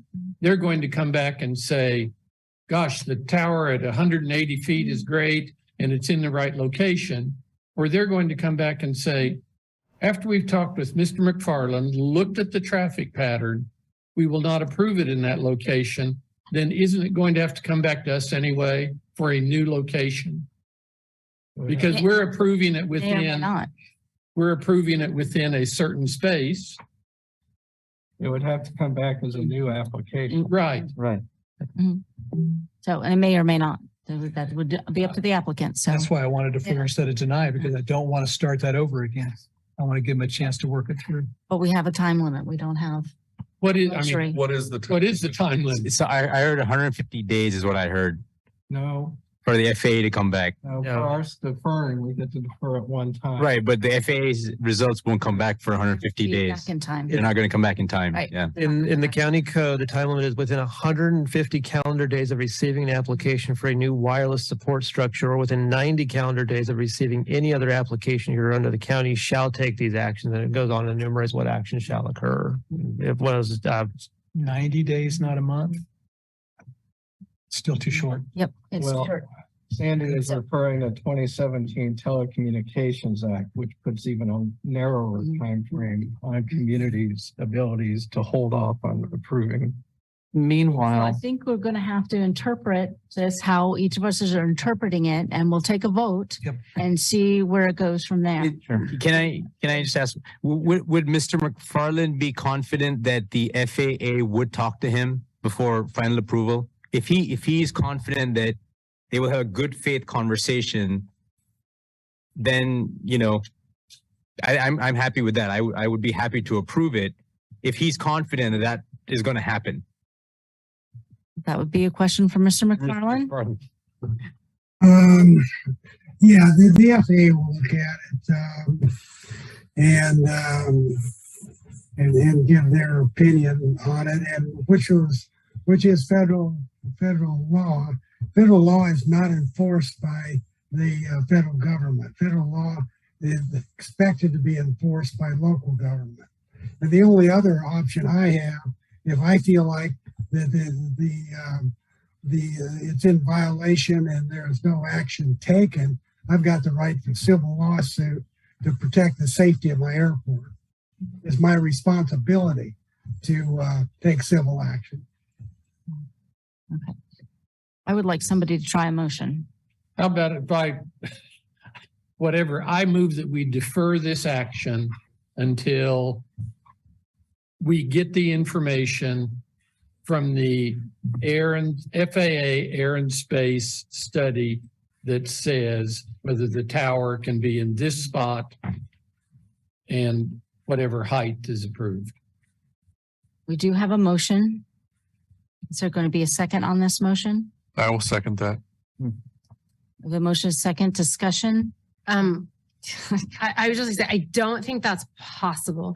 So I think that's inconsistent with what's allowed under the federal law or rules or regulations and our ability to have it deferred. So my understanding of the time frame is that if we defer it, we can only defer it for 1 month, but the applicant has said that it's unlikely that they will hear back from the FFA within 150 days or something like that. Yep. So there's no possible way that it would have to come back to us in a month, and there's no possible way that they would have gotten an answer from the FAA yet at that time. So it's my understanding the deferring will have no effect to answer our particular question or query. Maybe I'm wrong, but that's how I understand it. So do you wish to continue with your motion or maybe withdraw? Yes, I would continue with the motion. Let's vote it down if we need to, but let's do something. We have a motion and a second. Any further discussion? No, could you call the vote, Jeff? Commissioner Ashworth? No. Commissioner Barotto? No. Commissioner Carpenter? No. Commissioner Carter? No. Commissioner Dubois? No. Commissioner Hayden? no. Commissioner Kelso? Yes. Commissioner Munch? No. Commissioner Rexroad? Yes. Commissioner Thomas? Yes. Motion fails 3-7. Okay, let's try another motion. And we'll see where that one goes. Who would care to make a motion either for approval or denial recommendation to the Board of County Commissioners?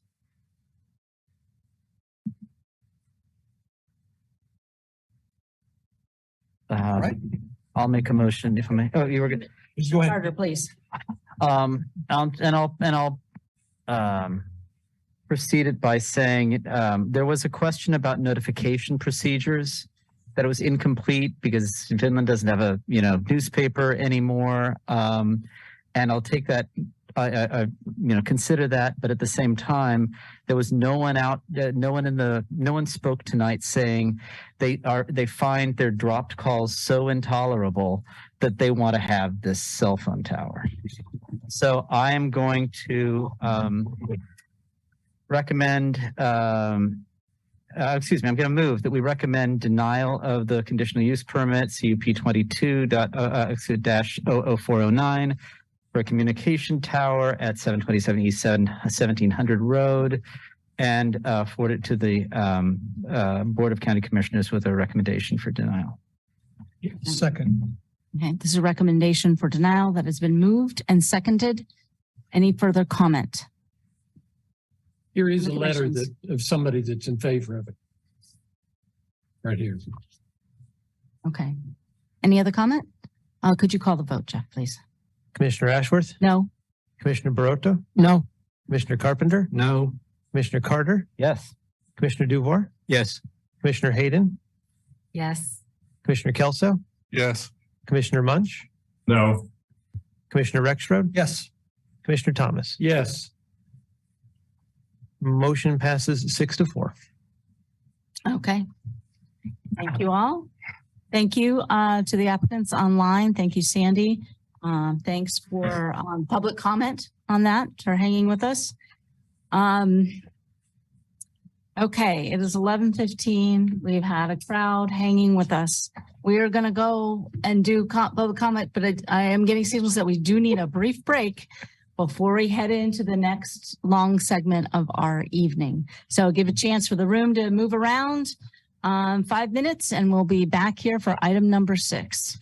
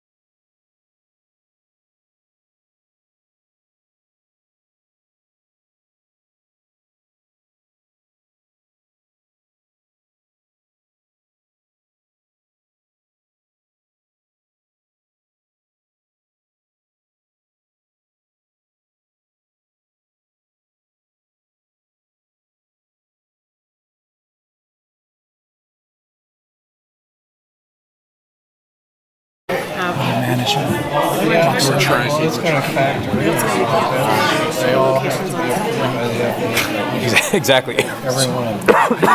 Exactly. I didn't see why how we. So I noticed the Vinland Strip. Right. Whatever, but like. I did just a kind of a If Google we're Maps. responsible for location. Private grass strips. They're all. Isn't it amazing? Yeah, no, We've had quite a few come through over the years. I mean, and if we had information, Every there single was one of them. some federal agency that said it is, then yeah, I could see how we are. right. now. And I think, yeah. Like, I'm not saying we can't ever have. We don't know whether. Are you okay? And the government hasn't said yes. Exactly. All right. Exactly. Maybe. Thank you all. I mean, I'm assuming. We're going to get started again. I want to thank you all for hanging with us through all this. You guys are really stalwart here, so thank you, thank you. We appreciate you being here. This last item, just a few comments ahead of time before we get into the text amendment. There's no action that's going to be taken tonight. This is essentially a listening session, public comment to the Board of Commission, the Planning Commission. We'll see if we have, basically we'll have any discussion or whether or not we may move that to another evening, but we will get through all public comment this evening. So just to let you know, yeah, it's gonna be 3 minutes apiece for public comment on this one, just because it is very late and we want everybody to make public comment that wants to make public comment this evening, and we will make it through all that. But there will be no action on this particular item tonight. This is just a listening session. So, with that, we are at item number 6, to receive an update on the text amendment for wind energy conversion systems. Sandy Day and CC Riley are our planners to present this particular text amendment. Sandy Day Planning. I'm going to ask, first of all, can you see my screen at this point?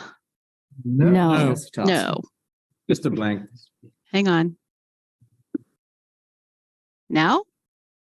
Yes. Yes. Okay. Thank you.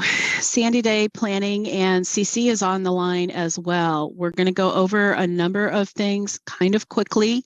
We know people are anxious to speak to you and address concerns to you at this meeting tonight. As you mentioned, this is a continuation of the discussion about wind energy. We are not asking for the commission to take any action this evening. Where we've been, where we're at right now, we did hold a community meeting on the 12th, and we had very good attendance at that meeting, and we received quite a bit of comment from the public, and we will be taking that comment along with comment that we received tonight and assembling all of that information for future report to the commission. The things that we heard, the kinds of recommendations people are interested in seeing in the regulations. I'm not going to try and digest all of what that meeting was. That will be in that future report to you. Couple of things that we'd like to take just a quick moment to help the public understand and help the commission understand what's going on. This text amendment is generated by direction from this body, from the Planning Commission, the charge staff with updating the existing regulations that govern wind WECs in Douglas County. Staff's role at this point is to revise that regulation. We've presented that proposed regulation, and it is available on the website right now. We are trying to create as many opportunities for public engagement for the public to speak on this item. Tonight's action is one of those opportunities. We'll be collecting that public comment and answering questions for the Planning Commission process. Your role in all of this as a Planning Commission is to hold the formal public hearings. This is one of them. We will have a future Planning Commission meeting that will be the actual item activity. That'll be a future agenda item. We will be taking comment and direction from the Planning Commission on what specific edits you'd like to see. if there is specific research that you are looking for to help guide and govern your decisions. And then ultimately your charge is to make a recommendation to the Board of County Commissioners. The County Commission then will also be holding a public meeting, and it's entirely possible that they will be holding more than one. And then their action would be to approve the text amendment with changes or to deny it. One of the discussions that has come up, and we want to make it very clear for everybody about a moratorium, and that is not what this particular action is. That would be an action that would have to be initiated and directed from the Board of County Commissioners. They would create a resolution that would do that work. One of the things we wanted to cover with you this evening, and we may need to, in light of the number of people that are there to make comment, some of the discussion that we've had with you as the commission has been what kinds of information and documentation that would be required from an applicant based on a future application if this regulation or some similar regulation were required, what documentation would be required with that application. We thought it might be helpful for you to have an understanding of that.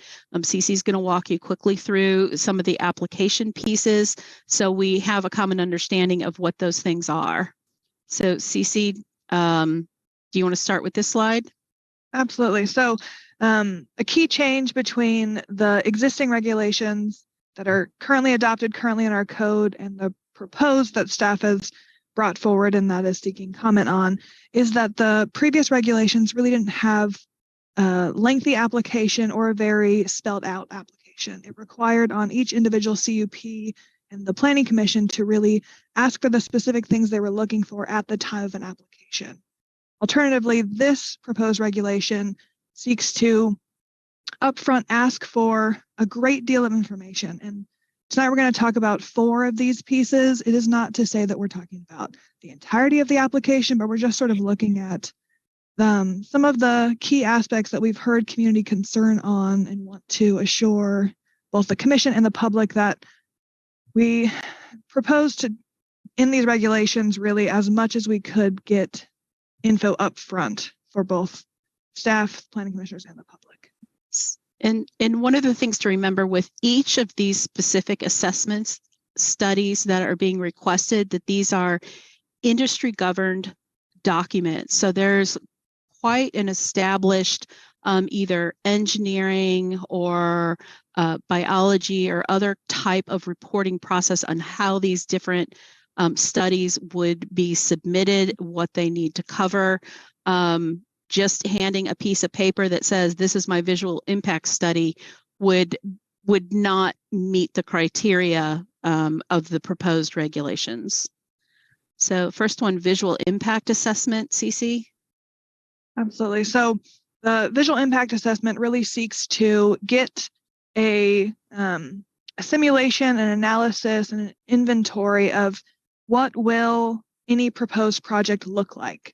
It's a major concern for members of the public, understandably, but the visual impact assessment, it's a common practice within the wind industry and within proposed applications.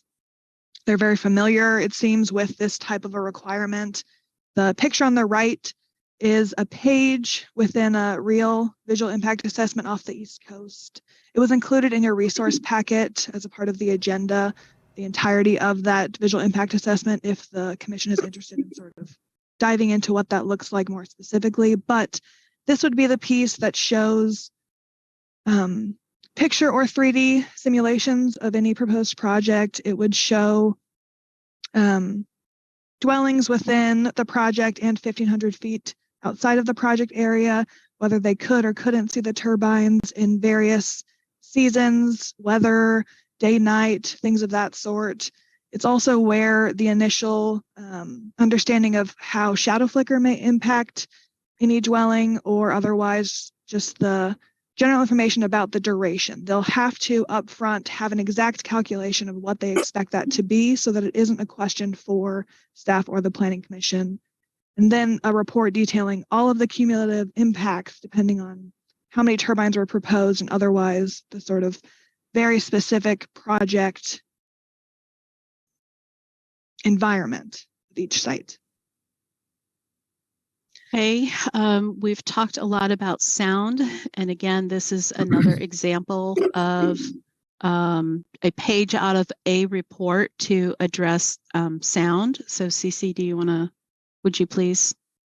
Absolutely. So the noise impact assessment, Sandy mentioned earlier that all of the assessments, studies, plans required in the application, a qualified professional creates those. There are industry standards on how sound is measured, at what height, in what conditions. The noise impact assessment seeks to gather some of that information and show it up front on what's expected. So a report detailing existing ambient noise levels at the project site, a report detailing expected noise level, both high and low frequency from a varying set of locations. And these indications of nearest participating landowner dwelling, nearest non-participating landowner dwelling, those are for each proposed turbine site. So there would be a great deal of specific locations we're looking for a noise impact assessment at.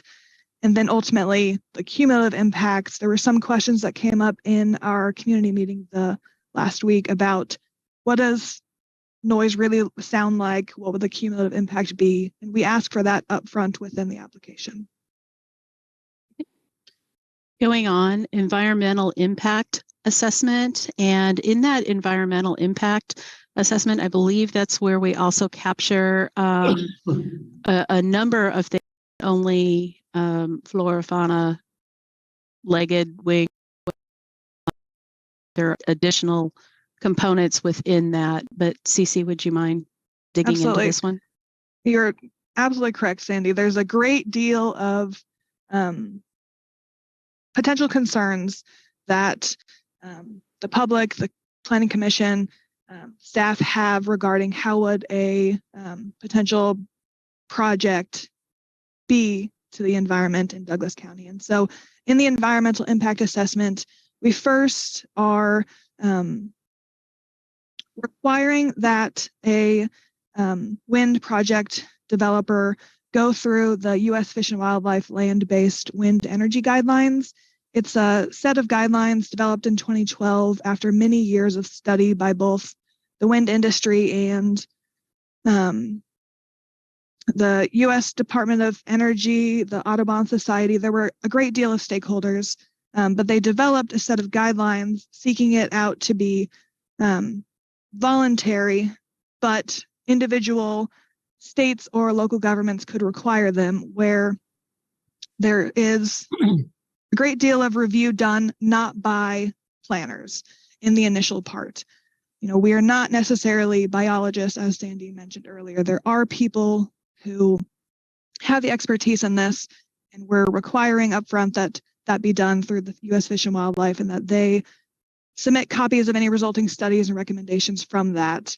Additionally, we ask for a great deal of information. I recommend looking at this particular part of the proposed regulations just because there is so much information there. But summary of identified natural resources, impacts to any endangered or threatened species, the other federal sort of guidance, Migratory Bird Act, all of that has to be followed.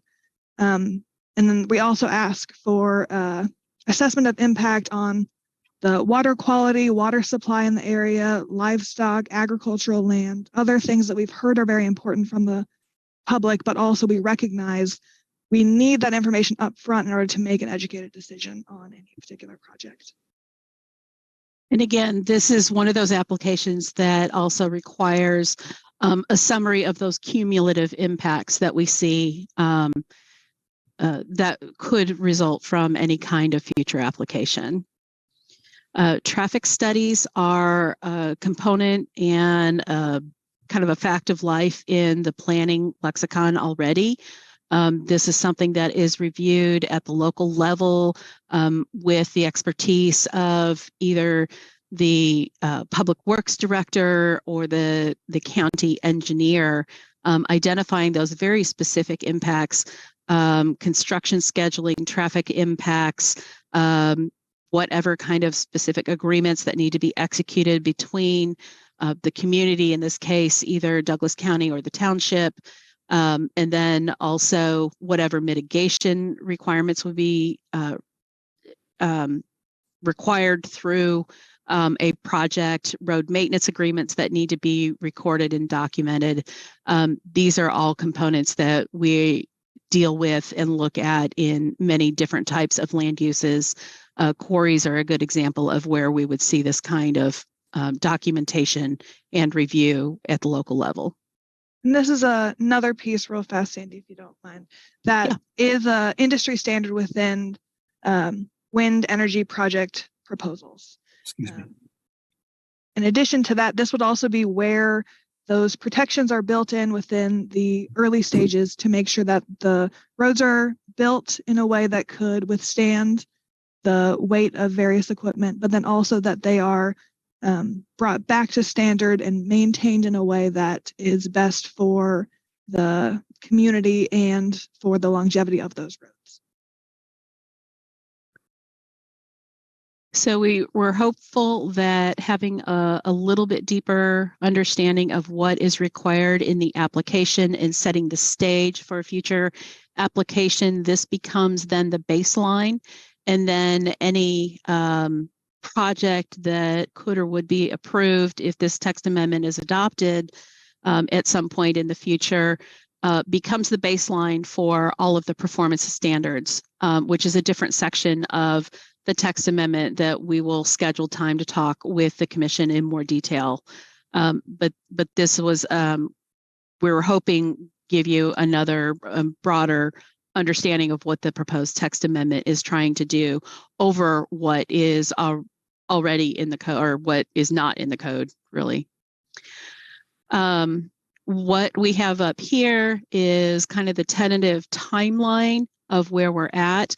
We do have another open house meeting scheduled for next week. And again, giving the additional opportunity for the public to engage with staff, to forecast their concerns, their questions. All of that information is going to be brought together and provided in a future report to the commission. You will also see that in a set of revised regulations that will come to you, that we will be working on and going over, I think, at a mid-month in March.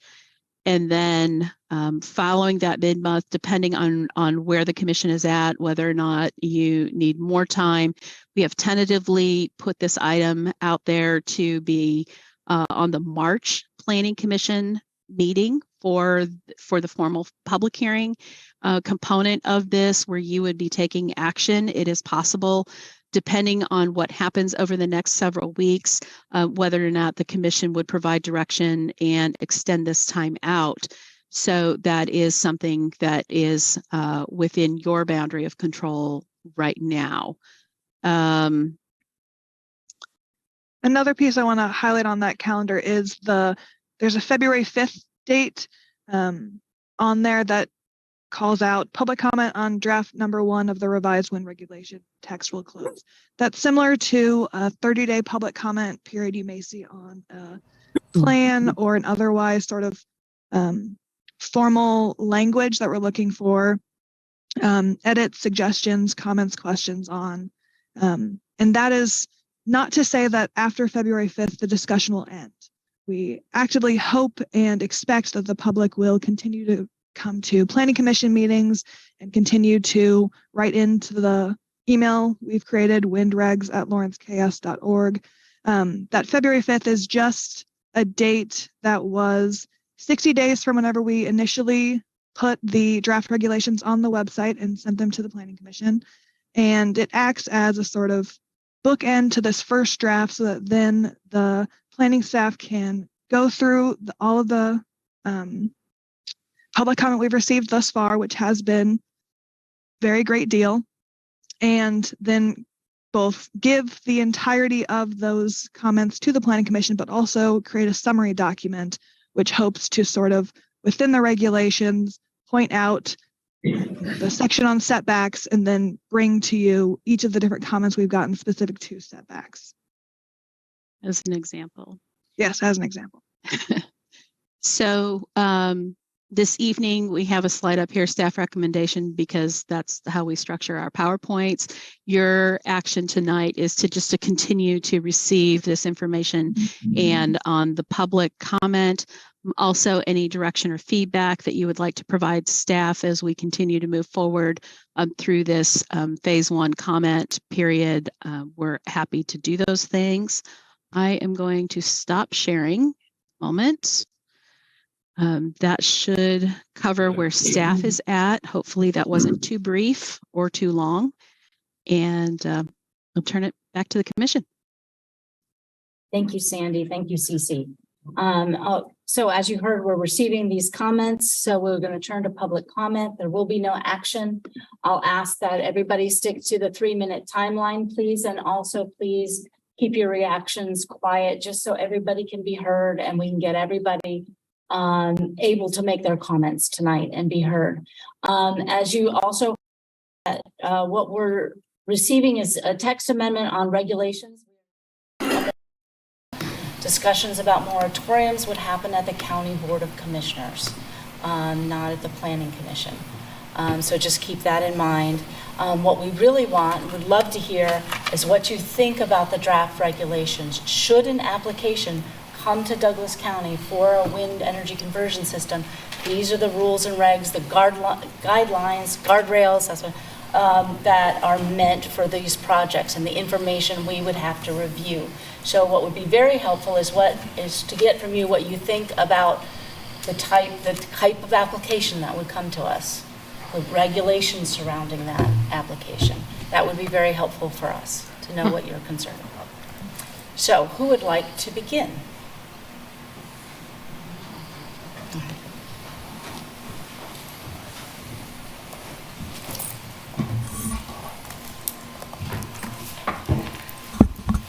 Hello, I'm Carrie Barth, and I am a state representative for District 5, so I have a good portion of the Douglas County rural area. I actually live in the area where this will impact directly. One of the things that both Cece and Sandy didn't mention, by the way, and it's nice to meet all of you too, is that everybody that was pretty much there, almost 100% of the folks were against the wind turbines 100%. That's just, they don't want them. So what you're asking us to do is to do something we're really not very excited about, which is to make the wind regulations not be so one-sided towards the energy company, to offer some protections. It's my understanding the state of Kansas has a surplus of energy. So one of the concerns I have is, why are we even doing this in Douglas County when the wind wouldn't even go to us, the energy wouldn't go to us? So I think that's a huge concern for the folks that are going to be directly impacted by the negative effects. There's been quite a few things that have been mentioned tonight that I think are and I've provided, by the way, a lot of comments on regulations that are adding to it, but there's just a lot of things also that are coming up that you guys have talked about tonight with the folks that they've brought up. And I really appreciate your concern for the agriculture land. This is a massive change to the integrity of our agriculture land. I hope you realize that. I appreciate your concern for the disposal of concrete in the ground. I don't know if you realize how much, whoa, that's close on my face up there. That's a distraction. How much concrete is going to be going into the ground on this project alone. I appreciate your concern you had for the water. The water source you brought that was talked about a lot. We're on an Osage aquifer coming through here. Everybody in this area has well water. There is a huge disturbance of these turbines and the vibrations they cause.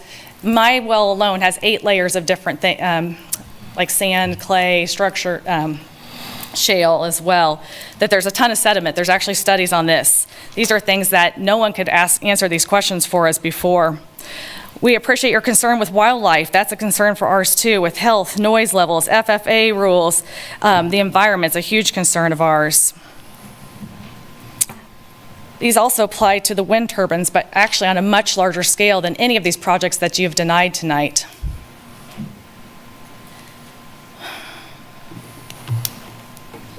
I too would like to request that we have a fresh environmental study done that's unbiased. Everything you're asking is for the energy company to supply their own data, which is really biased. I had a video I took just this weekend. I was driving, and you think about wind energy and what it's like. As I'm driving down the land, and I can send this to all of you, there is just there south of Ottawa, their Lebo, none of these turbines were working. What's the purpose of wind turbines? To work. People that drive by these every day say they don't work. So there's a lot of concerns around that too. Thank you, so Ms. I just Barr. ask you honor these same issues and the same level of interest that you had for the other folks. Thank you. Thanks. Yeah.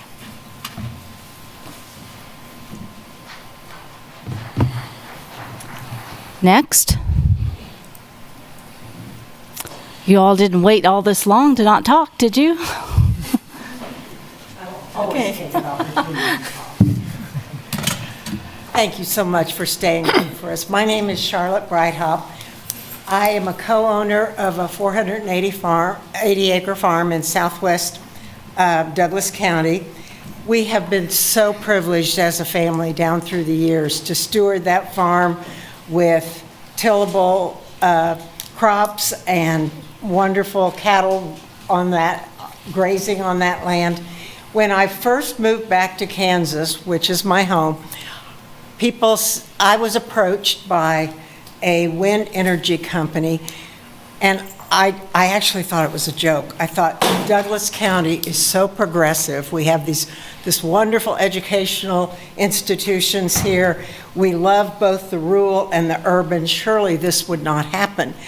And then I realized after I did some more research that this was possibly a possibility. I am a retired registered nurse. All of my nursing degrees are from the University of Kansas. I have hundreds and hundreds of questions that the representative for the company that visited my home would not and could not answer. I'm going to pick two things tonight because my biggest interest is in human health.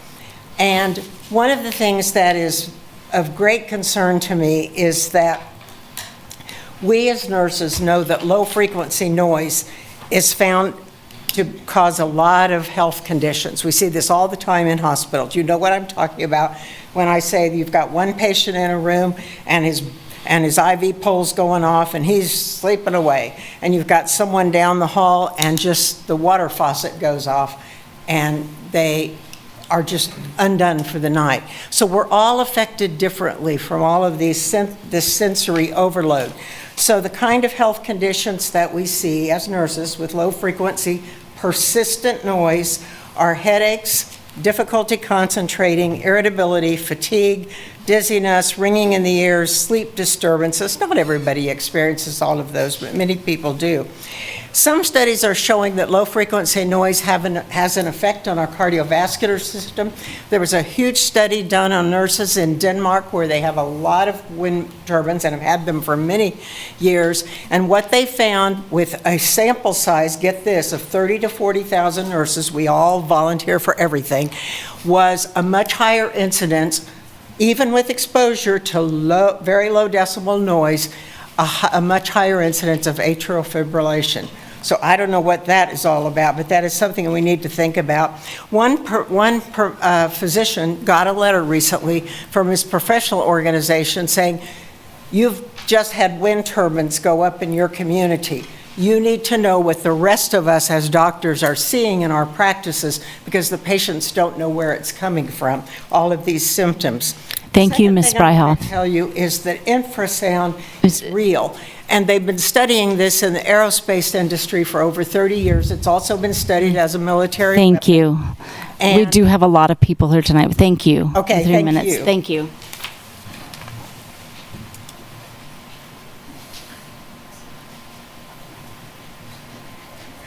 Just clean out that row back there one at a time. Okay, my name is Marcia Pohl, and I live south of Warden. And I'll just read this to you because I cannot watch that woman over there. Our ancestors came to Douglas County in 1868. They farmed, they built churches, schools, and even ran the general store at Warden. They also built a community. Peace and quiet is part of our community. Noise from wind turbines is disruptive to our peaceful way of life. Douglas County is the 5th smallest county in our state, and it's also the one with the 5th largest population. I really don't think we have room for wind turbines here. The World Health Organization recognizes wind turbine noise is a health hazard and stated, the wind industry has denied and ignored evidence directly linking wind turbines and sleep disruption, leading to negative human and animal impacts worldwide. Chronic noise contributes to cardiovascular disease, lack of sleep, hearing loss and stress, and increased in blood pressure and heart health. These are well-known impacts to communities and professionals worldwide. The Australian Senate Select Committee on Wind Turbines stated, this court established that there is a direct pathway to disease resulting from wind turbine noise. Brown County, Wisconsin Board of Health conducted a 2-year study on industrial wind technology and concluded the noise from wind turbines can cause health problems for persons in occupied structures. Industrial wind technology poses a significant health hazard. Again, Douglas County is the 5th smallest and the 5th most populated county in our state. Being so populated, wind turbine noise will make a negative impact on those who live within 15 kilometers, which is 9.32 miles of them, and that's in a study. I care about our county residents. I do not want these noisemakers and negative health structures here. Not only are they noisy, but they're an eyesore to the character of our county. At a recent meeting in Douglas County, we had people that were stood up and would talk about, their concerns.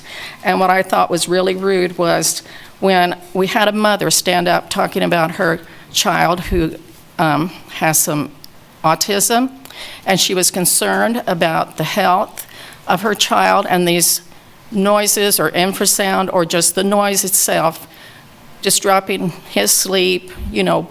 There's a lot of kids with autism, and there's other people that just, can't take that noise. Well, anyway, she was talking about that, and she was talking about the sleep disruption, and one of the wind company people said, take a sleeping pill. You'll sleep.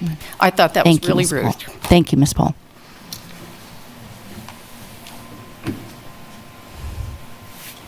Someone else from that row? Next row up, please. I'm not an expert. Oh, my name is Richard May, retired physician. I'm not an engineer. I have a lot of time. I go on Google, look at national and international standards for wind turbines. And this is a fairly well-developed science. And the numbers internationally do not match what you guys are promoting here. Some simple things, or maybe a guide, if you could come up with a definition of how many acres per wind turbine. Second thing is how many landowners actually own that many acres of land. Third idea, repeating, there are national and international standards for wind turbines. One thing I read suggests to have offshore turbines, you should be 10 to 15 miles off the coast, and that's far enough that it doesn't bother the vacationers. And that's far different than 1,500 feet. Another standard is an idea that turbines should not be placed closer to another turbine by about 15 times the diameter of the turbine blades. So if you have a 300-foot turbine, that's 1,500 feet just to be closer to another turbine. there's got to be best practices not dependent on the energy industry for all this stuff. It's got to be easy to find. I found a fair amount of this stuff. It's not necessarily peer reviewed. It's not necessarily engineering quality numbers. There's rough numbers on this stuff, and we're way out of line on that. Way, way out of line. I would feel better if you, as part of these guidelines, said these are areas that we cannot put turbines. Maybe the football stadium, maybe, I'm teasing, Clinton Lake for several miles around that. But until you have an idea of minimum acreages to have one, and automatic exclusion areas that no one gets to have a turbine there. Thank you, Mr. May. You're welcome. If they really wanted to build them, let them buy the land. Thank you.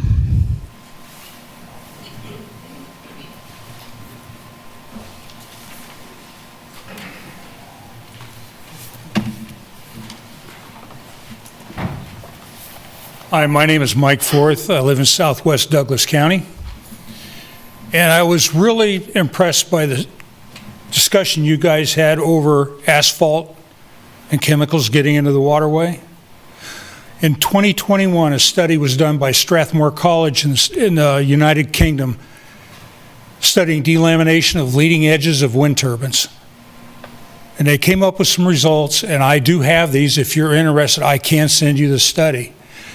But the results were that these wind turbines shed anywhere from 4 to 8 pounds of material per year. That's glass fibers. That's the material holding the glass fibers together. That's the coating that's supposed to protect the blades. Now we're looking at maybe 100, 200 windmills. That's a substantial amount of stuff. 33% of that material is BPAs, microplastics. Wind turbines put out a 3-mile turbulence behind them. So no matter where you put them, it's going to end up in the Wakarusa watershed. It's going to end up in Lake Clinton. What does BPA do? It affects the endocrine system. You're looking at increased rates of testicular cancer, increased rates of breast cancer, and these are all documented. And there's isocyanates that are in the coatings that they put on the outside of the blades to protect it. Isocyanate is a known carcinogen. So this is something we have to continue. This isn't just southwest Douglas County. This is all of Douglas County. These are our children, our mothers, our fathers, our grandchildren here in Lawrence. And this is not something that's going to be present right away. It takes a while for these chemicals to accumulate, to transfer down into the watershed, to get into Lake Clinton, but it will happen. And then we've got a Superfund site. Current water technology in Lawrence does not test for BPAs, and they have no way to treat the water for BPAs. So if you want to take that route, you're still going to have to put a substantial amount of money into your water treatment facility and testing. BPAs can also be absorbed by the skin. So you got people going into Lake Clinton, you got people going to Lone Star Lake, and BPAs can be absorbed through the skin. This is an ecological nightmare looking for a place to happen. Don't make it Lawrence. Thank you. Thank you. Let's let the next person speak, please.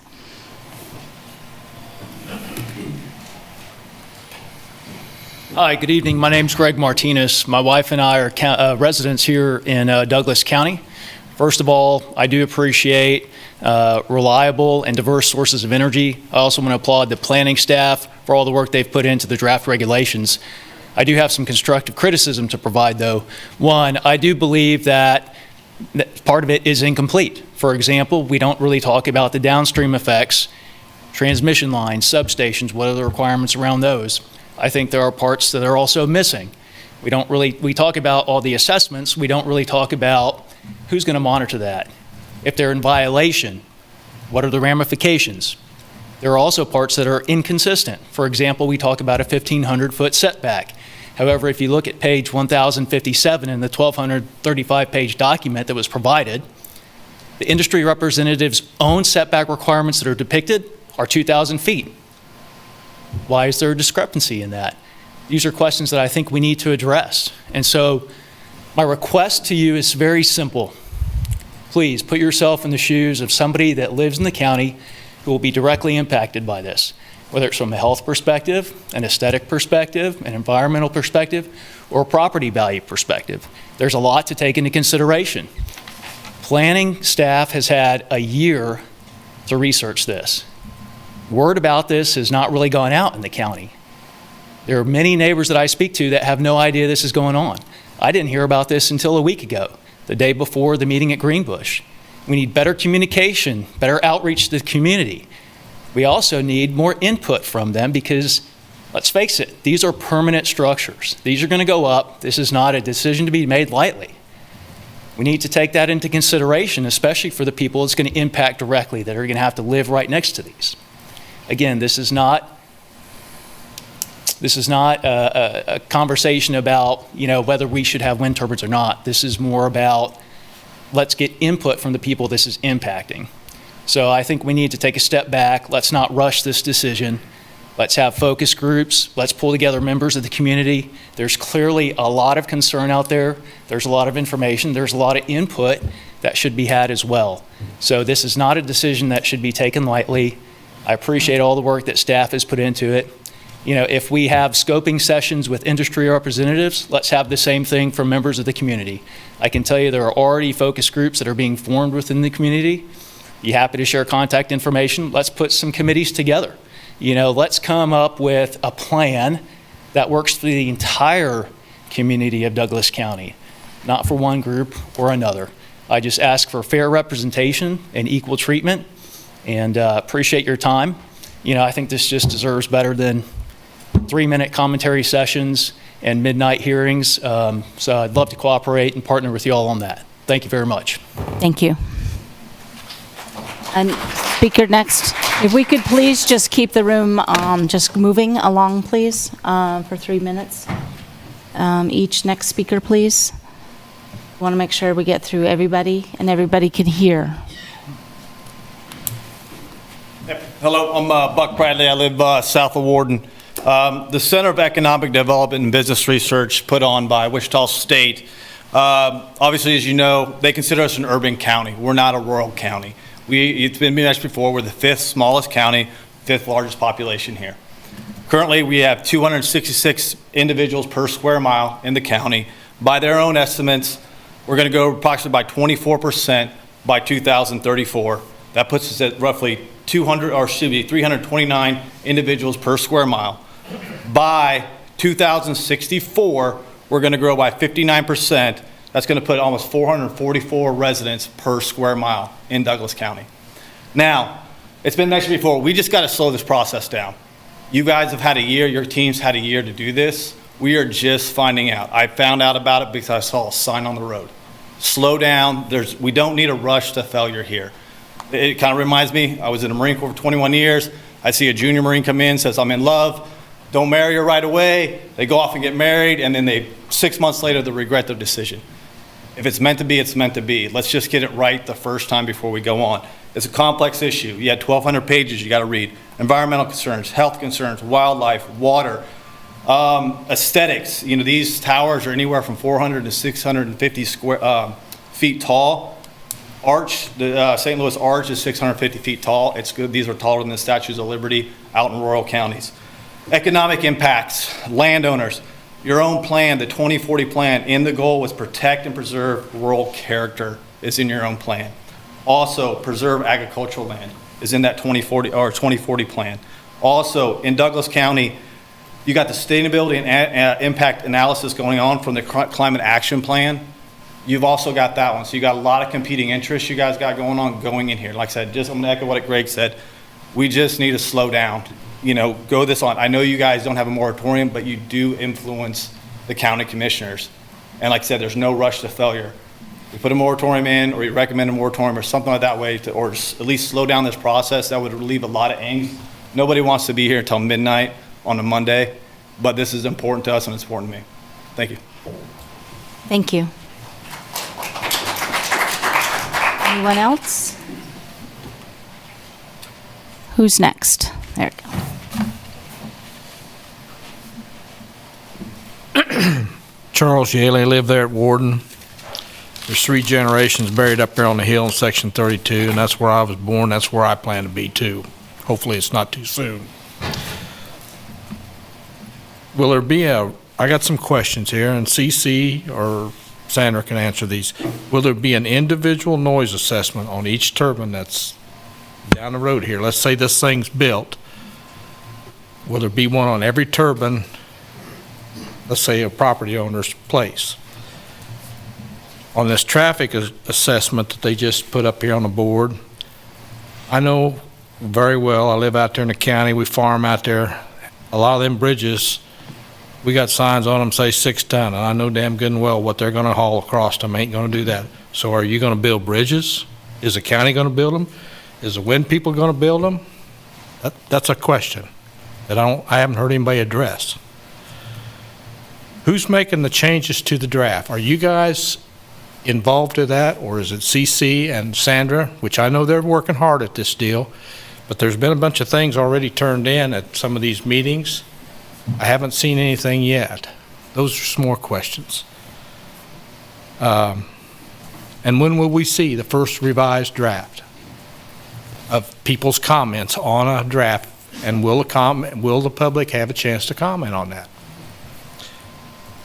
Personally, I'd like to see these setbacks pushed back to about 3,000 feet from the right-of-way of the road to a turbine, the right-of-way, or from the property line of the turbine owner, also from the non-participating dwelling and property lines of those people, 3,000 feet.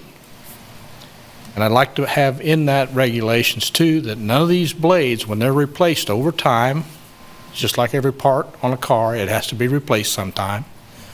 I don't want them landfilled on site. They can go to a registered landfill. I'm sure there's some here, maybe up here at Hams up in the quarry here. I'm talking about up in Jefferson County. They won't be in Douglas County. But I'm talking about a federally regulated KDHE landfill. I don't want them landfilled on site if that's what's going to be.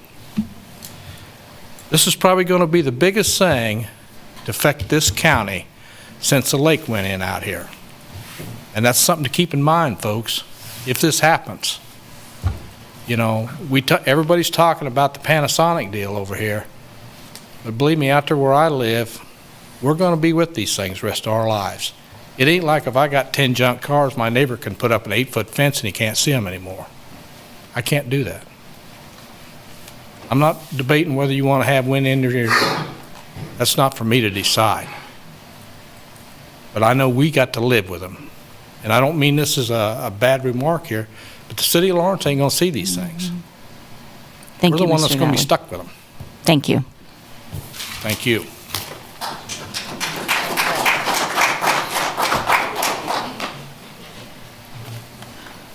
Anybody else behind that column? Madam Chair, we may need to hold a minute. We just dropped off the Zoom meeting. I'm sorry? We may need to hold for a minute. The Zoom meeting seems to have dropped off on us there. Oh, okay. Kurt, you still got it? It's still spinning on this. So is this the time we order pizza We'll just hold off for a minute. For those of you in the outer chamber there, we've lost the Zoom meeting, so we're trying to get it back.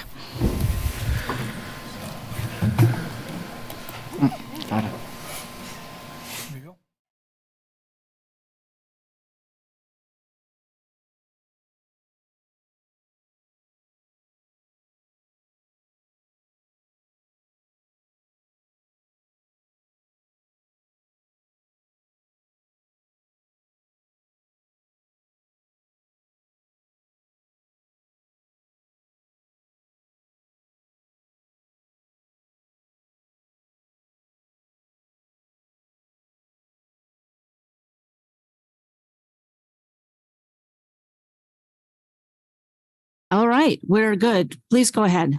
Okay. Hi, my name is Nolan Packard. I live in Southwest Douglas County. I submitted an email today with my concerns over the proposed regulations. These regulations, as is, fenceless. And I'd like to address a few of those concerns. On page 5, the CUP process.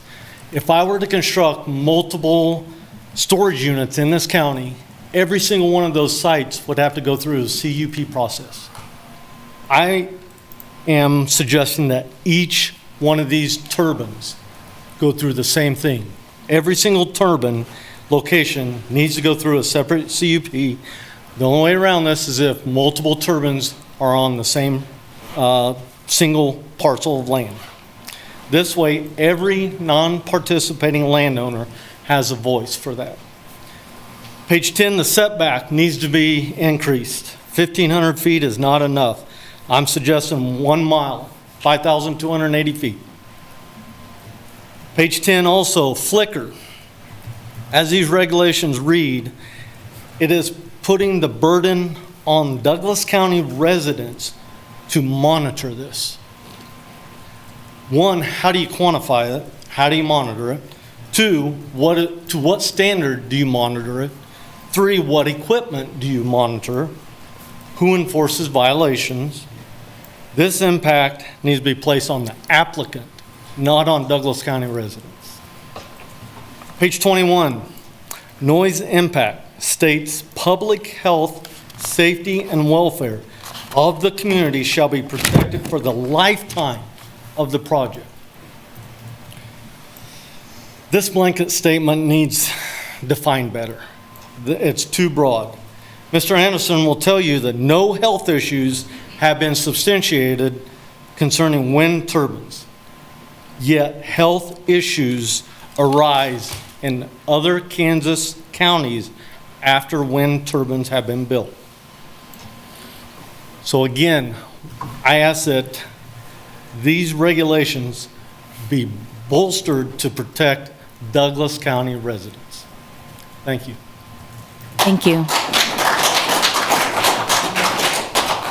Love those specific comments on this, so thank you. Yeah, my name is Tim Horn. I live down in Southwest Douglas County. I'm also the Willow Springs trustee. We talk a lot about the height of these things and everything. What about the depth? I've got neighbors that's got 45-foot wells where they hit their water. Are they going to be driving or drilling piers down and pouring 20 feet of concrete down into the ground? I mean, we got to talk about our water tables. My well's is 92 feet deep. There's thousands of wells down there that the communities depend on. Not only does Overbrook and Franklin County depend on a lot of wells. I got 6 wells down the road from me that go to Franklin County. And nobody seems to be too concerned about that. But a water issue is huge when you start talking the depth, because these towers are 500 feet tall. They're going to have a pretty good base under them to keep them upright. So we need to really consider not only the height, but the depth of what we're putting into the ground and how they're doing it. Thank you. Thank you.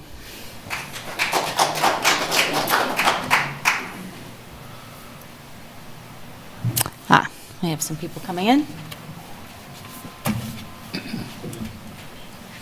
Hello, my name is Kyra Martinez. First off, I just had a question. You all talked about that you don't have the authority to create a moratorium, which I understand, you're just an advisory board. But so my question is, how do we as the public start that process if that's something that we would like, which I believe we all do? So does it even start at the Planning Commission? Do you actually make a recommendation to the County Commission, or no, we just completely bypass you, we go directly to the County Commission? So that's my question. We'll review that process at the end of the public comment. Okay. We'll review Great. that one more time. Thank you. And then everybody's already reiterated, but just to where I think we as the public would like more time. I understand that the average time for public comment is only 30 days, and that we've been given 60 days, which seems like a lot of time, but as people have stated, we're just finding out about this. We need a lot more time. That is a major, major request, more time. What that sufficient time is, I don't know. I would say at least a year. I understand that city staff has been working on this for a whole year, so I feel the public should get the equivalent to review it. The agenda item tonight is over 1,200 pages. I guarantee you that nobody has had time to read all of that. There were 6 items on the agenda tonight. This is just one of 6. We're here at what, 12:30, midnight? I get it. Everyone's tired. But bottom line, this is clearly evident. This needs a lot more time. And I don't know if the developer has been given an opportunity to have any study sessions with the Planning Commission, but if so, I would request that the public gets the same respect, that we get the opportunity to have multiple study sessions with Planning Commission. I understand we are allowed to speak to planning staff. We had a meeting at Greenbush. We will have an open house on the 30th, but this is our first time to speak to the Planning Commission, and I get only 3 minutes. So I would like to have study sessions with the Planning Commission, maybe multiple sessions, and I'd also like to have focus groups created to where we can understand what's happening, we can present to you our findings, and be given the same respect as the developer. Thank you. Thank you.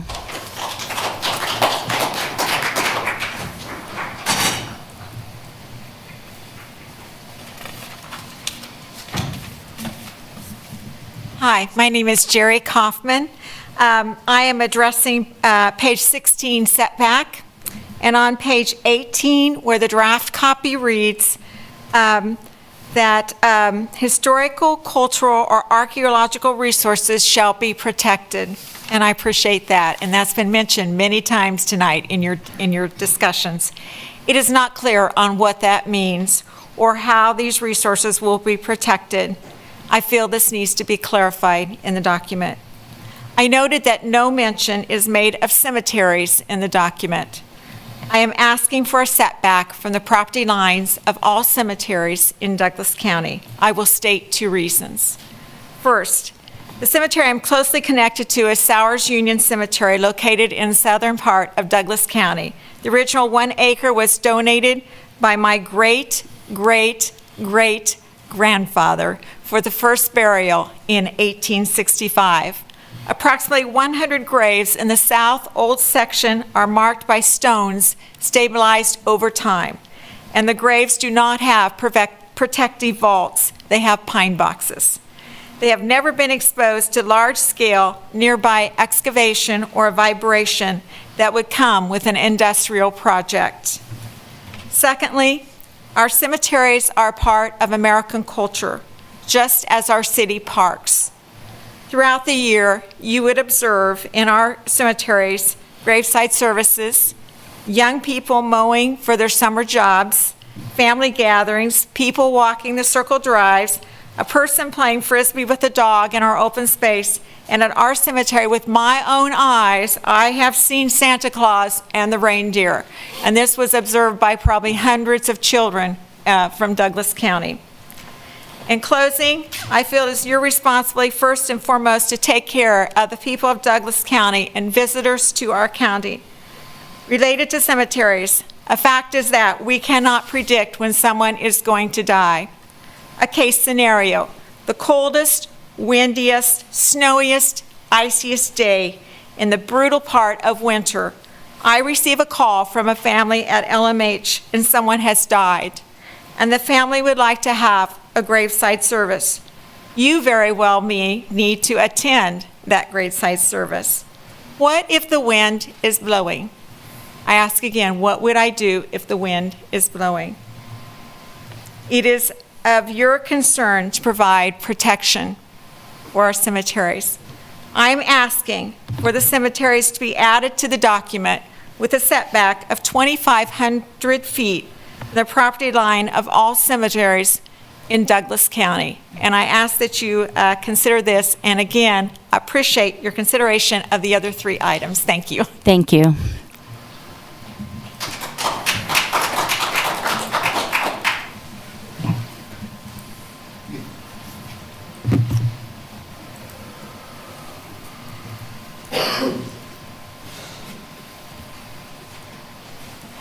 brief because everybody's already outlined such great things that I hope you take in consideration. I sent an email this morning. Could you state your name, please? Oh, I'm sorry, Lori Shuck. I sent an email this morning, and there's some things I put in that'll make me cry if I try to do it in front of you, so I thought it was best in an email. You don't want that either. My wheelhouse is farmers and farms. The integrity of ag land in Douglas County is something I've heard before. I had some friends that wanted to divide and sell property, and they were told, no, we want to preserve the integrity of agricultural land in Douglas County. I think the windmill project goes completely against the integrity of the farmland in Douglas County. We have 998 farms here. So far, as I've researched it, I've only found 40 have signed leases out of 998. So those 998 are producing $65,867,000 worth of crops. Number one being here is soybeans, corn, and wheat. Soybeans are the big one in Douglas County. Wheat's a little further out west. Most farms are, just a few of them are 1,000 acres or over 500 acres. Some of them are just 1 to 40 acres. And they do a lot of organic vegetables, lavender. We have a lot of different things. I hate to see this interfere with the way a lot of us make our living or supplement our incomes. In my case, it's cows, hay ground, and pasture. And those things don't do well under wind turbines. Please give it a lot of consideration. Maybe give the non-participating landowners at least a mile setback. And if they're participating, you've got several together, I'll throw a bone out there. You can put 500 on their land. If they want to do this, that's great. But if people don't want to do it, they talk about decimal points, and I don't understand why I have to hear any decimal points when I'm used to peace and quiet. So thank you for your time. I appreciate your hard work.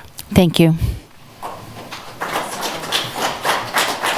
All right.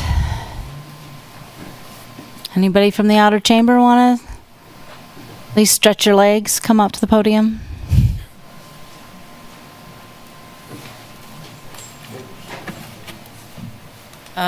Debbie Yarnell, and I'm over more towards the Baldwin side of things. So I'm going to piggyback off of what Mike Forth was talking about on the environmental impact. The wind turbine blades are manufactured with coatings of industrial chemicals of polycarbonate plastics and epoxy resins. When exposed to extreme weather elements of Kansas summers, hail, and UV rays over time, the breakdown of the wind turbine blade coatings shed broken particles of bisphenol A, widely called BPA, blowing into our soils and waterways. Breastcancer.org outlines how to minimize human exposure to this health hazard. For this very reason, wind turbine blades should either be required to be manufactured with other non-hazardous substrates or not allowed to be erected in Douglas County at all. And on the subject of setbacks, due to the distance of ice throws, the strobe light effect of so-called flickers, and the noise pollution to humans and wildlife, if our elected leaders must allow these unsustainable, 70% inefficient, obtrusive eyesores spoiling the Kansas Don't Spoil It landscape, which violates 5 of the Douglas County initiatives, and setbacks of a minimum of 1 mile are in respectable order. Out my way is where probably, which is why I'm standing here, the high voltage transmission lines could come. All of the landowners in the path of high voltage transmission lines on the south and east corridor will not get to choose to be a participant landowner, nor will we get to choose to be a non-participant landowner. The Kansas Corporation Commission will grant cutting across and through our properties by eminent domain. Unfair. Thank you. Thank you.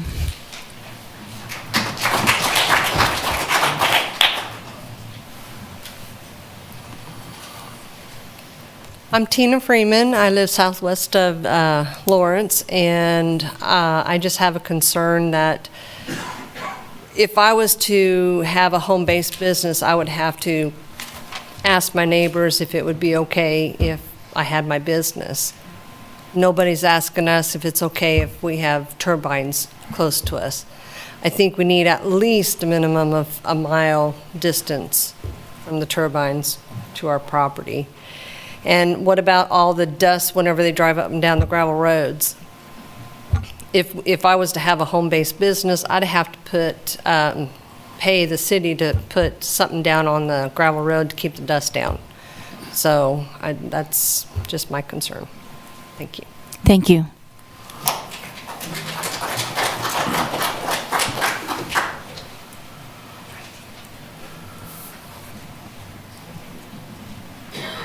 I've been scribbling so much, I hope I can read.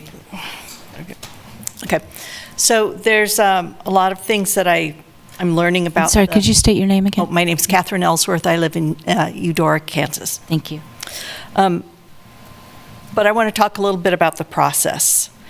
In the comment sections of articles about these wind regulations meetings, you often hear the term NIMBY, N-I-M-B-Y, used disparagingly to refer to rural residents who are concerned about the utility-scale wind facilities planned near their farms. NIMBY, not in my backyard, is particularly cynical coming from Lawrence residents, people who are protected by much more stringent zoning than the vague and malleable ordinances that rural folks live with.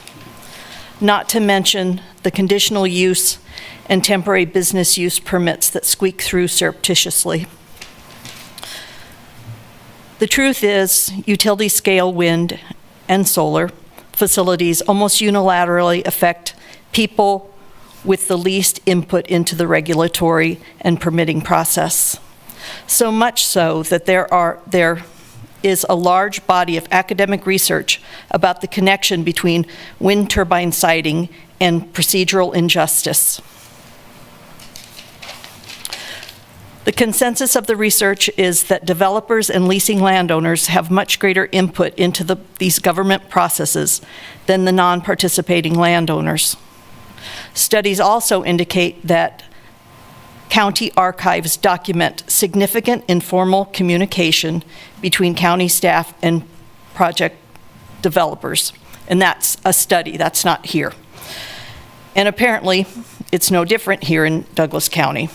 Just looking at the agenda for tonight, you'll see back and forth between Douglas County and NextEra, the indisputable project applicant for both the wind and solar projects, we all know that, as well as disproportionate input from landowners who have committed to NextEra leases. In the emails, let's see, sorry.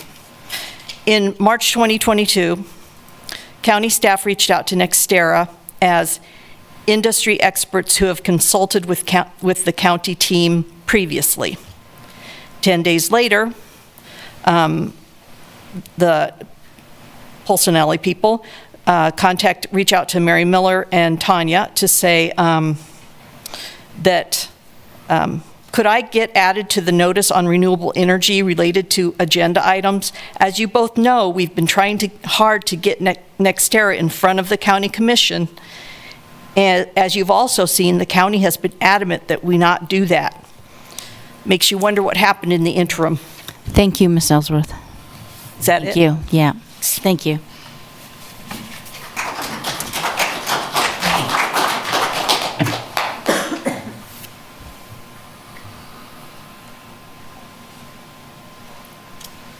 Oh, here we go. A couple people coming out. I wasn't going to talk.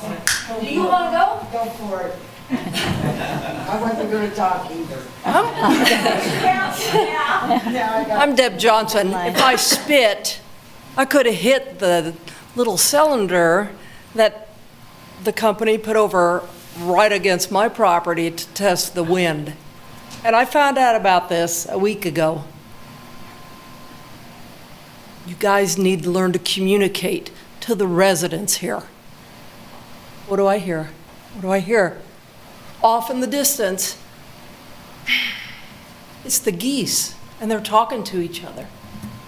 And you know what? They're coming to my little pond. We have a watershed lake. That's where they winter over. And they're getting louder and louder. Quiet in the V, but talking to each other. Bam! She hits the ground. She tumbles. She tumbles. It's cold. It's frozen. She looks at her wing. It's not hardly attached. What happened to her? What happened to her? Her mate looks back. He goes back. He lands on the cold ground. Get up. There's our lake. It's just across the road. There's our lake. Get up. Terror in her eyes, pain through her body. Should have known what happened. Thump, thump, thump. He stays with her through the night. Get up. Get up. Our home is right there. We can raise our family every year. I have a pair, raise a family down on that lake. She dies in the night. Sun rises and he waits. They mate for life. He waits. Get up. It's right there. You all need to really think very, very hard and clearly. These are a lot of smart people with a lot of great information. Everybody wants to be green, and there's nobody greener than somebody who lives in the county. We're good stewards of the land. We're good stewards of the animal and of each other. We take care of it. We don't want to be railroaded. We don't want to be told what's best for us because some company's making a buck.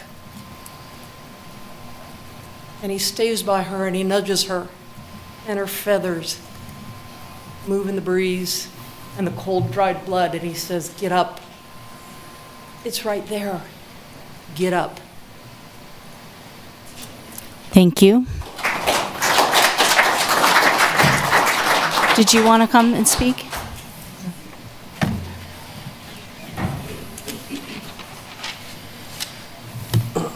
Yes, my name is Lois Ardall, and I live in Southwest Douglas, and I live on 5 acres.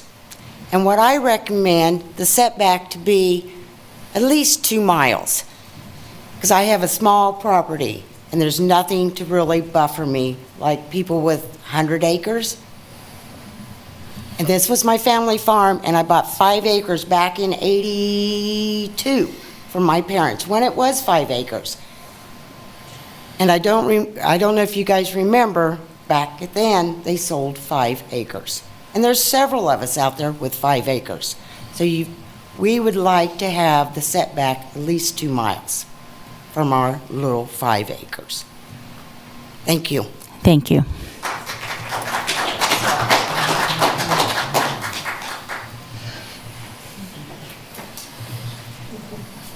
Good night, good evening. What is it right now? Who knows? Thank you guys for staying. Thank all you guys for staying. There's passion in this room. Can you state your name, please? Rob Harris. Thank you. I live between Warden and Lone Star, right smack in the middle. I was really impressed with the dialogue from these two gentlemen on the landfill issues, about appreciating participation and really having a sense of feeling the pain and feeling the how much they love their land. I'm telling you, everybody here, almost without exception, loves rural Douglas County. 2 points that I want to just make, and it's been said several times, but I just don't think it's maybe sinking in. It just really hit me hard, is we are 105 on our counties. We're 105 in size. One being the most populated. I mean, I'm sorry, not the most populated, the largest. We're 105, but on population, we're number 5. The 5th most populated, the 5th smallest county. We have no room for windmills. We can make this real easy, guys. Real simple. Thank you. Thank you.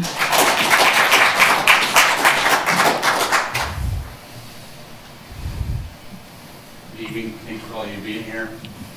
My name's Danny Fox. I just want to make two real quick points. The only discouraging factor I have about the turbines, whatever, is that we don't profit off of them. Usually almost everything goes out of state. You know, it'd be nice to see some of that come back, you know, if this does happen. I hope it doesn't. You know, that's just my comment. The other issue I had was, you know, who's going to take care of the infrastructure besides the wind turbines that are up? You know, is there anything written in the deal that they have to support, you know, power lines and, you know, substations and all that? So, thank you. Thank you.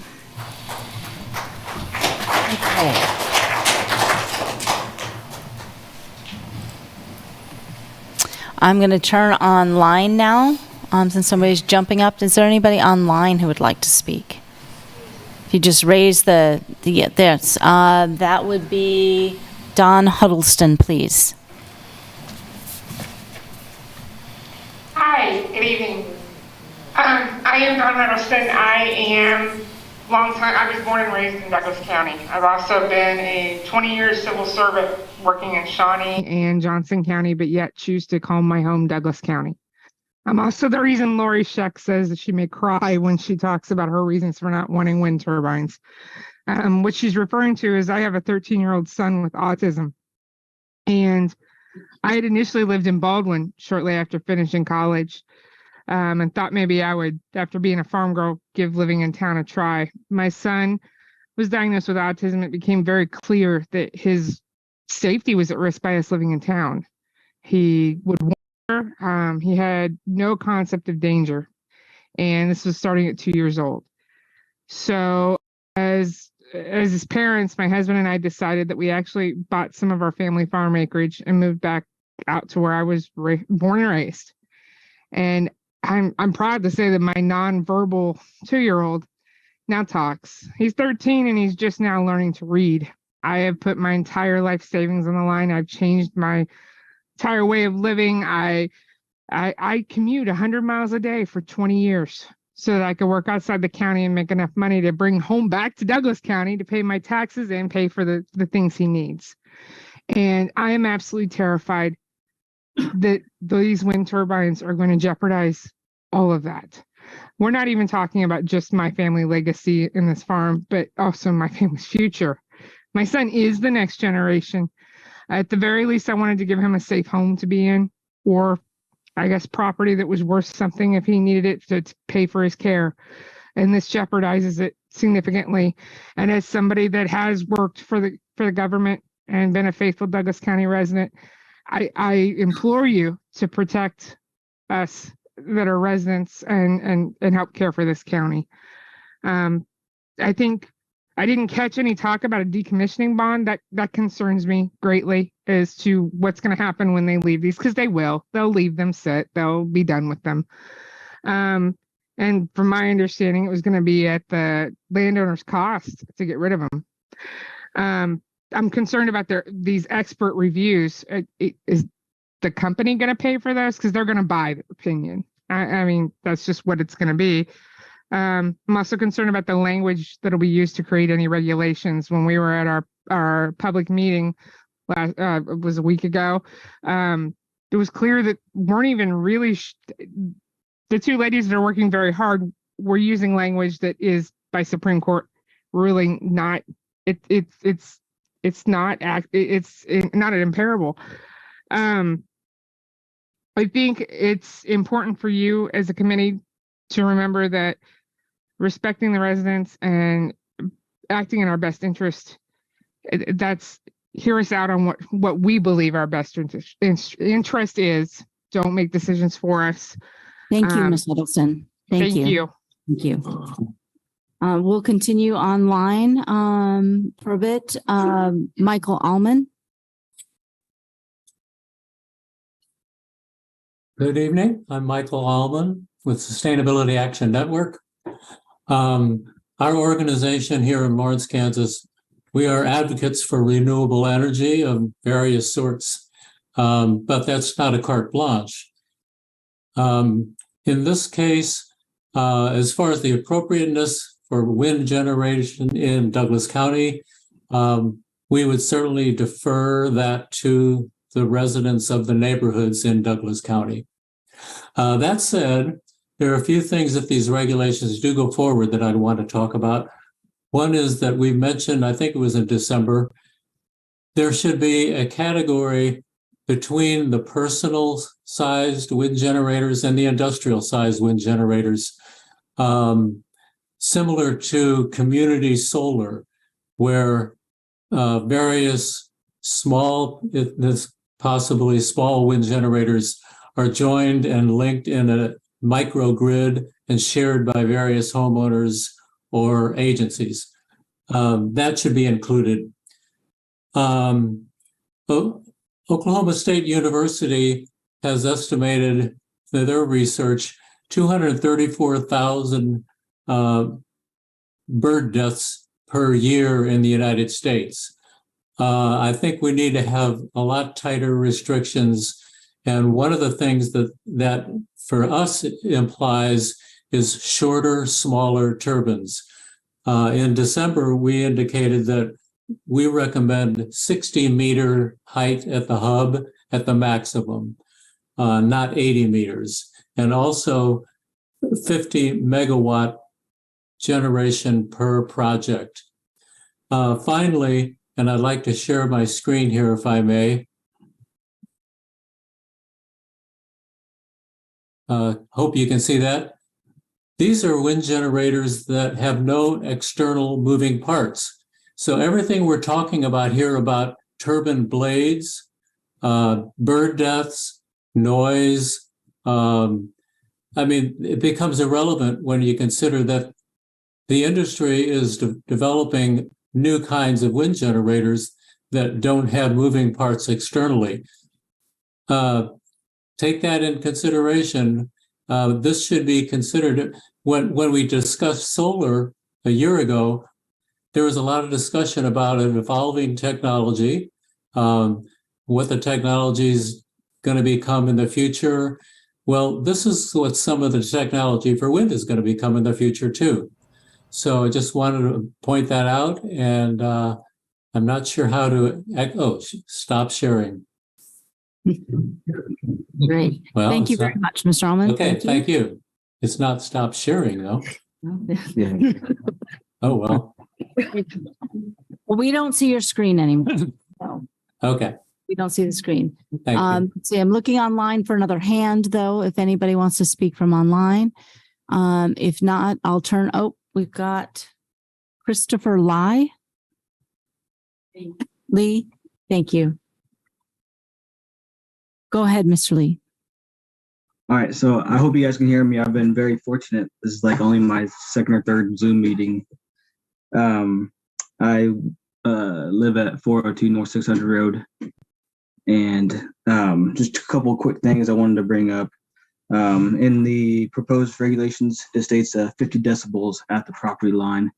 And they had they said 50 decibels was similar to a dishwasher. Now, as a plumber, I know what a dishwasher sounds like.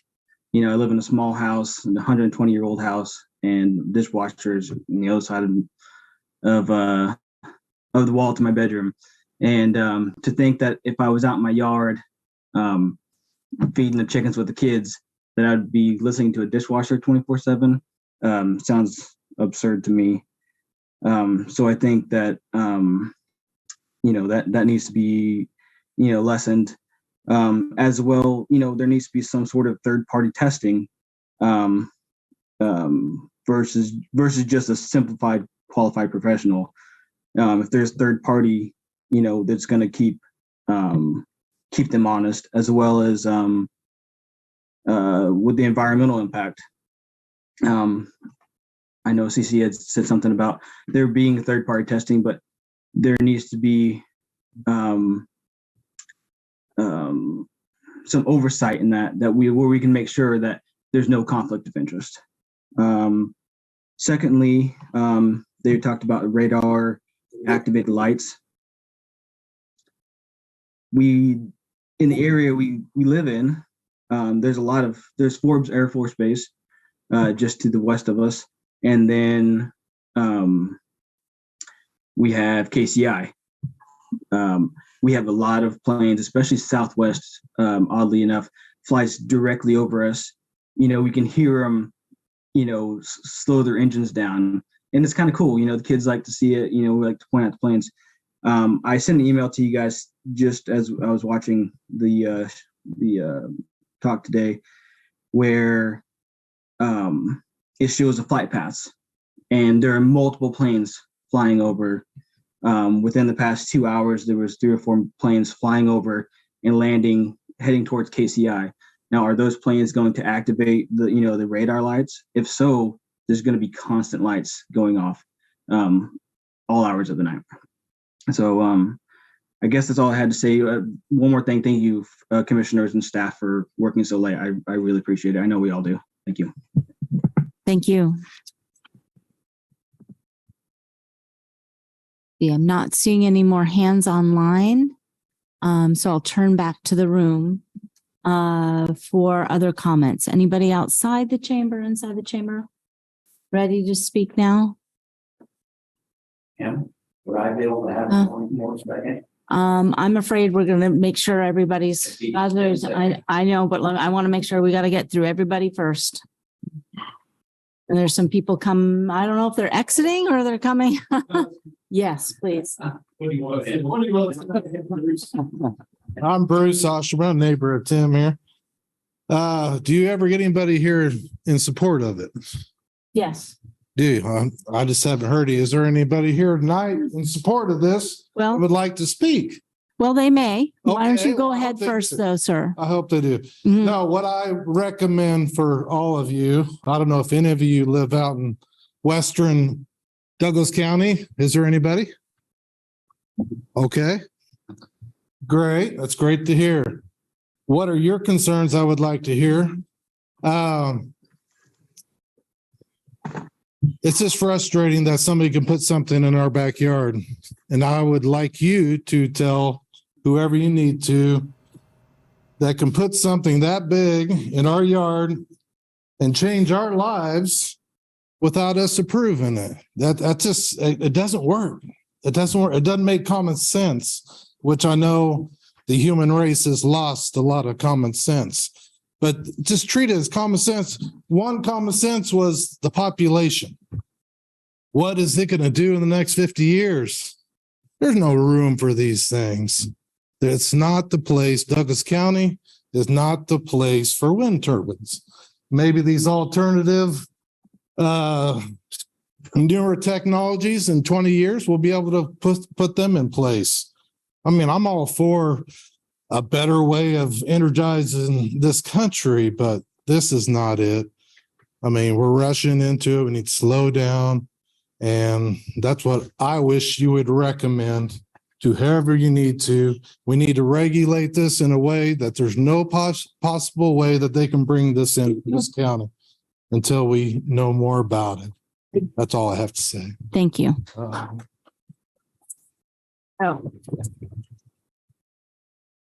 Other comments, other people? Anybody out of the chamber? I don't see any more hands raised online. Anybody in the outer chamber wish to speak? Anybody here wish to speak in this chamber that has not already spoken? Nope. Okay.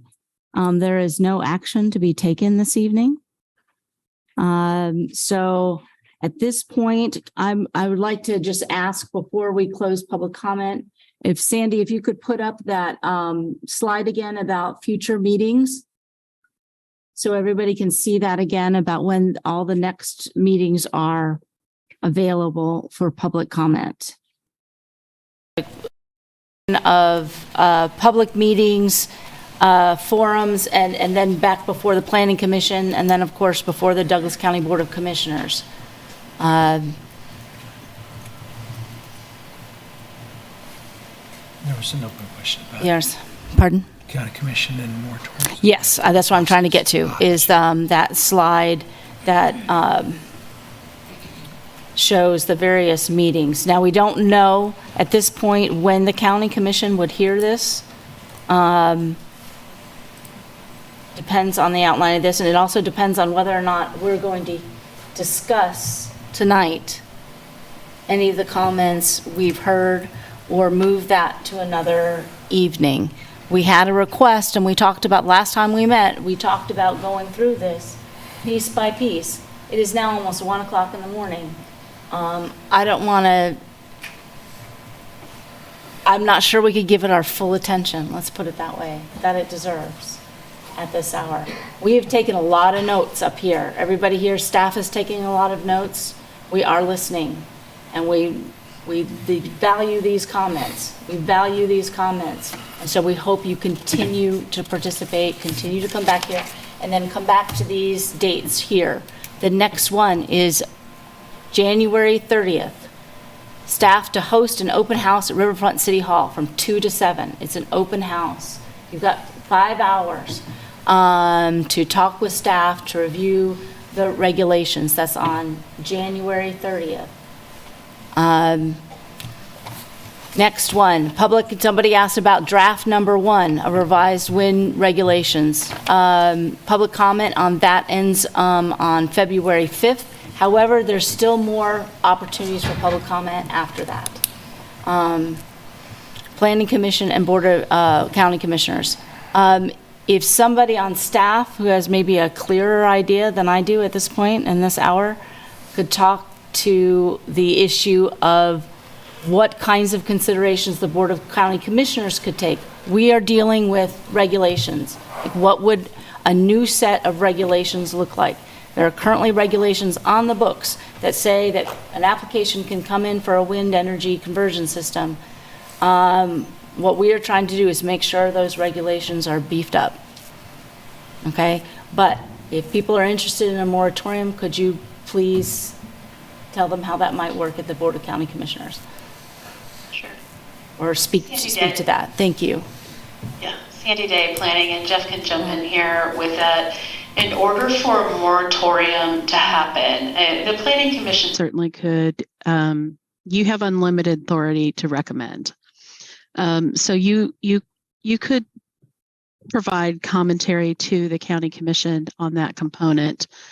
The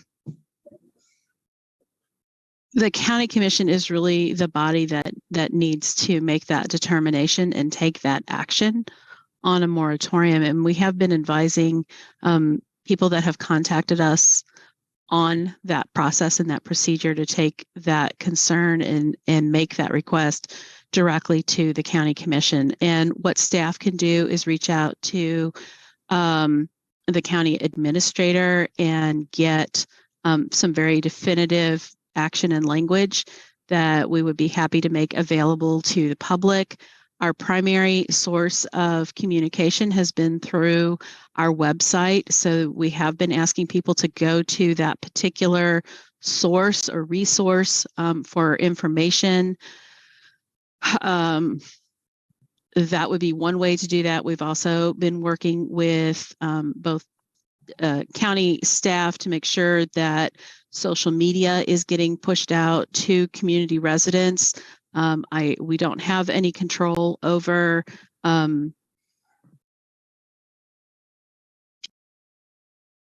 paper articles that have popped up in different media outlets, in addition to the social media contact that staff is doing. So from the moratorium side, I'd be happy to make that commitment to get a very definitive process and get that listed for the community. We could make it a document that we could print, make it available here at the Riverfront office, make it available at the county zoning office if somebody wants a printed copy, and then also keep that information available on the website. But it is in the hands of the elected officials as far as the moratorium goes. Thank you, Sandy. Is there anybody who wishes on the commission tonight to discuss further the draft regulations? And if not, I need to turn to Jeff and ask what the ramifications of not, there's another opportunity for the Planning Commission to discuss the regulations that have been presented to us. Yes, we could definitely modify the timeline, bring it back to you at another meeting that is not gone into the next day. and figure that out. So you have time to have those discussions. So we can modify that timeline to accommodate. Okay, and would that be would that be a public meeting as well? And this venue or another, like It'd be one of our mid-months or something? I would envision a session like this where you'd have the ability to question and have the dialogue and then have it available on the different media streams and have it in public. Okay. Would Great, would there be a benefit in doing something like we did with solar to get 3 or 4 commissioners to make a pass through the regs, make a pass through the notes that have been taken? And Well, the request has been made by the Commissioner Thomas for all of us to kind of do that as a group at this meeting that Jeff has just spoken of. I remember that. I'm just asking again because we're a month away and we're still in the same spot. So I'm just wondering that approach seemed to work well in solar. I'm just offering it up. Yeah, I personally, my opinion is I don't think we're going to get the level of detail that not only is already included, but has been exempt and it has been added to from these public comments. I think, I'm not sure a group of 4 of us getting together to bringing it to here would add much. That's my opinion on that. Timelines As another change. person from the solar I'm just group. going to say timelines change. Yeah. I mean, what we did on that is we did put in the time we needed, and if we need an additional meeting, we'll have additional meetings because that's built into the current schedule now. Well, which is what we will have an additional Right. meeting. I mean, so we can, and we're going to add wherever you can add it in. I know we've had this conversation before about going to our Wednesday night from a Monday night and how that poses problems with notice and all that. So we have to go to the next month to discuss and then have public comment again. You can carry an item over to another night, if I remember correctly. And I'm a little fuzzy on the details at this moment. At this point in the day, I have to look in the detail a little bit more, but I believe you can carry over. The only issue would be is that people would have to come back for that item, and most times it would also not give you time to process or digest the information you've heard. It would also not give staff any time to be able to do anything with that information, so that would be the only kind of knowledge on that one. Typically, you could do a situation like we did with some of those other cases where if we had all of your cases on one night and then had your Monday night go into a session like this, kind of more of a discussion, more of a conversation like that one, but that's more dependent upon the applications that the office is receiving, so we still have to process those through, but that's a possibility. It's very similar to what we did with the comprehensive plan, but just kind of had your Mondays focused on that topic and then the rest of your business was on Wednesday. I would like to recommend we try to do that as much as possible because it's really difficult. Like when we finally do get down, I mean, when I work on something, I want to be focused on that, something like this, and we're wordsmithing or not wordsmithing, but like we're really trying to get to the nitty gritty. And I think it's difficult to do that if we've got 4 other things we're thinking about and then we get out our notes on the wind regulations. So it'd be nice to just know that we're starting with that and that's our focus for that night. If possible, I get the fact that it might not be possible, but it's just, I'd rather do a 6-hour session on that than try to cram in a whole bunch of other stuff. So I would just, and I also would like to say, I think one thing that we heard over and over was no need to rush this. People have comments, people want us to take this into consideration, and I'd much rather push the timeline back so that the process gets to play itself out than trying to rush what we've already decided that we think we need to do to look at this. So I would be in favor of doing what we need to do and making the time to do it, even if it pushes the timeline back a bit. Well, if we don't discuss it tonight, I mean, we will be adding that extra timeline. We're unless we want to stay here till 3 and discuss this among each other in our adult brains, right? So we will be adding that timeline. We will be adding that time. So it's just a matter of when, fitting that into the schedule, but we will. Let us take a look at the schedules and kind of forecast out what we're seeing and see if we can't make some modifications and have that kind of updated as we go forward. Okay. I'd also like to make one other comment on a different topic before we end, if that's okay. Different than, No, it's on this, but it's about the moratorium and some of that. It's not about when we're going to get together. okay, no, please, go ahead, if it's on the topic. I just would like to say, it's two different processes. So there's the moratorium, and that's a great thing to do, but whether that goes forward or doesn't go forward, it's really important that everybody, all these concerns are somehow represented in the actual text. So comments on the text and how to make the text of the regulations represent your values is very important, because we already have wind regulations. We're just working to work on the ones we already have. So wind is allowed in Douglas County at the moment. An application can come forward, and so you can work on trying to get a moratorium. That's fantastic. But these concerns need to be represented in the governing documents in case that doesn't happen. So just make sure that you're working, if this is important to you, that you're working on both issues.